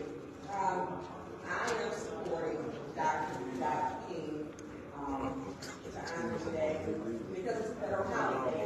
You about to leave. You said we have one black holiday. One. Just one. Of course, leave me. The shortest month of the year, with the exception of this year, is this year. Yeah. So Councilman Murphy. He said, kiss my ass. Yeah, I know. It is not our responsibility to do the job of HR for priority waste. It is not our position to state what their position is, and we are misinformed or ill-informed. It's not our job. It is our job to say we approve that priority side. Because at some point another contract won't come back up. They think they're just going to line the thing out because they are not owners in the city of Flint. They are out in this valley. It'll be interesting to find out if they. Pardon me, Councilman Murphy. She can't finish her thought. Can you give her, excuse me, Madam Clerk, can you please give her 30 seconds back on the clock? Go ahead, Councilman Murphy. We know that. But they heard the right man, dog, man, Tanya. No one is leaving. We have a whole other meeting. Let's go. Just keep talking, Councilwoman Burns. Anyways, there's a lot of chatter in here, and I'm gonna vote the way I want to vote. She gonna push your ass out. Leave her alone, shit. I support you with that. You know how Tanya gonna get now. Shit, I ain't about to get into it with her again. We just got back friends. Me and Tanya. What you talking about? Leave her alone, Charlie. Leave her alone, Charlie. Charlie. Leave her alone, Charlie. That is something that we need to be conscious of, especially because we need a minority city. We should figure out how to make it work, not find reasons to not make it work. We're not focused on the right thing. How can we make They voting on the chalets. Chalet. No, they're not. Anybody else in the first round? Okay, so there. Go ahead, Dr. Lewis. Yeah, let's just call the question so we can move on. All righty, the question has been called. Is there support? It's been supported. Roll call, Madam Clerk, supported by Councilman Woodward. Roll call, Madam Clerk. Where my beans at? Mr. Murphy. Yes. Ms. Priestley? Yes. Mr. Rivera? No. Ms. Burns? No. Ms. Michelle? Yes. Mr. Pfeiffer? No. Ms. Worthing? Yes. Ms. Lewis? Yes. The vote is 5 yes, 3 no.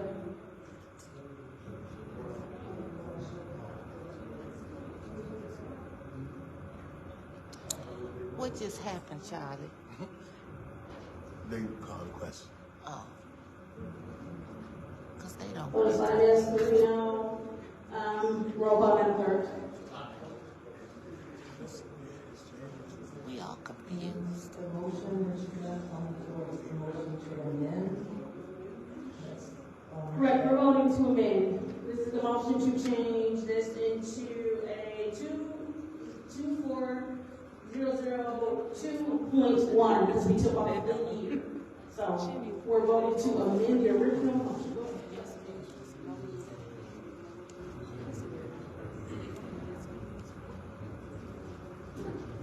Oh, I'm sorry, wrong thing. Excuse me. The amendment on this motion was to strike the drafting of mid-contract and sub with the language, will do all things necessary to explore financial impact. So this is the vote to do all things necessary to explore financial impact. Ms. Christie? Yes. Ms. McIntyre? Yes. Ms. Burns? Yes. Ms. Michelle? Yes. Mr. Pfeiffer? Yes. Ms. Worthing? Ms. Lewis? Yes. Mr. Murphy? Yes. The vote is 8 yes, 0 no. Let me change the motion. Mr. Pfeiffer, you have the floor. There's a motion to send. There's a motion to send 24002.1 to council. 2-1, I'm sorry.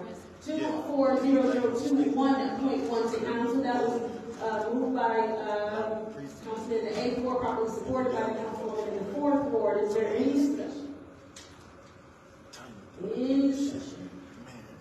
No? Okay. Once again, any discussion? Any discussion? Okay. So, the fact that we are a minority community, we shouldn't have to go back and amend contracts for this. I will ask the administration that any contracts like that would potentially fall in the same category, that we do that up front so that we don't have to go back and try to negotiate after the fact. So I would just make this a question. Thank you. Any more discussion? All right, roll call, Madam Clerk. Ms. McIntyre? Yes. Ms. Burns? Yes. Ms. Michelle? Yes. Mr. Pfeiffer? Yes. Ms. Worthing? Yes. Ms. Lewis? Yes. Mr. Murphy? Yes. Ms. Christie? Yes. 8 yes, 0 no. The vote is 8 yes, 0 no. There's a motion to adjourn on the floor. It's been moved and properly supported. Roll call, Madam Clerk. Ms. Burns? Yes. Ms. Michelle? Yes. Mr. Pfeiffer? Yes. Ms. Worthing? Ms. Lewis? Watch. They gonna have an hour recess. Ms. Shrewsbury? Yes. Ms. McIntyre? Yes. The vote is 8 yes, 0 no. This meeting is adjourned at 9:23 p.m. You gotta go to work. He told you. So they running over there. Don't go. Don't go. Where's the other? Time. What you going to the pre-K? You get a rest of the third quarter. Work. You is working. Man, get this on table. Oh, it don't excuse me. Oh my God!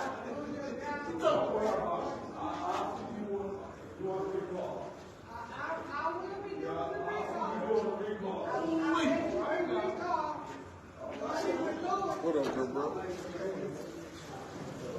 Oh, that's Rodney. I'm on my best behavior, Rodney. I didn't did nothing down here.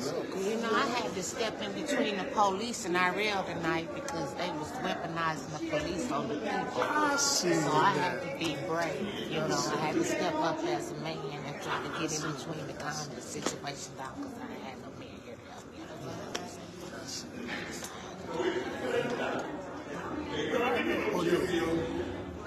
Mick, it's your turn to take this over. I'm tired of recording now.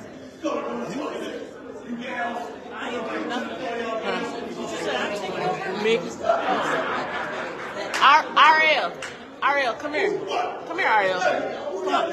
ATN News Media Group. We got to get recess with RL. So, RL, once again, what do you think about this meeting tonight? Yeah. The police calling some running the city with Perdell Duncan. Trying to get up with. I protected you. What that government name? Every time you say a word, you make me lose my train of thought. Okay. Governor Snyder, he had one council, one member verdict, and get all them goons who follow them with the water stuff. Mm-hmm. And you all up there, we lined up with Jim Jones, Purple Kool-Aid, cyanide, for Flint River all over again. You see Murphy walking out and all that stuff, and go, you know, and look at that. And you always talk about, and don't film me something, you know that Miss Burns only one that says she can pull it up and kill and say about her hospital. I helped you out tonight. My baby, a white man said that. Yeah, that's what he said. Yeah. Not a preacher involved in you. Yeah. Where Will Smith at? I don't be in this. Will Smith, what you think we need? Another Chris Rock snap? Ooh. His name is Chris, anyway, to the rich. Up there using the schoolhouse and turning it into a church and talking about going to her hospital and don't call her the preacher name you're talking about. What's up with that? You Hey, man, open up. Okay, you TikTok. All right. Okay, I'll TikTok that. Now let's see what's going on up here. They trying to show off their Easter outfits.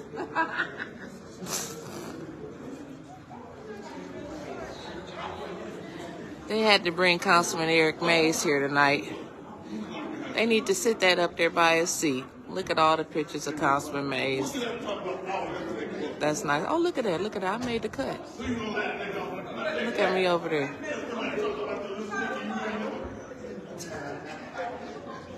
Let's zoom in on this poster here. That's as far as I can zoom, y'all.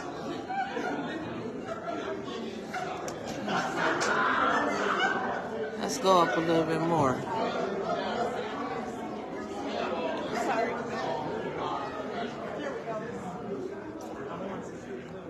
Councilman Eric Mays, don't let the 5 devils stop you from doing your good works. Look at there.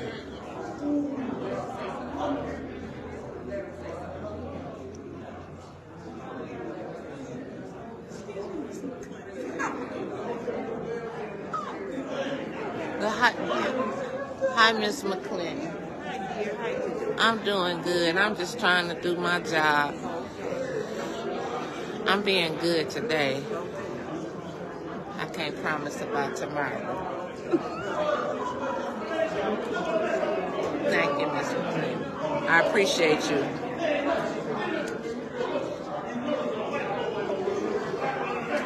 Miss Beverly made it. Uh-oh. We got another one leaving. We got another one leaving.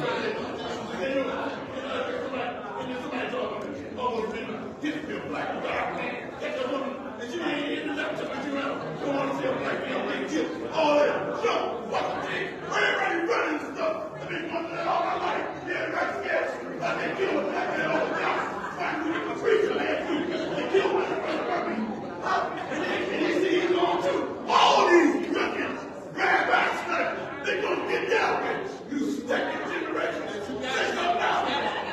You stinking fool.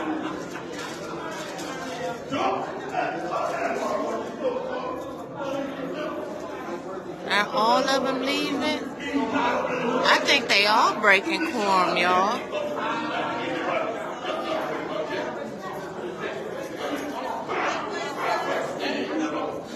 right, Miss Jan Marie. Are they all leaving, Michelle? Are they all leaving? I'm not sure. It kind of looks like it. This is sad. Yes, it's pitiful.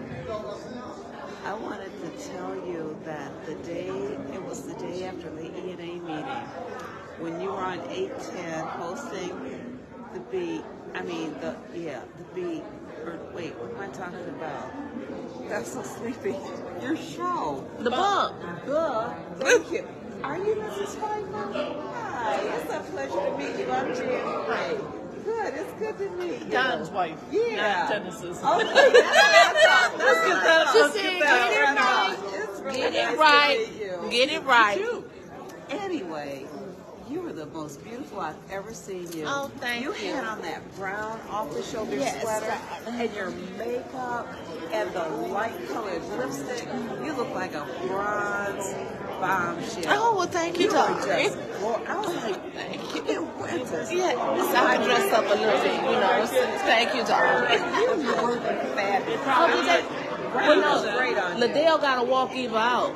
Because they don't have the police, so she's the next best thing to a man they can find. It looks like the meeting's over. Candace gone too?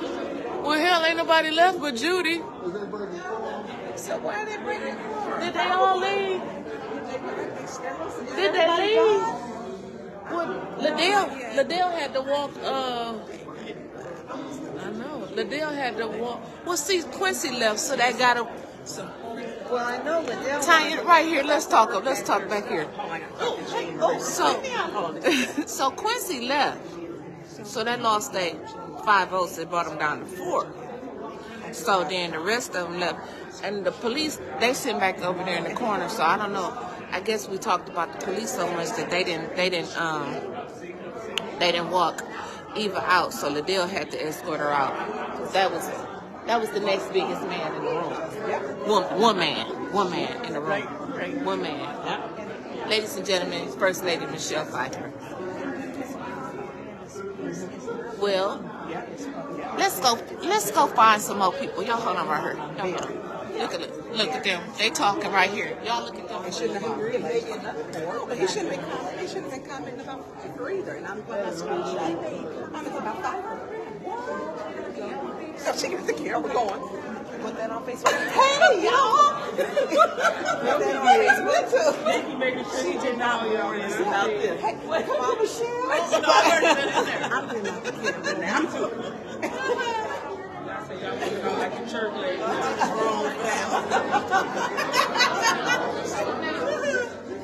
That wasn't my little. Okay, come on. Because I went back there to go get that man right back there that's talking to Dennis. That's Mr. Jonathan Jerry. And he's running.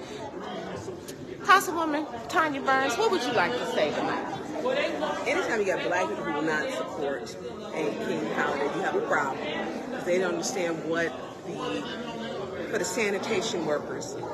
I've never seen this in my life. I really haven't. I really haven't. But, I mean, would you expect anything less? Even at the lowest point, I would expect something different. Phone is blowing up. Look, if y'all not for it, stop inboxing me. What is me going on? Call your own council person. You know, that is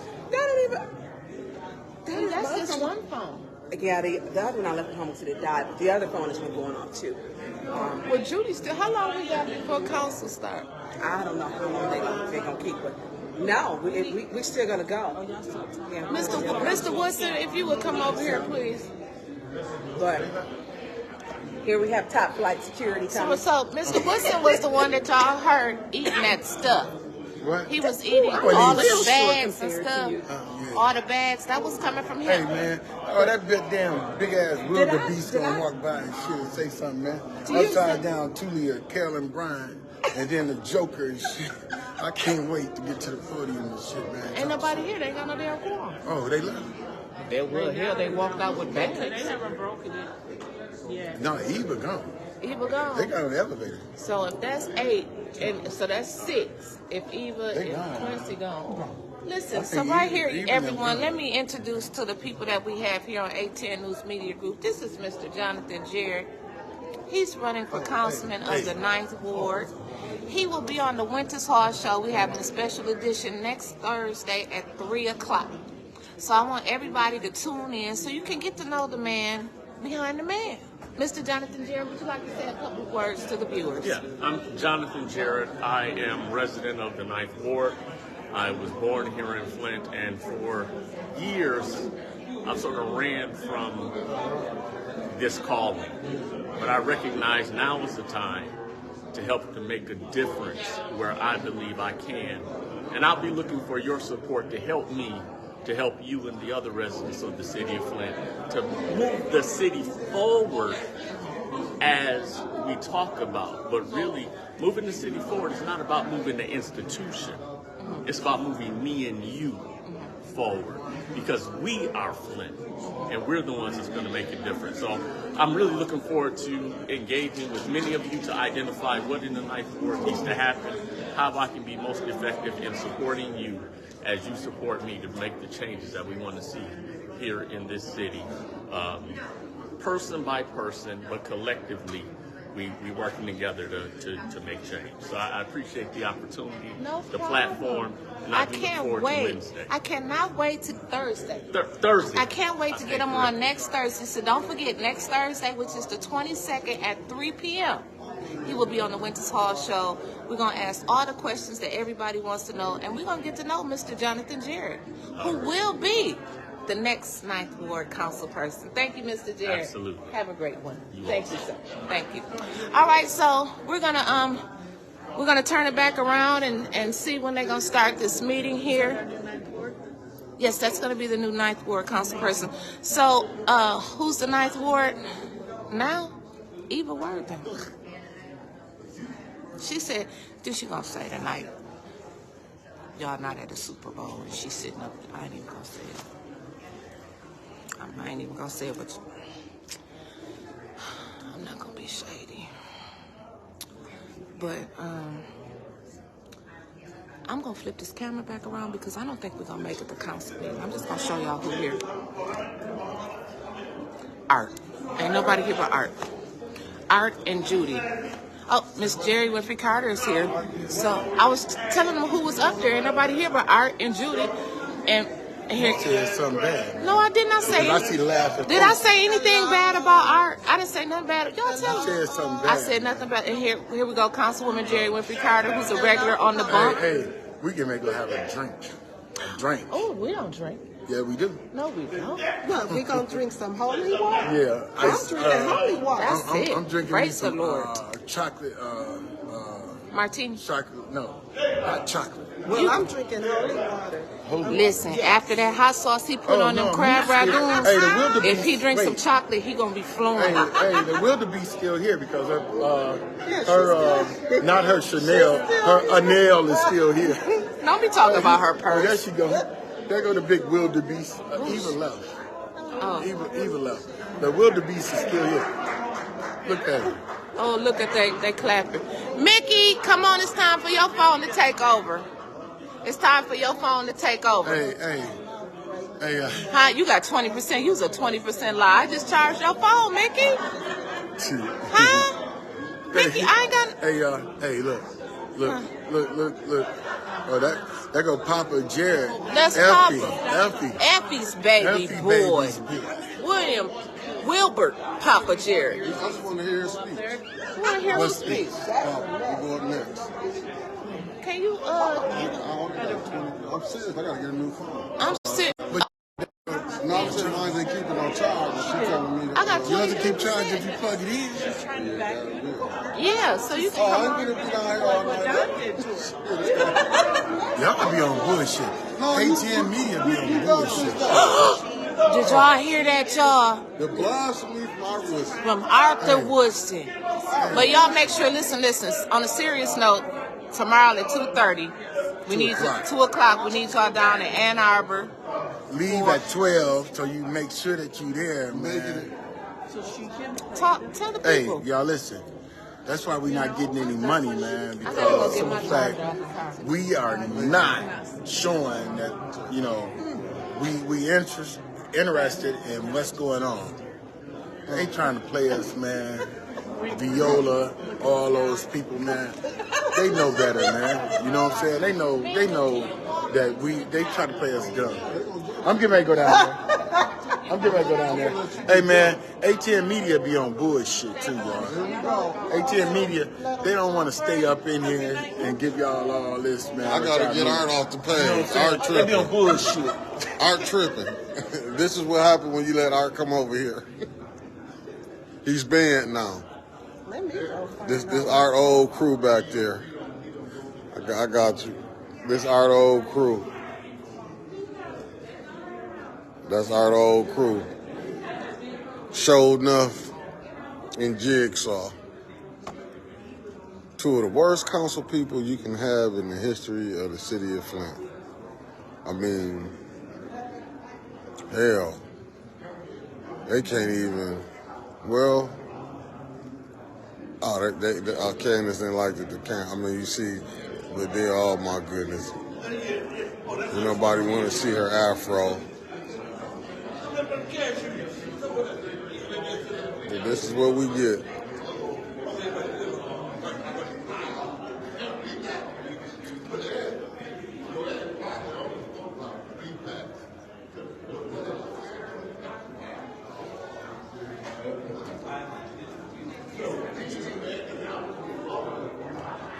All right, you can see Liddell.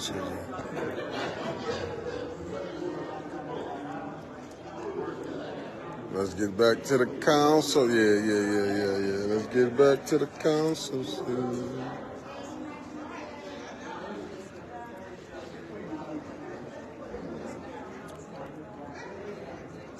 Well, as you can see, Jigsaw, she's back smiling. Oh, sure enough is the council. I mean, you'll see it come on here. Just think about showed up from the Last Dragon hairstyle. And then you can pick on who on city council has the Last Dragon hairstyle. They're not seated right now.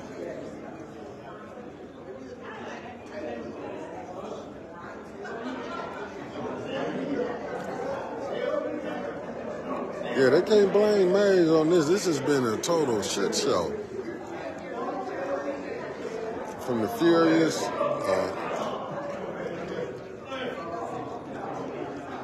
look at her back here. You can tell her and Paul doing work together. You can't see her and Paul. Look at Judah. Paul clipping all them videos and Juke.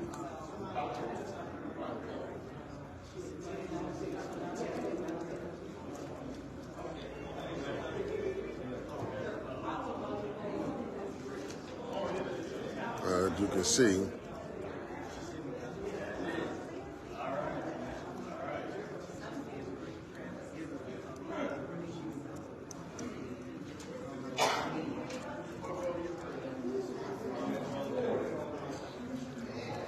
yeah, Paul, and they want to say we over here creaming.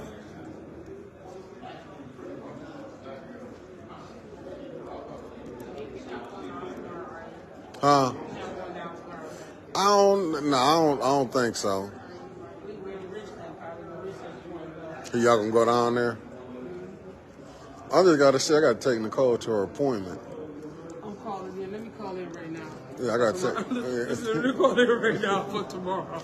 Yeah, I gotta take her. I'm saying sick personal. Whichever day you want to count it, it's all coming off the same. Gotcha. It's all coming off the same basket. Yeah, I gotta just take my girl to her doctor's appointment tomorrow. That's why I was asking once where she going. She said she going. She not going. No, I don't think she thinks she going. If I ain't had to, if I can get the oldest girl to go with her, I'll probably, if Shia took her to her appointment, I'll ride with Art, or somebody. But I don't want to, as soon as I don't, look at Paul, I'm over there pointing that up. I got it on there.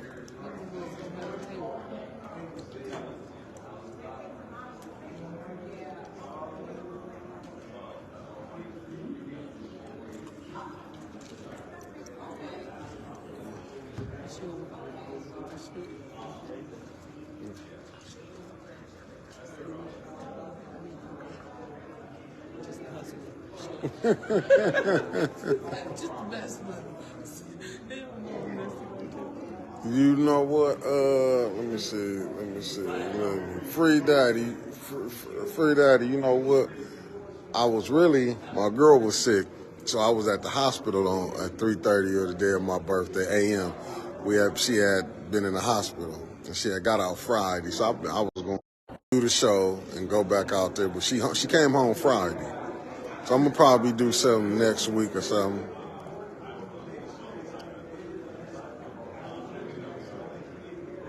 But I did enjoy it. You know, to be able to wake up every day is a blessing. To be on this side.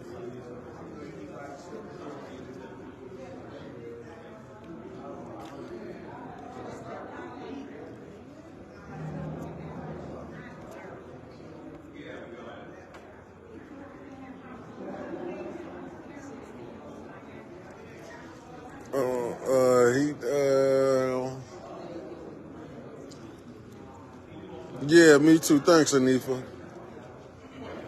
Yes, ma'am. Yes, Free Daddy.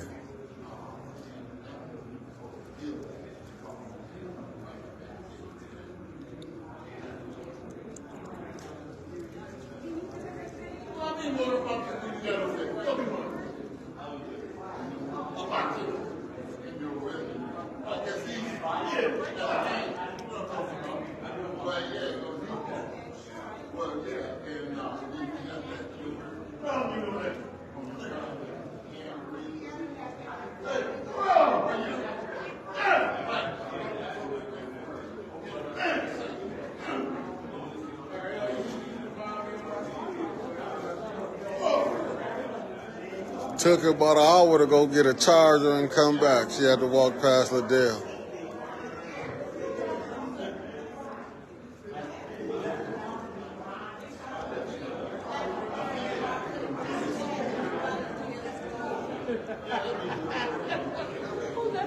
Art left me downstairs. Sure enough, is coming back to. I gotta go to the bathroom, but I was scared to go when Liddell was in the hallway. So I'm gonna go back. Yeah, charge your phone up because it's about to go down. I had to go get another charger and see if it worked with this one. I thought she was gone too. She ain't going nowhere. Didn't you think she was leaving too? I thought she had No, you know I wasn't leaving if my phone is here. You knew damn well I wasn't leaving my phone right here. Oh, I thought you were talking about Liddell. You say Liddell, can we get exclusive? You can ask me to get in. Shit. Oh, hell no. Man, it tore up my whole damn phone. Look at that, Eva. She getting friendly with the new man. Stay away from. That's Jonathan Jerry. Oh, Papa, keep him away. Keep him. Hey, look. Shit, Papa, like, don't talk to her, ass. You gotta watch people, right, Papa. That's right, Papa. Give him a good talk.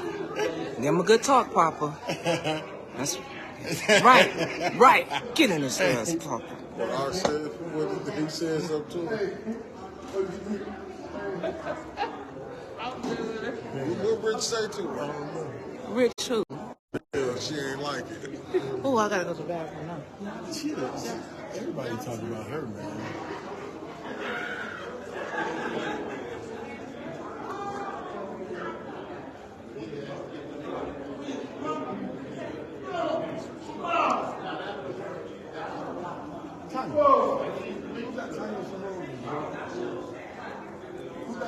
Yeah, Tanya got roses up there. No,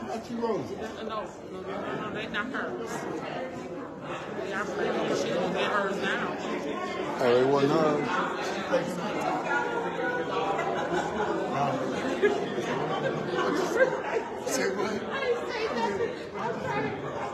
All right, we're getting ready to start the first council meeting. Please, council members, please make your way up to the front. Thank you.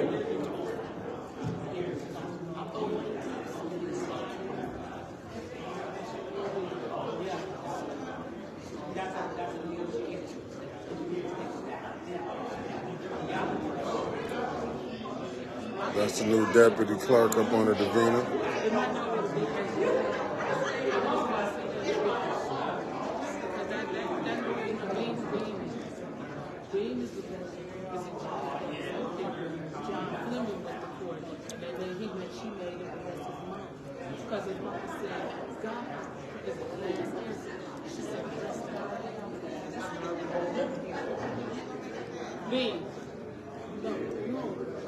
So you know, she never voted for it. She voted just to, no, but no, when you have white dudes in the team, this, that, and the other. And she wouldn't look. She didn't say nothing to him. The woman said, around 3 killed 10 people.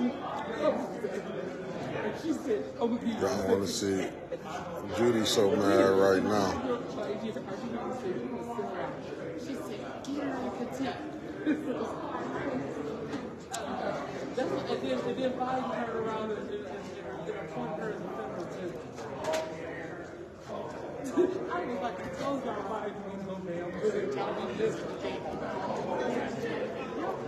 was like, and I said, no, I said, you have to be better.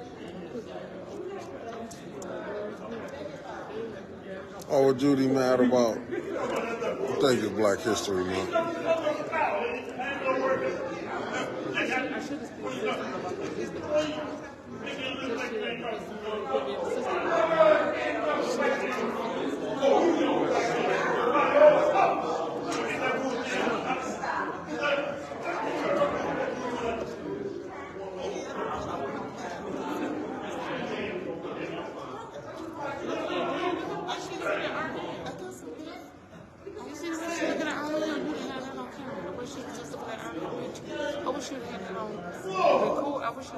I was trying to tell you to argue with somebody. I think I killed you. That's all I should have called her. The way she looks at her, I know about that.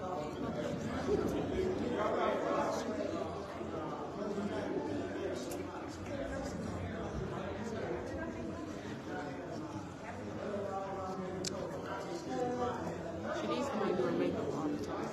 Yeah. That don't mean she looks better. So, she looks better than what she is. Don't mean she looks good.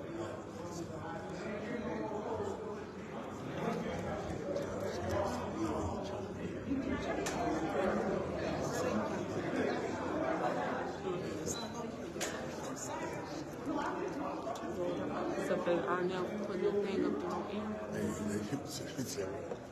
Arnell put that thing up there on air.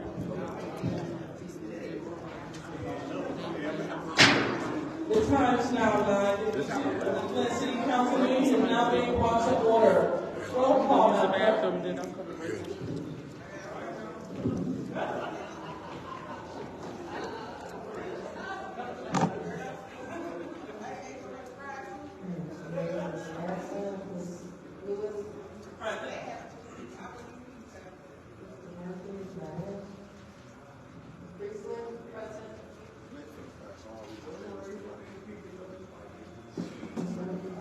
Present.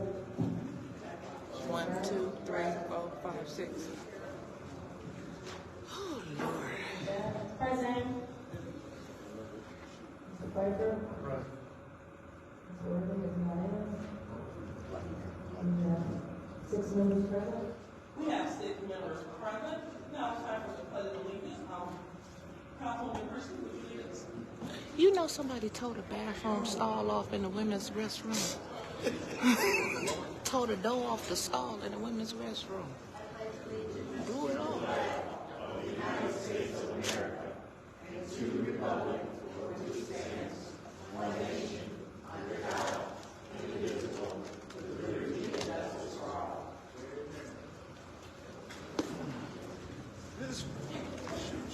And now it's time for the prayer of the blessing. But before we do so, we would like to honor those that may have transitioned. Anyone would like to honor those that have gone on to They need not to pray before these meetings the way they be acting like a damn fool. All right, so seeing that we don't have anyone, I would like to acknowledge. Do you know this is 207 pages long on the internet? It's 11 pages on here. I'm about to finish this. I'd like to definitely send my condolences to her family. They ain't getting through all of this. All right, so now it's time for the blessing. Councilwoman Jackson, would you please do the prayer of the blessing? She ain't over there, is she? Oh, there she go. Yeah, she high. Amen. All minds are clear and all voices are silent. I ain't taking that prayer in. The devil is a lie. Father God, we come to you now. Just first and foremost, thank you for this day of time. Thank you for your grace, your mercy, Lord. Thank you for keeping us throughout our day. We ask now that as we go through our respective places after this meeting is over, we depart, that we all get to Mama said you don't have everybody pray for you. special blessing for those who are experiencing loss right now. We ask that you be with their families and comfort them right out in their time of need. No, ma'am. Refuge in Look at Rich Jones up here. He's shaking his head. Rich over there. No, no, ma'am. No, ma'am. Amen. So now it's time for the reading of the Shirley Park City Code subsection. Any person that persists in disrupting this meeting will be in violation of the Flint City Code section 3110, disorderly conduct, assault, and battery, and disorderly person, and will be subject to arrest for a misdemeanor. Any person who prevents the peaceful and orderly conduct of any meeting will be given one warning. If they persist in disrupting the meeting, the individual will be subject to arrest. All right, you know she gonna put her asses out. We can't say nothing. You know she gonna put her asses out, so we can't say nothing. If you have any requests or changes or additions to the agenda, Councilwoman Secretary. I would like to, I lost the resolution, I wanted to move the resolution up when I moved it. I bet you did. I feel like saying you can't do that. Go in order. They trying to move stuff. They trying to move stuff up so that they can vote on it and leave. Who stand at ease? Anyone else? Stand at ease. No fucking dogs.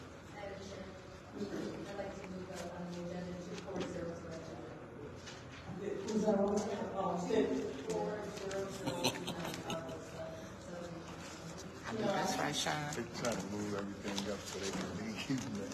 Yeah. Don't let them move it up. They want to leave.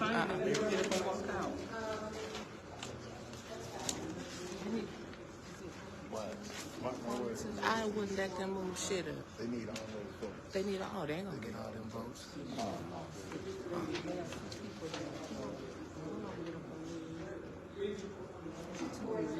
Let it burn. Jerry ain't gonna let them move. Now Jerry is not gonna move over there. Jerry ain't gonna. Yes. 2-4.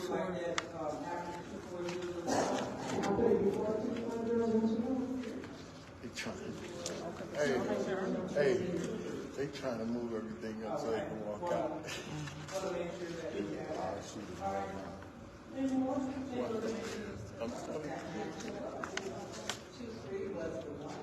It's the CDBG. 86.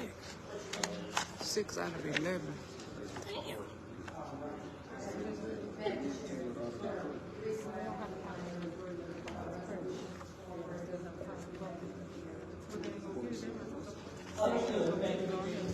Same reason. All right, thank you. All right, so seeing as we don't have any more, we'll go ahead and proceed. We will proceed with the city clerk. So next, The administration has asked that resolution 240025 be dropped. The first one that it was submitted in error. Resolution was already approved last month. So I have to separate it so you can vote down. 240025. all right, thank you. That's for the chalet. So what she said was that administration requested that resolution 240025 be removed from the agenda while they voted down because it was already approved. All right, yeah, anything else, Madam Clerk? I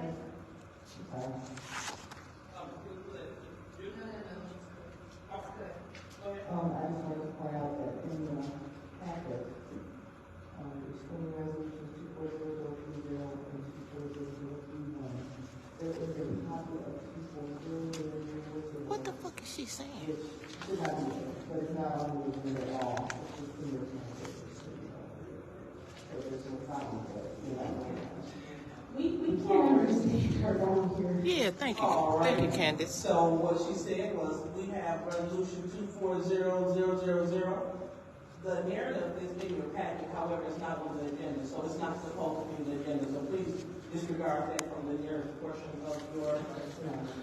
It's not on the agenda. It's not on. Yes, It's just a copy of it in the packet. So you can just the narrative part. Right, in the attachment. There's nothing on the agenda about it. Her makeup is pretty. All right, so anything else?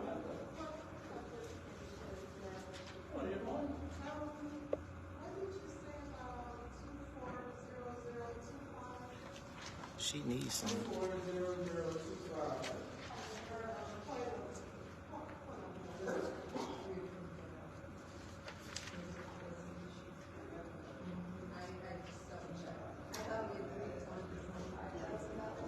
I mean, Keisha, she trying shit. She doing the best she can.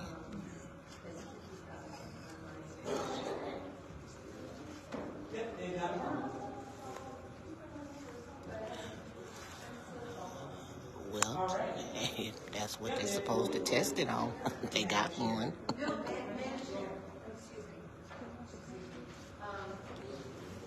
This resolution was approved incorrectly, which is why it was brought forward back to the council. So I don't think that we should be removing this, because this resolution has $45,000 Her makeup don't look that bad.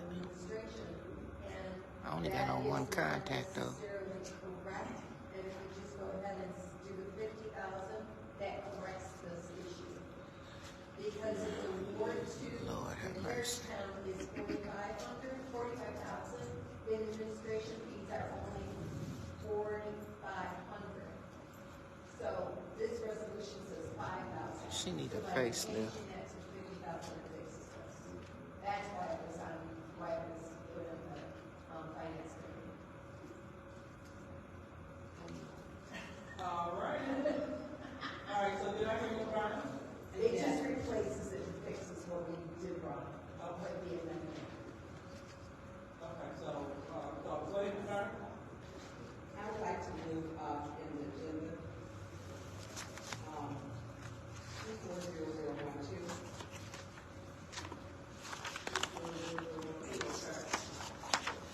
Look, y'all, look.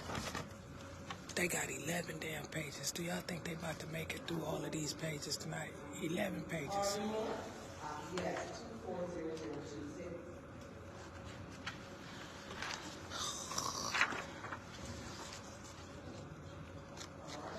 And 240039. You get 3 on? Yes.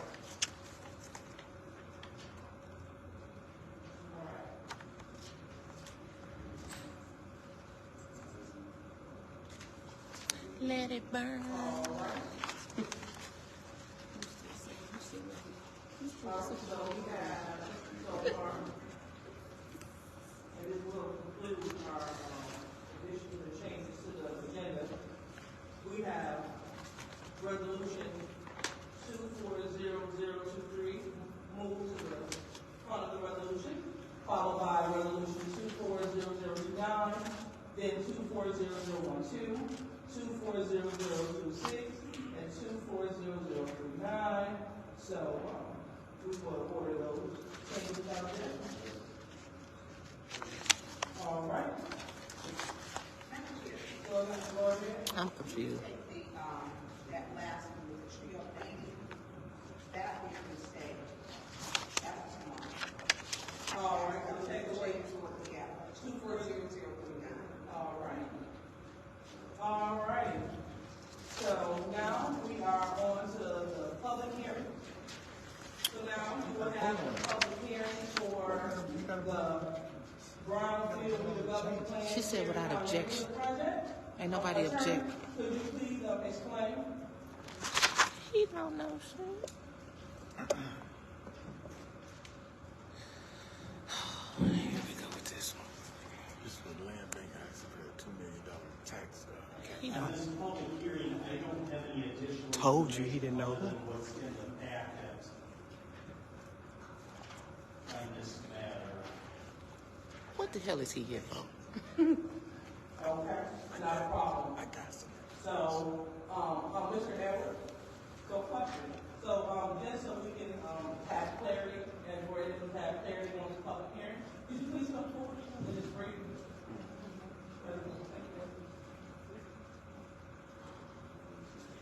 Oh, okay. They said they got until the 23rd or something like that down 5. You know, I already asked that. And we walked Michelle to the car. Make sure. I told Clyde when I was back there that his clothes was too big. He said he buys suits big, so I was trying to help him, y'all. I just don't be talking about it. So thank you for approaching us today. So I just want to get a little clarity about this public public hearing to this general information about the public hearing. Look, y'all. I got his nails painted.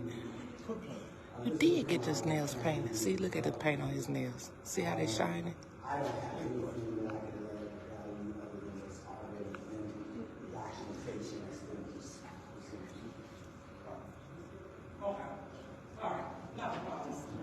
Thank you. All right. So typically the attorney will give us a little bit more detail about this, but since we don't have our typical attorney here, we will just proceed with the hearing. And so this is a public hearing on the Brownfield Development Plan for Dr. Padroni said you got perfectly manicured nails. So right now we will open up the floor for the public hearing. Please keep in mind that you must stay germane to this specific hearing. If not, you will be called to order. We know you And don't if put you the ass continue up. to speak, then you will be asked to have a seat. So please, let's make sure that we stay germane to this public hearing pertaining to the Brownfield redevelopment plan. So the first public speaker, please. Arthur Woodson. Uh-oh. Ariel. He's still mad about the police. Hello, City Council. I'm Ariel Mitchell. I live at 759 East Linden Avenue, but I used to live over there on Calvin Street on 13th. I forgot the address, it was so long, but it's right on the corner, 10th in Calvin. And then I was told I had to move because they wanted to make room for the cabbage style, like the Meridian moving in, all the people, and that's what I'm talking about. Like the administration didn't have no word for the Brownfield, and they just study moving me, the neighbors, out of their buildings against their will, but I never leave just like that. They had to go look up who my mother and father was, and they got them to come down there and make me leave. Took me all that junk, and it's up to right now. People like the Meridian making everybody live. That's the Odyssey House. That's what they did. They're making it Jewish town in Germantown right across the street over there. It's all around in that area right there. And treat people like they go there, got to live on extract, immigrants. Don't use the women's rest no more because they said a woman is disseminated. Probably hospital study that junk. Just like your pastor calling people, wanting to mention the name, what's his name? Chris. And the living grand Blake talking about that church. And one was, he like he knows something about the Holy Hospital. What's he called the man for? The preacher may go through the Chris Rock, like Will Smith, slap that preacher on. He's talking about holy, then you can really see who really is holy. So I have everybody out there, just don't know it yet. You know that? And another thing comes about. Too late. And like he affirms, he said, she deleted all the films of the new back because people might want to sue somebody. Just like First Trinity over there, when he had to work. My neighbor told her daughter to film stuff. They had a police over there, he's one of the trustees, walking up in the new back and I'm only one stepped up, and he like he was some, another dude, he ran out over the street. Just like them two cops come over there, and all that junk. And every time I see it, she told her daughter, you delete it. You don't delete stuff like that, don't you? They might use it to sue, to get over they go sewing all over the nation now. Preachers tell their trustees to do the people's language and one language, and you up there talking about preaching, turning school into a church, and then talking stuff, and using it to ball too, and all that junk. By the way, that's my pastor you're talking about. What you take Miss Byrne in the bracket like this? Look at that. It's loud. What? Thank you. Anyone else like to speak on behalf of the public hearing? The public hearing. Thank you.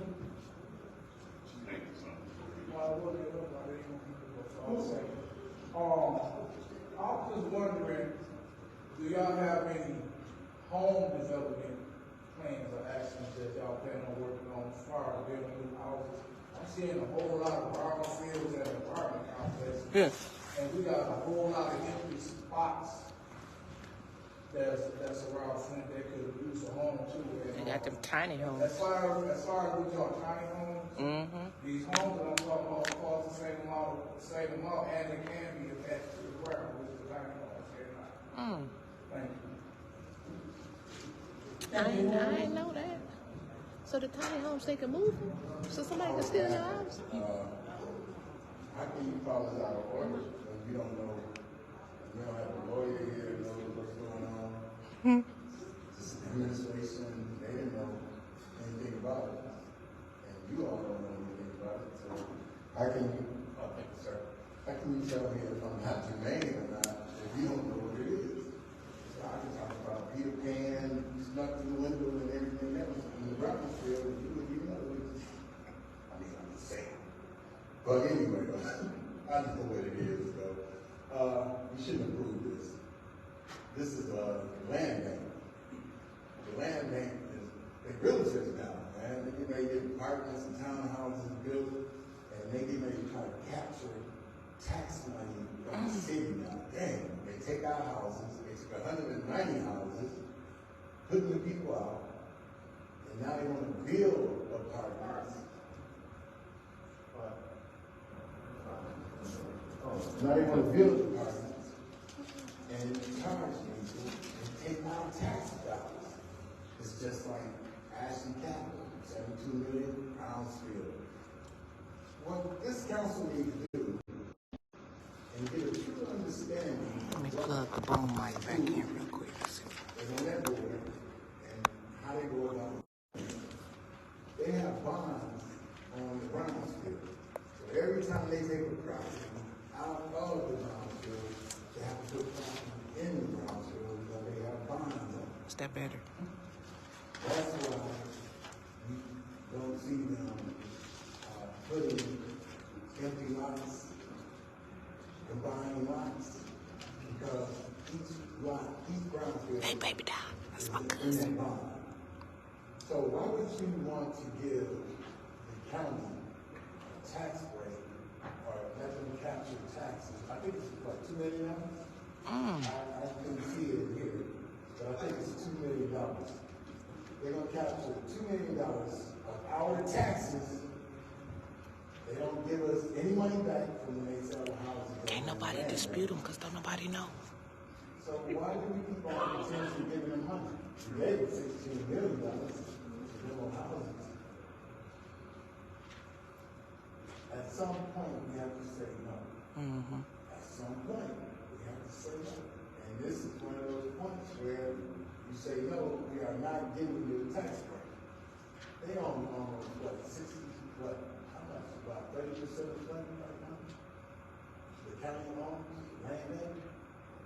Man, they biggest realtor in the city of Flint. And the land bank is not designed to be landlords or realtors. Thank you very much. Any more speakers for the public hearing?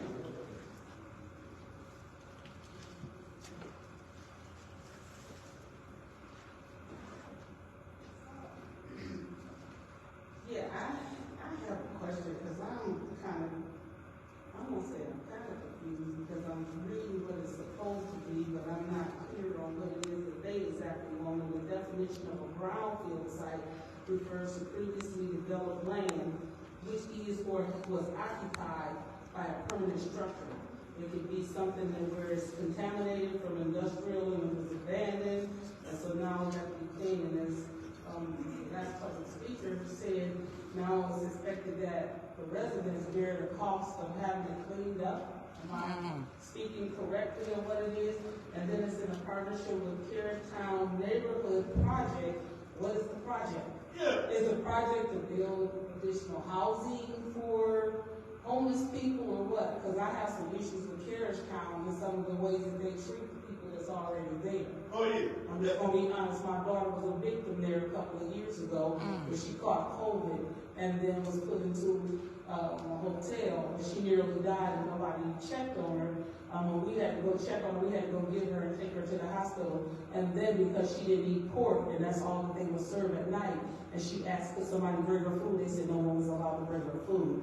So her and her children had to starve until the next day. So I have questions about Carriagetown, if it's the same Carriagetown like the structure that they have over there now. Yes. We had some serious issues to where we just said, come on back out. And she was trying to get help and get housing and get moved around. When they all caught COVID, I had to sanitize my house and isolate some of them in my home and take care of them from like a distance, you know, of course, using all the precautions. We believe that another family member caught the COVID from her, and she unfortunately did not make it, and she died. So even when they had to go pick up her children, they had her pick up her children who tested positive for COVID and never expressed that to the family.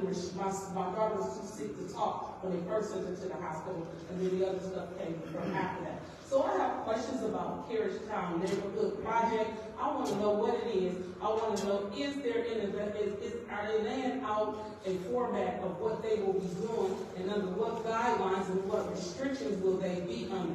Because every one of these homeless shelters that's around here are not running accordingly to the state and what they should be. There is a lot of mishandling of the people that are there and disparities that are going on in some of those homes. So I question that, but I more so question our money, our tax dollars, paying to clean it up. Thank you.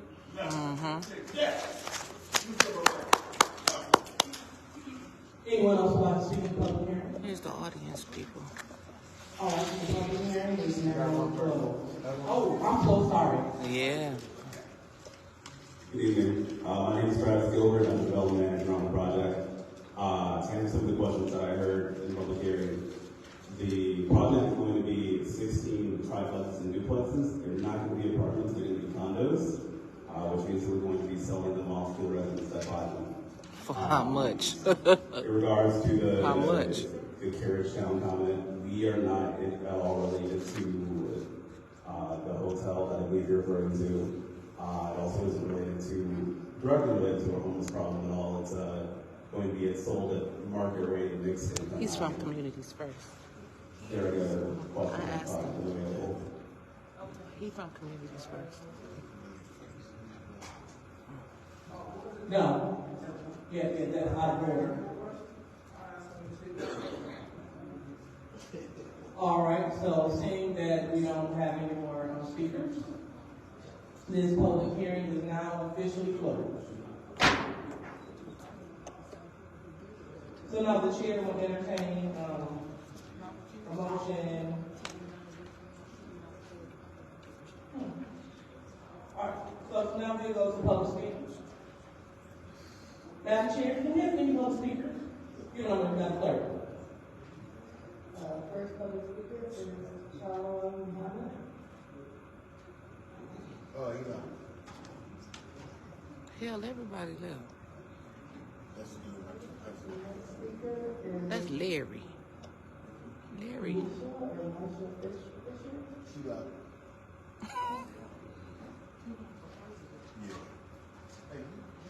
Third public speaker is Arnell Mitchell. Yes.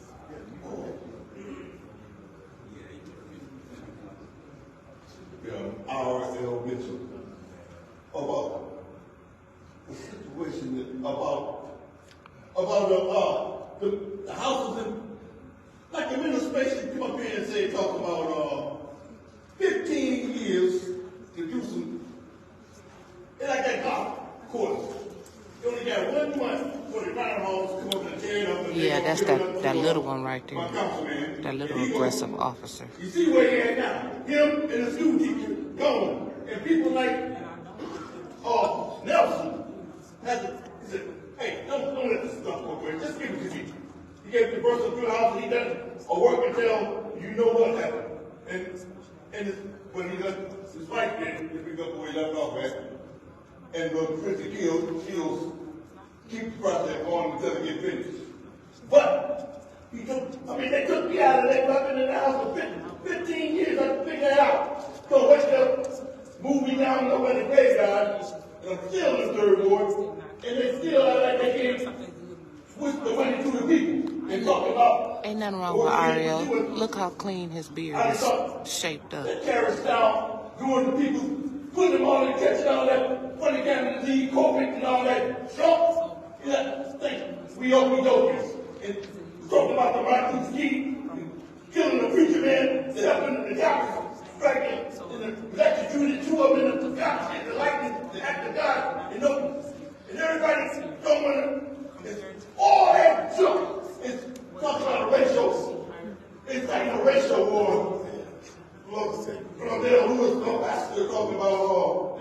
Yeah. What page? I think we probably talking about Roger L. Jones, talking about, don't want to mention the name, talking about two people. You know, so that's why I mentioned Chris Rock. Will Smith, brother. You can't put no words in the picture about him. He'll do what he. Somebody better fill that board because too many people talking to people of color. Don't put your black hand on my unborn kid come out of the mama gut and they settle it and don't want to put the Roger Jones supposed to be on the board and not good talking to you. You talk about your past. And they got these kids coming up. They got it all on film, but they talking about you got to look out. Amen. Look out. Right now. The man ain't coming in yet because they got the police out there beating them up about the Chinese property wants the Flint Park. I mean, Parkway Street. Uncle live on this street too. But, and he ain't showed up yet. I think the police could have jumped on him again and all that stuff. People who jumping out there and jumping. If he's because they wouldn't talk, Murphy ain't here, you don't want to listen to this. Jumping all that, you know. Thank you, Mr. Mitchell. Jump, all that, jump up in here. Jump. Clergy mom, sister mom. She said never mind.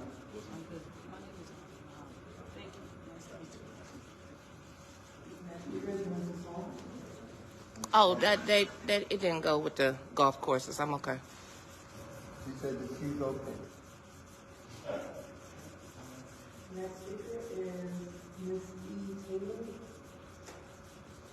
Oh, that's Miss Taylor. She rocks them hoops, baby. Yes. 80 years old and fire. Good evening. So, Put a mic down for her. last council meeting, 240014.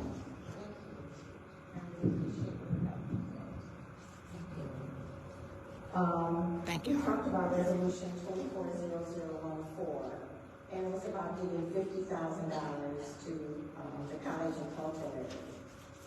And my concern is the park that's behind the school has closed off a historical little street that separates the definition of the black community and the white community. And I don't know how they got those big cement things to put there to stop the street. That's one concern that I have. If you are on the right side of the street, and that's a historical perspective, there's a little fence or little bridge that walks over, but it's been closed, so you can't walk from one side to the other. And the Franklin Street Bridge is soon to be closed because it's in terrible condition.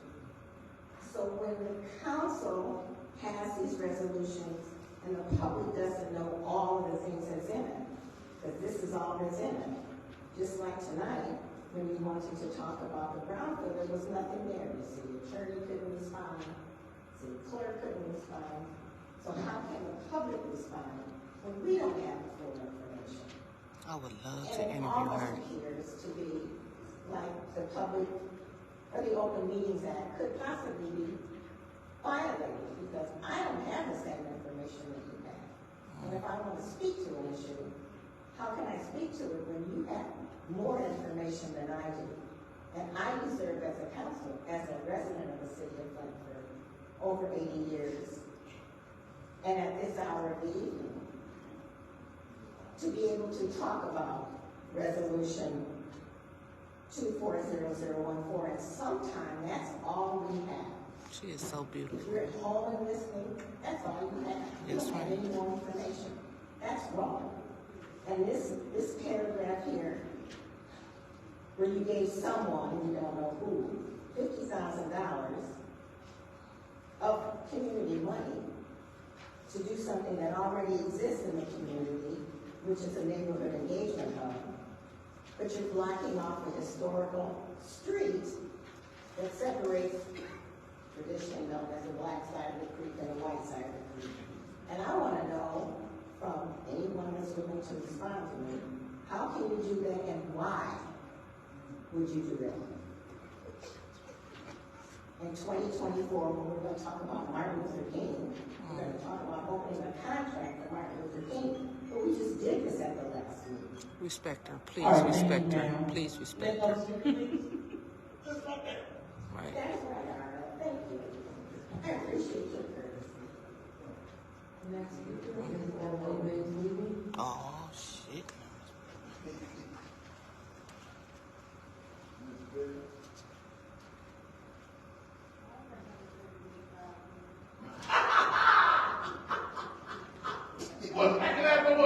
Mr. Mitchell, What? you're being brought to order. I thought I was in on already. Mr. Mitchell. What? I'm in the United States. I'm probably Mr. Mitchell, Yes. I will not keep bringing you to order. You will get a warning if you keep yelling out like this. Next public speaker, Madam Clerk. Next speaker is Arthur Wilson. Whoa.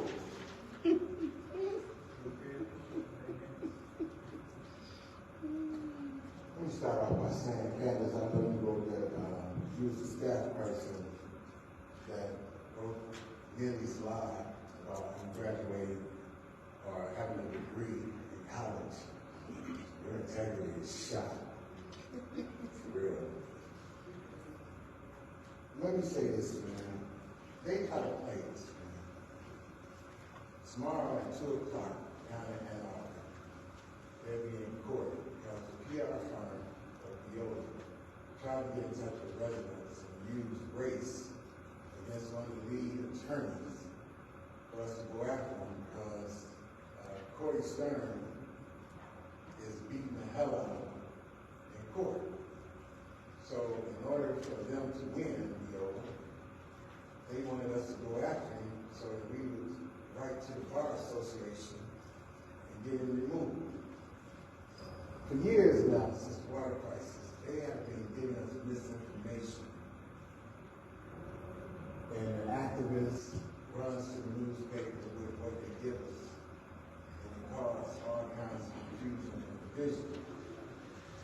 The reason why they are able to keep the money from the settlement is because we don't show interest in the hearings or what they're doing. Tomorrow at 2 o'clock, everybody needs to be there. Let's speak about Chris Fry. Chris Fry, I have been back and forth with him on social media since the water crisis, since Dane Waller. Chris Fry is part of downtown. He was a supporter of Dane Waller. And he used to talk major shit to me about the water, saying nothing's wrong with the water. You black people always complaining. That's what he said on social media. See, you wasn't here when that happened. You wasn't here with the water crisis. So, no, you wasn't. No, you wasn't. You was out of California. You was out with the Raises Woman magazine. I mean, you got it on your resume. I mean, I'm not saying that you got it on your resume. You just got back there singing James in 2019, 2018. Yeah. You came back to Flint, Michigan because they moved you down there. You came back up here. She wasn't here during the election in 2019. Paved the way for someone to come into that seat, which I thought he was going to be a beautiful council person, but you are the devil. You are this and evil. Mr. Wilson, no personal attacks. And I can say what the hell I want to say. You can tell me what to say. Okay. This is public speaking. You are the devil. Thank you, Mr. Wilson. No, thank you nothing. Thank you. Did my time go up there? Did my time go up there? Mr. Wilson, No. again, no personal attacks. You cannot tell me what Like to say. this, no Why are you personal interrupting me? This is my time. Take your time. He's speaking This to is you. my People say, time. "Are don't listen." Man, bullcrap. No. That's fine. Say what? No personal attacks. Man, This is your last warning. What you want? You seem to like to buy. You just told Ariel, don't do this bullshit. Yeah. Then you want to bring him to order. Or in almost not you. You are our one. Say what you want to say. So your point of order is invalid. Back to my point. Mr. Woodson, let's just stay on topic and no Actually, personal.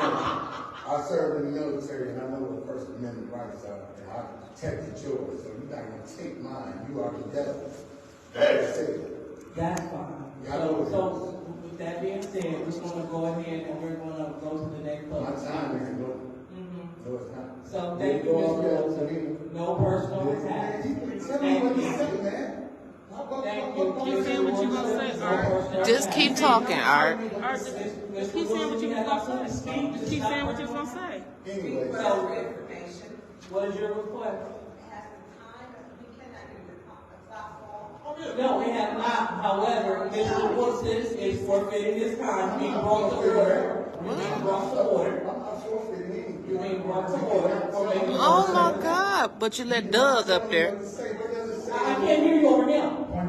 What is your point? Which rule are you stripping him of his? You can't make it in the rules. It's a personal attack.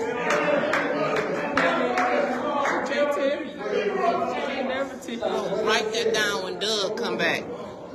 Write it down when Doug come back. What rule number does it state that I can't go and Thank you, Mr. Woodson. Yeah, but it's okay when it's Doug. I'm letting you know that now. My time is not up. And it wasn't loud. I didn't curse you. You are the devil. No personal attacks, Mr. Woodson. Okay. Oh, that's okay. That's all right. When Doug come back up there. The Bible says, in the Bible it states that. Oh, please, you have to be brought to order. What is your point?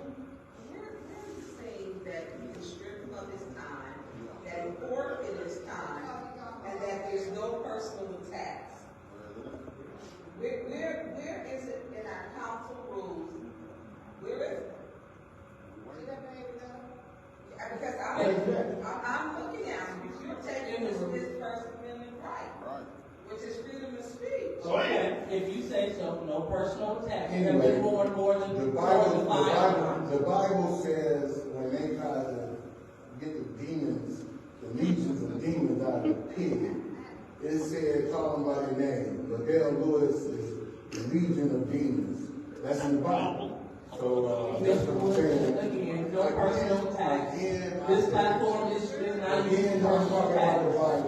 Well, it's okay when Doug come up there. When you're trying to get the demons out of them. Point of order. Go ahead, Mr. I think that only Rule 29.7 would be applicable, and any person speaking at council meeting may be called to order by president for failure to use your name, which public speaking, you can speak on anything, for vulgarity, or for speaking in excess allotted time, is doing none of it. So I'm calling you to order. Be quiet. I need my time back. Excuse me. I need my time back. Mr. Woodson. I need my time. Mr. Woodson. Again, no personal attacks. She's the devil. I'm the president, so therefore, so let's go ahead, Mr. Woodson, no personal attacks. Let it burn. Madam Chair, point of order. You are to make sure you stop speaking. Ma'am, you will stop yelling at me.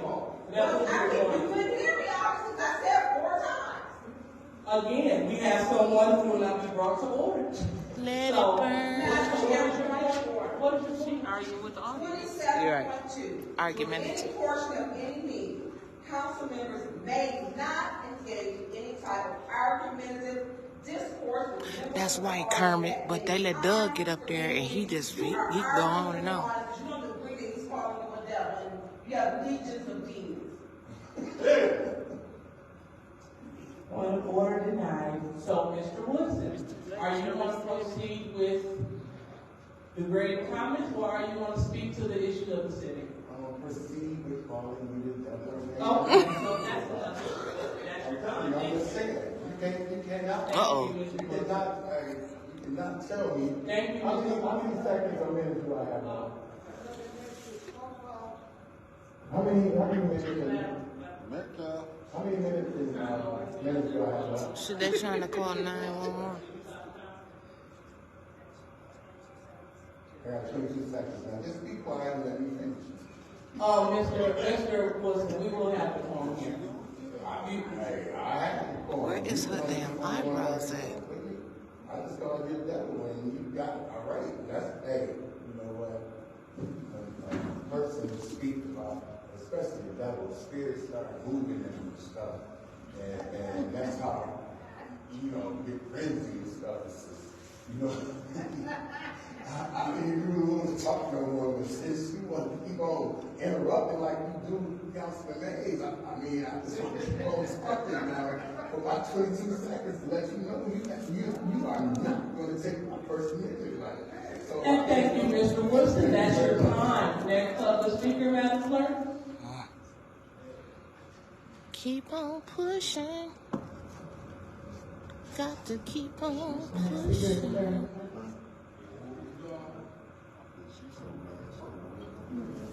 You done got her discombobulated. You shouldn't have done that.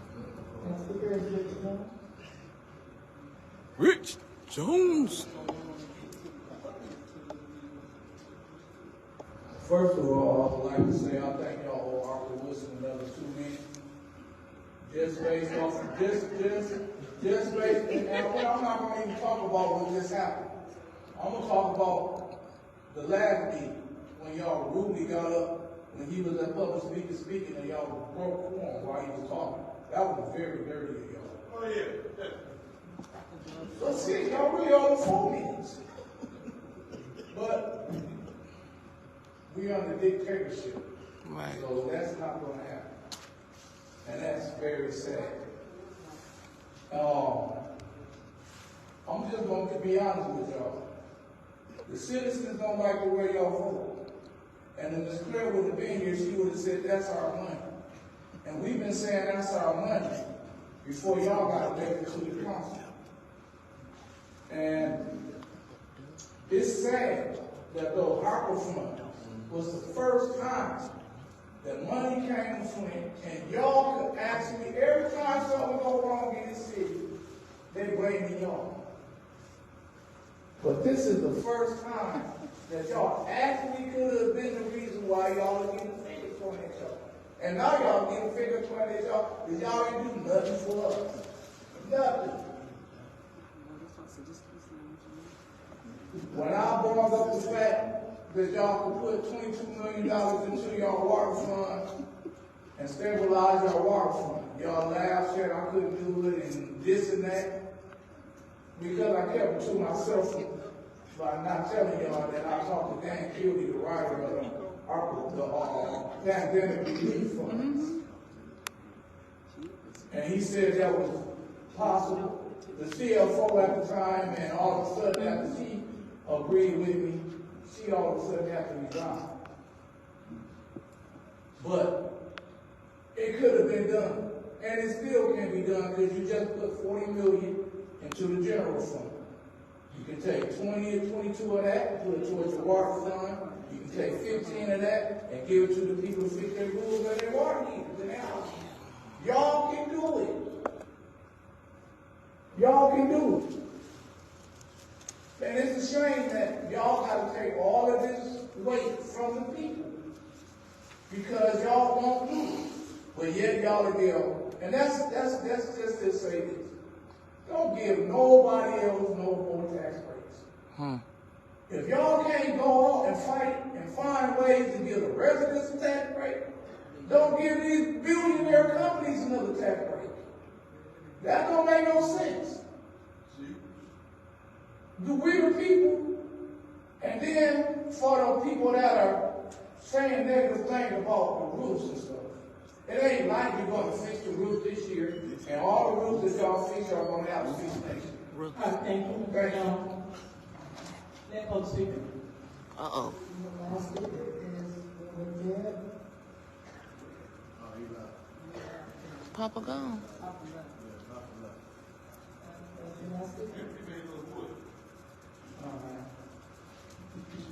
All right, so public speaking is now officially closed. Do we have anyone who would like to comment for council response? Madam Chair. Ms. Byrne. All public speakers, you got freedom of speech. You just do. We know that underneath this chairperson selective. Yeah. We allow people to do dog whistles and everything. Sure do. She said it. Sure do. Did not, has not. She's tolerated other real racist comments. And I interrupt.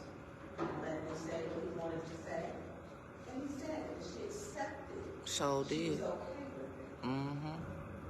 It's very hypocritical of her. Very hypocritical. But it is very true that sometimes your spirit will irritate other people's demons. It's a very true statement. And that they can't take it. Mr. Woodson should have not been interrupted. She should have brought, because she's the chair, she shouldn't be the chair. Because she couldn't bring her own self to order. She wants to talk about rules, but doesn't follow your rules. I know a whole bunch of things. It's just unfortunate that if she didn't like what you said, she doesn't like you. And I don't like her. That's very clear. No love lost. Out in that. Light turns to love. But you still have a right to say whatever you want. And you're not, within reason, you're not correcting her. You were making correcting gestures. She's ruling with the iron fist. And as long as they have their 5 votes, they're going to do what they want to do. Not tonight. Do it and how they want to do it. So, I'm sorry that you were stopped. Where's Candace at? I believe you are before. Lord. And so you are one of her constituents. But she has time and time again thrown out her constituents. At the police, walk them out. So you'll be going to get Mr. Wilson when it comes to her. Oh, I will see. All right, thank you. Anyone else like to speak during council response? Anyone else like to speak? I'll speak. Madam Chair. Go ahead, Ms. Brown. I would like to thank all of the residents who came forth to bring your insight, your opinions, your comments, suggestions, whatever you came to us to discuss. All right, everybody. No. Go to Arthur Woodson's page. No. And I want everybody to put boots in the comments. Just know the beginning of our council meeting. So this is why I get so frustrated that special affairs, the agenda is so loaded. Special affairs is not intended to be loaded. We had several resolutions. Dang. I don't even know. They 10 might stay home. Yep, A10. Tell them A10 sent you to put some boots over there. And therefore, we had several. I'm gonna wait till y'all get down. Go to Arthur Woodson page. Show them boots. Go through committee. That we spent time vetting, discussing. Man, you see how much work you That's not what we should be doing. We got a bump in the morning. So I'm asking the clerk, and I'm asking the administration to please make sure that you bring your resolutions on time. They is too. And make sure that they They go is through too. committee. They gonna leave So too. that we can ask They the need questions. So that we can do the work. So that we'll be able to make good informed decisions. They know they ain't got the votes. Thank you, Mr. Carter. Anyone else want to speak? Your council response? Madam Chair. Councilman Silver. Yes, I just would like to correct the inaccuracy. Mom should be by a biased member of the public. I do not create people's bios. So I have nothing to do with, I'm speaking to someone speaking with me out of the woods now, I believe. Damn. So, well, I'm sure it's good to tell lies because it's easier. Sometimes we have to believe in the truth. So I guess it's decided that as long as they keep telling the same lie, it'll be believed. But this person has been trying to get my attention all night. I cannot make you relevant to me if you are not. So, He said the name. He said the name if I'm not relevant. Anyone else would like to speak during this conference call? Okay, thank you. I will go ahead and, Ms. Christie, all right, so I will go ahead and be the last person to speak. Oh, Lord. Here we go. At the end of the day, no one wants to be attacked. And it is in Robert's rules. I don't have it with me, but it is in Robert's rules. It is also in Michigan law. You cannot attack people. Your freedom of speech is limited when you begin to speak in hate. What about Tanya? That's just how it is.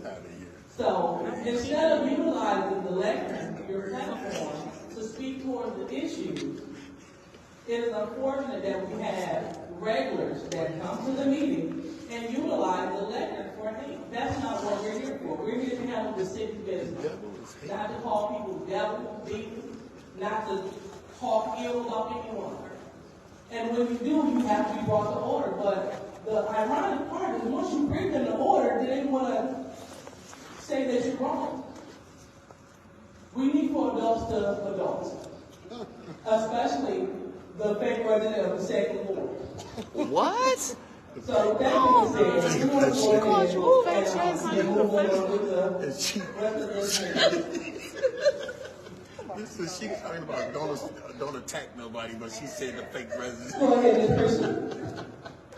Do you hear this? She is too. Come on, y'all. We got 56 people. Keep going to our page. Go to our page. She called him a fake resident. 9.1. Is there any support? Support by Councilwoman in the 7th Ward. Any discussion? Then he gonna make it. What ain't that? This is a resolution for the J.C. Kennedy. Oh, that's that chalet. Oh, you gotta see those. I got two of them. They'll show you how crazy that is. What crazy now? Sorry.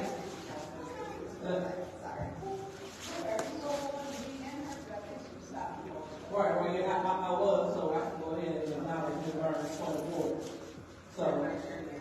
All right. Yes, go to Arthur Woodson page. And as far as I'm aware, this is the only light request, like even Phone tower. And so, Why is it stuck on 40? Go to my page to see this issue, this church, this organization, Come on, everybody. We'll see y'all in the morning at 9 o'clock. Go to Art's page. It's already a great plan. All right. Anyone else see what's going on? Ms. Burns, I'm really kind of confused. Light cleanup, you said snow removal. And this is the same one that. Here, Mickey Hope. What about his page? You want to know how many people he got? You got 5. No, 96. 96. What am I looking for? Because we still taping the rest of it. I know I'm correct, I can read. So, when we look at this 50-foot snow removal, Hey, listen. Is that what the I believe it was said that you saw you were driving down the street. Yeah. Another one of her lies. Notice it was an accident of someone that was out of their vehicle, an accident occurred, got out your vehicle, but they couldn't get to the person because of the snow. And so, this came about for snow removal for the first ward. Well, if it's on the major street, that's a county issue for the rubble, that's a city issue for the DPW cars. It is not a church issue. Right. It is not. That just made no sense. But you said you've seen this before when I used to talk to you. Now you do know my family. You told me you have one on Robert T. Conway. It was an issue with the ambulance. Sure did. Yep. And you had told me about this. That you had gotten out and didn't read at that time about the ambulance service and how quickly that they would get there, and you told me that I think it was one of the mortuaries. know the type of student that is. I believe you said you were a trained Likability expert. paramedic. But they'll like so much. It's not responsibility of mine. All right, y'all. We out. See y'all in the morning, 9 a.m. Bump with us.